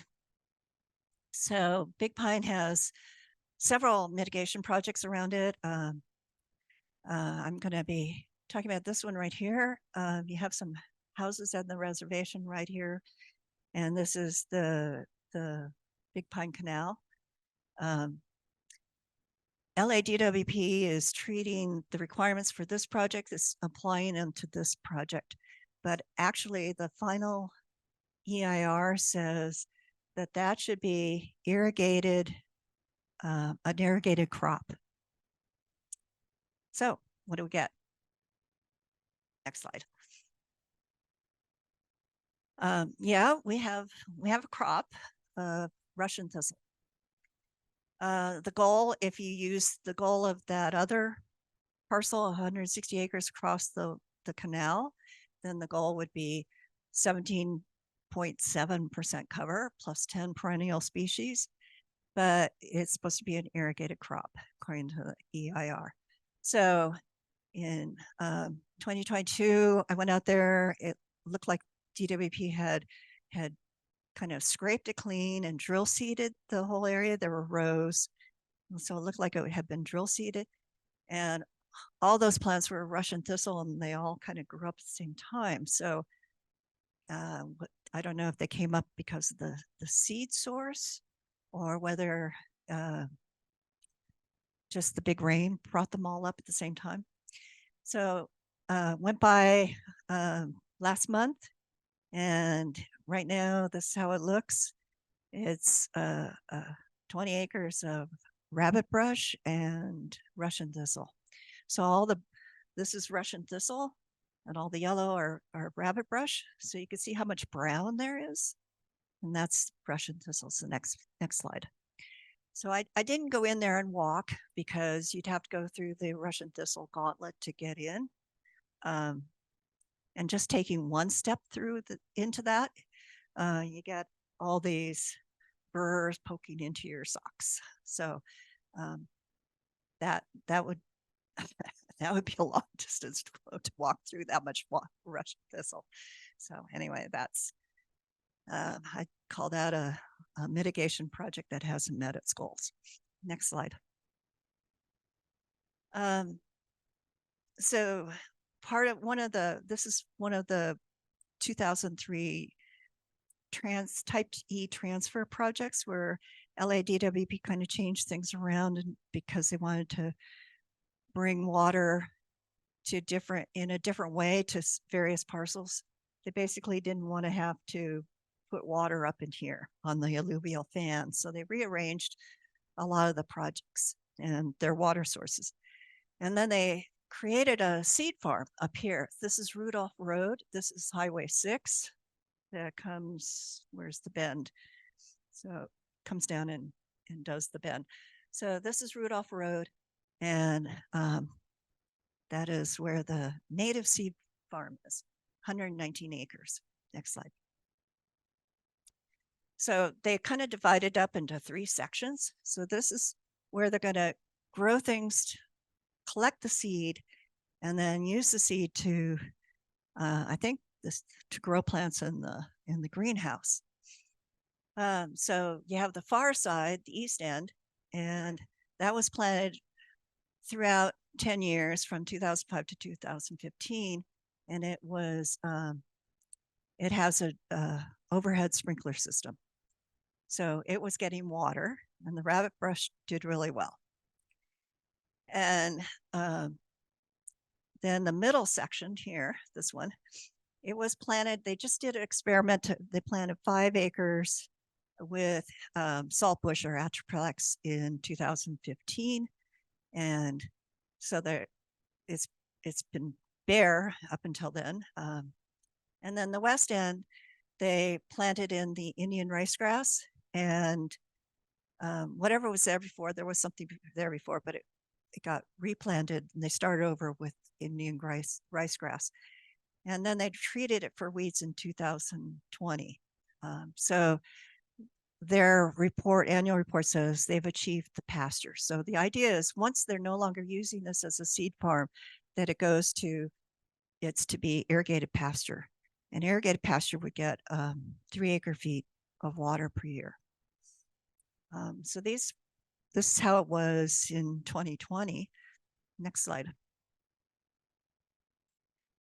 So the east end in 2021, the east end is getting some invasion on Russian thistle. The middle section, these two are Atroplex or saltbush, and they,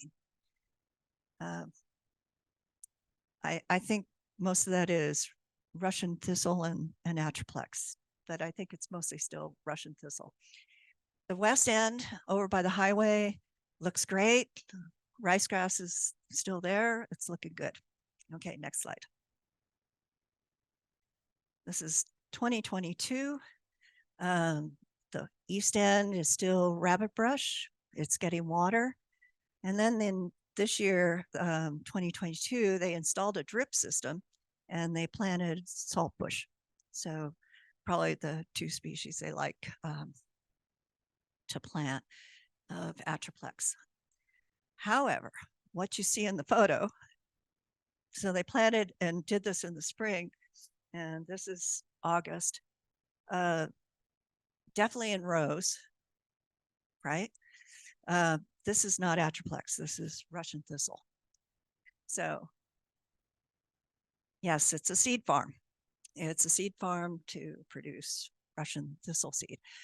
However, the state of California's agricultural department says one of their ratings is that Russian thistle seed should not be sold commercially.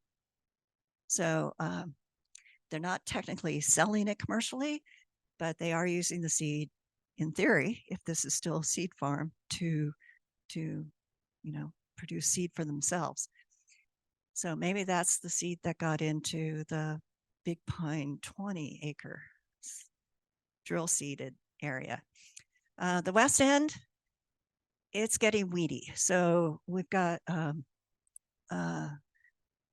flicksweed coming up through the west end through the rice grass.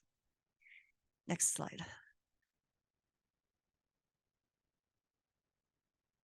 So later on this year, went back.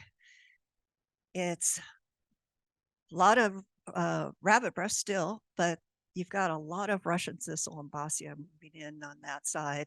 You've got the middle section is this flicksweed completely covers the Russian thistle. So there is Russian thistle hiding in there. And then maybe underneath that, you might have some Atroplex, and I don't know how big it is. You'd have to, the ones that were kind of more exposed were kind of like this big. So we're not growing Atroplex, we're growing flicksweed and Russian thistle. And then, but it's going to be still a seed source, so they don't have to go to pasture. So they don't have to put 3 acre-feet per year there yet. And then the west end, all this tall stuff is flicksweed growing up through that. So flicksweed is kind of like tumble mustard. It's a tansy mustard. So it's in the mustard family. It's actually kind of poisonous to cows if they eat too much of it. So if it is pasture, okay, so next slide. So that's the seed farm. And along Rudolph Road, this is Rudolph Road, this is the seed farm, and this is all Russian thistle. And it's actually spreading. It's been blowing into across the road. So a lot of all the bare areas on the north side of Rudolph Road are turning into Russian thistle. And I'm wondering if in say 10, 15 years, the whole Owens Valley will be Russian thistle. Wondering, okay. I think this is my last one. So there was Independent Springfield was a project to have irrigation in this area. That's great. That's irrigated. They're growing alfalfa and other things. But there was also a little piece that said 40 acres were supposed to be revegetated. So, and it's in this little area here. So if you go down Mazurka Canyon Road, before you get to Canal, back in here is that 40 acres. And next slide. So what do we have? 40 acres of Russian thistle. There are about 10 salt bush kind of upper desert scrub, upland scrub in a tiny corner.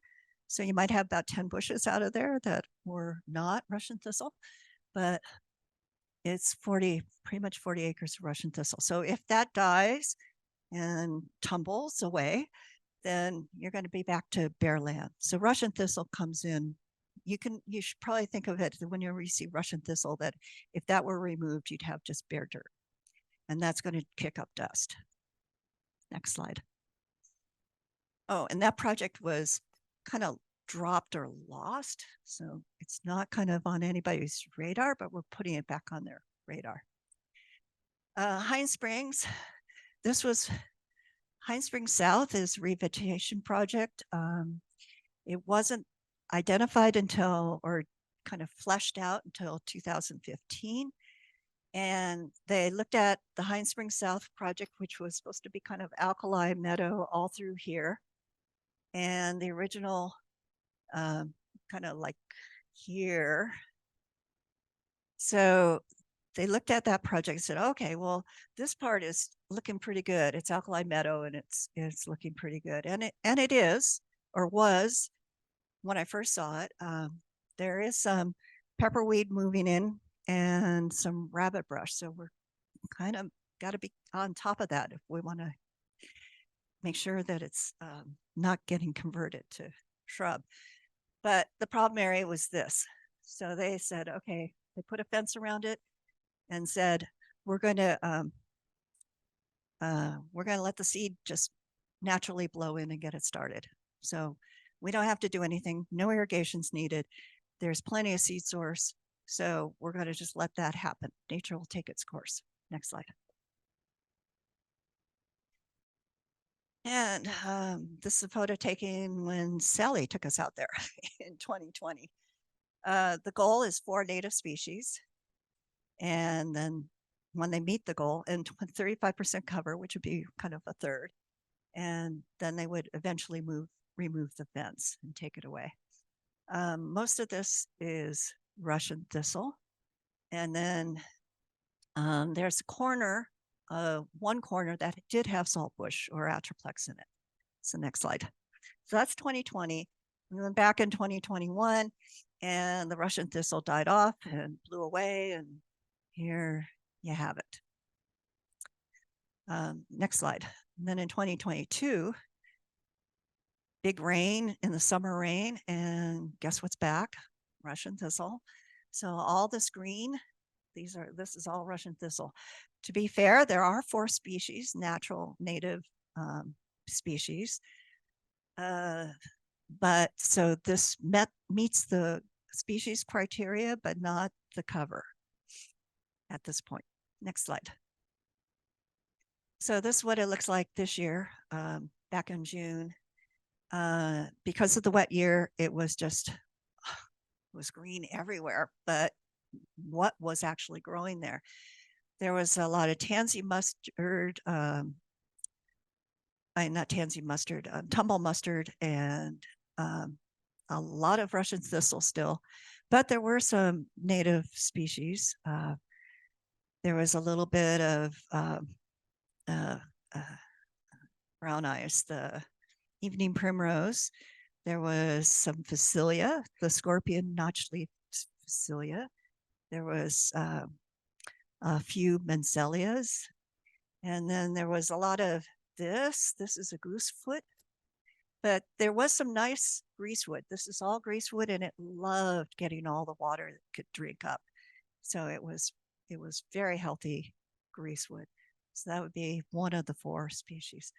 But you also had Bossia, and Bossia is, what is it, 5-hook smother weed or smother horn or something like that. And so the problem with it is when it dies, it smothers the other plants. So this is all dead. This is a little box. I think it's aeration for the pipeline. There's a pipe that goes through here for another project, and it leaks water. So when it leaks water, then there's some nice grasses that come up. But that corner over here, this corner used to have trees, and those died a long time ago. So there's nobody's putting any trees back anyway. So this is kind of a mixed bag, but if it's supposed to be alkali meadow, it's not even close. So is it supposed to be alkali meadow? Because it was kind of, it's not exactly clear, but that whole High Springs South project was originally in the EIR to be alkali meadow. And somewhere in 2015 in the annual report, they just kind of put in the plan to say, we're just only going to deal with this 9 acres, and we're going to let the nature take its course. So we'll probably be arguing over what it should be. Should it really be alkali meadow, or is this acceptable? Next slide. I only have like 2 more slides. Sealy Springs, Little Sealy Springs, that was a spring, used to produce wonderful spring. So the mitigation project was to simulate a spring. So you have a well pumping water into a big 1-acre bathtub. It was just kind of LADWP went and gouged out a big swimming pool kind of thing, and then lets the water go in. So the water comes in here, fills up the pond, and the river is just 10 feet away on the other side. So then the water just flows back into the river. So it's really a production well with a pass through of all the water that goes into the pond is just moving into the river. So that's not quite replacing the spring effect, but it does create habitat around there. I don't know. I'm not sure what the goal is, because there's nothing to define what the kind of habitat it was. It was not about producing habitat. It was just to put out water and have a pond for wildlife. And I have seen some birds there, but not many. So I'm not sure how much it serves wildlife, especially being right next to the river. Anyway, so that's what we got for replacing Sealy Springs. Next slide. So I'll end with a nice project. Calvert Slough, if you haven't been there, it's near Hines Springs. Take the road to Hines Springs and just keep on going beyond that and then north. It gets water when it seasonally, and when it does get water, it's a really nice kind of lake, and it's in the middle of nowhere, so people don't know about it, but it's lovely. I heard for the first time I heard a Sora kind of cry out on the other side of the lake, but I wouldn't swim in it because cows also just kind of hang out in it. So But it is there for wildlife, and it's nice. It's one of the nicer projects. So I'll leave it with that. One last slide is, so what do I make of the mitigation projects? Mitigation, if you can avoid it, that would be best, because mitigation really is a poor substitute for what gets lost or taken away. So these are commitments that LADWP agreed to, signed off on, and when the court released the writ. So they need to meet their commitments. We need to hold LADWP accountable for meeting its goal. It's been a long time, so it's time now for them to bring these projects into compliance. And we need to know how they will do it and when they will do it. So we're going to need a timeline. And we're going to need to keep monitoring the projects. And our enforcement tool that we're using right now is CEQA. And Nevada doesn't have a CEQA. So we're lucky that we do at least have that. Thank you. I'll start us off because I just got a question here from Seal Klinger on Zoom. Lynn, the Habitat Conservation Plan is one of the overarching documents to define how habitat for threatened and endangered species would be managed throughout the valley. And hypothetically, it would have addressed goals for some of the projects in your slides. The last draft Los Angeles produced was in 2016, but that draft suffered from serious problems and didn't adequately propose creating habitat. Have there been any updates? Yeah, so the Habitat Conservation Plan was, it was drafted to cover all of LADWP's property and all of the endangered species. And they got started on it. And then they passed over to, I guess, Fish and Wildlife Services had to add some pieces to it. And so in 2015, that's the one that I know is the latest one, and it was never really officially signed off. Fish and Wildlife Services had to do some parts, and they didn't have time, hadn't been getting to it. And I was asking in 2020, so it's just, it never was finished or signed off, so it hasn't been agreed to. Lynn, the spoke a lot about CEQA, and that's our tool. Yeah, we don't have one in Nevada, but clearly it's, I mean, yeah, boy, like, wow, we have all this paperwork that we can do to have charades, but like, paper charades are nice, but like reality is scary and deficient. And so what regulators would you go to say this entity is not complying with the CEQA approved mitigation?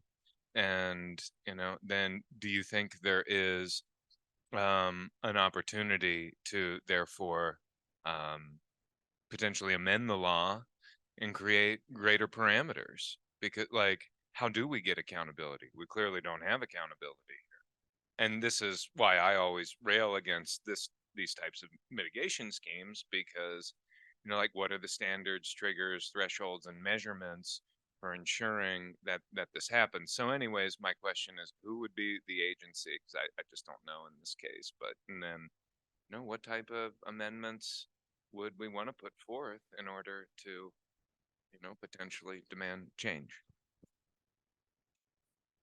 So one of my takeaways from this conference last year, from meeting Kyle and learning about his group, was that their battle cry was "Remember the Owens Valley." And I'm like, well, at least we're good for something. Maybe we're helping to save watersheds in other places in the American West, because they can point to what a disaster it turned into here. So this question is the whole focus of our group, that I introduced yesterday, that we've been meeting since last year. And there are a number of ways forward. forward. And we've talked about a lot of different things, but what we have landed on for right now is to move forward with trying to enforce these mitigations, not because that's the end game. Like what we really want to see is a reduction in the amount of extraction, hopefully down to zero. But between here and there, you know, there's a lot of daylight. So in the end, like one of my takeaways from today was, and Jolie pointed this out and Beverly too, it's just like the complete lack of accountability on the part of the Los Angeles Department of Water and Power to the communities here, especially the indigenous community, but also, unfortunately, Inyo County itself. You know, they are supposed to be a partner in enforcement for these things, and we really feel like not because they intended to, but they've really dropped the ball. So the reason that I sought funding for, and we wanted to hire a water justice organizer, was to hit this on a bunch of different, in a bunch of different ways. And the situation is not simple. So in the end, decisions are made by the commissioners of the Los Angeles Department of Water and Power. They are appointed by and answer to the mayor. Okay. But like on the ground decisions, like these things that affect the mitigation projects, how much water gets put out, when and where and in what year, there's the technical group and the standing committee and the Inyo County Water Department all play a part in those decisions, and trying to get influence over those groups and bodies is not very straightforward. And that's why we need to hire a full-time person to be focused on this full-time. It was the result. It was basically a litigation settlement. Okay. A bunch of parties sued. Okay. And there were the parties together.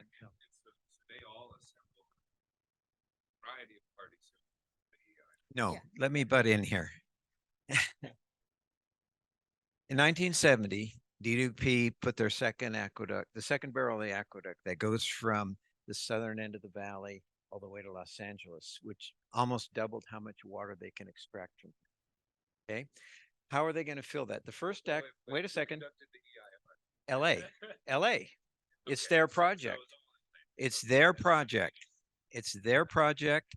And the court, Inyo County, challenged it after they realized, oh, there's this new thing, CEQA. And they sued, and somehow it quickly got to the 5th District Court of Appeal in Sacramento. And they looked at it and said the construction of the aqueduct was a project before CEQA. So Inyo County, DWP does, it's their project, so they do the CEQA on it. And the court said, yeah, but gathering water to put into the second aqueduct came under CEQA because that was after 1970. So LA's project description was water gathering to fill the second aqueduct. It's their project, and they do the EIR. They approve the EIR. There's a public process with a public review and all of that. CEQA is designed to have the courts decide.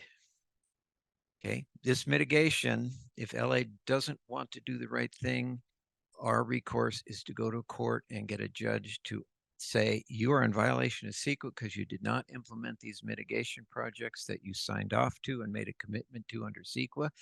And when we started this thing in 1991, it wasn't even clear to the lawyers whether they had to do the mitigation projects. They were approved, but there's been what do they call it, court precedent, or it's been established that there is an obligation to actually implement the mitigation measures. And since 1990, or around that time, they started this requirement to have mitigation monitoring and reporting plans, which should have a clear description of the project, what the goals are, and how they're going to get there, and what the schedule is to get there. And of course, 25 years later, there's a bunch of stuff that isn't completed, and it's going to take us to challenge them, discuss with them, negotiate with them to see if they will correct it and get a schedule and get it done in a reasonable amount of time, or it's up to a judge to order them to do that, or for a judge to say, oh, well, that's okay.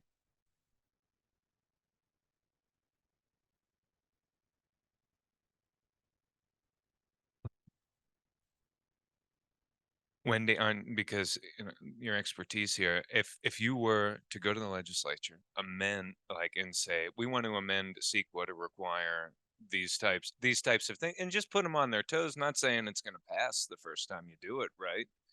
But how, would you have anyone who would carry it? How would you amend CEQA to do it? Because in this case, you have the fox guarding the hen house. I mean, I don't even, there's probably a better metaphor as it relates to an entity that's writing their own thing that they're going to review and pass. It's sick and twisted.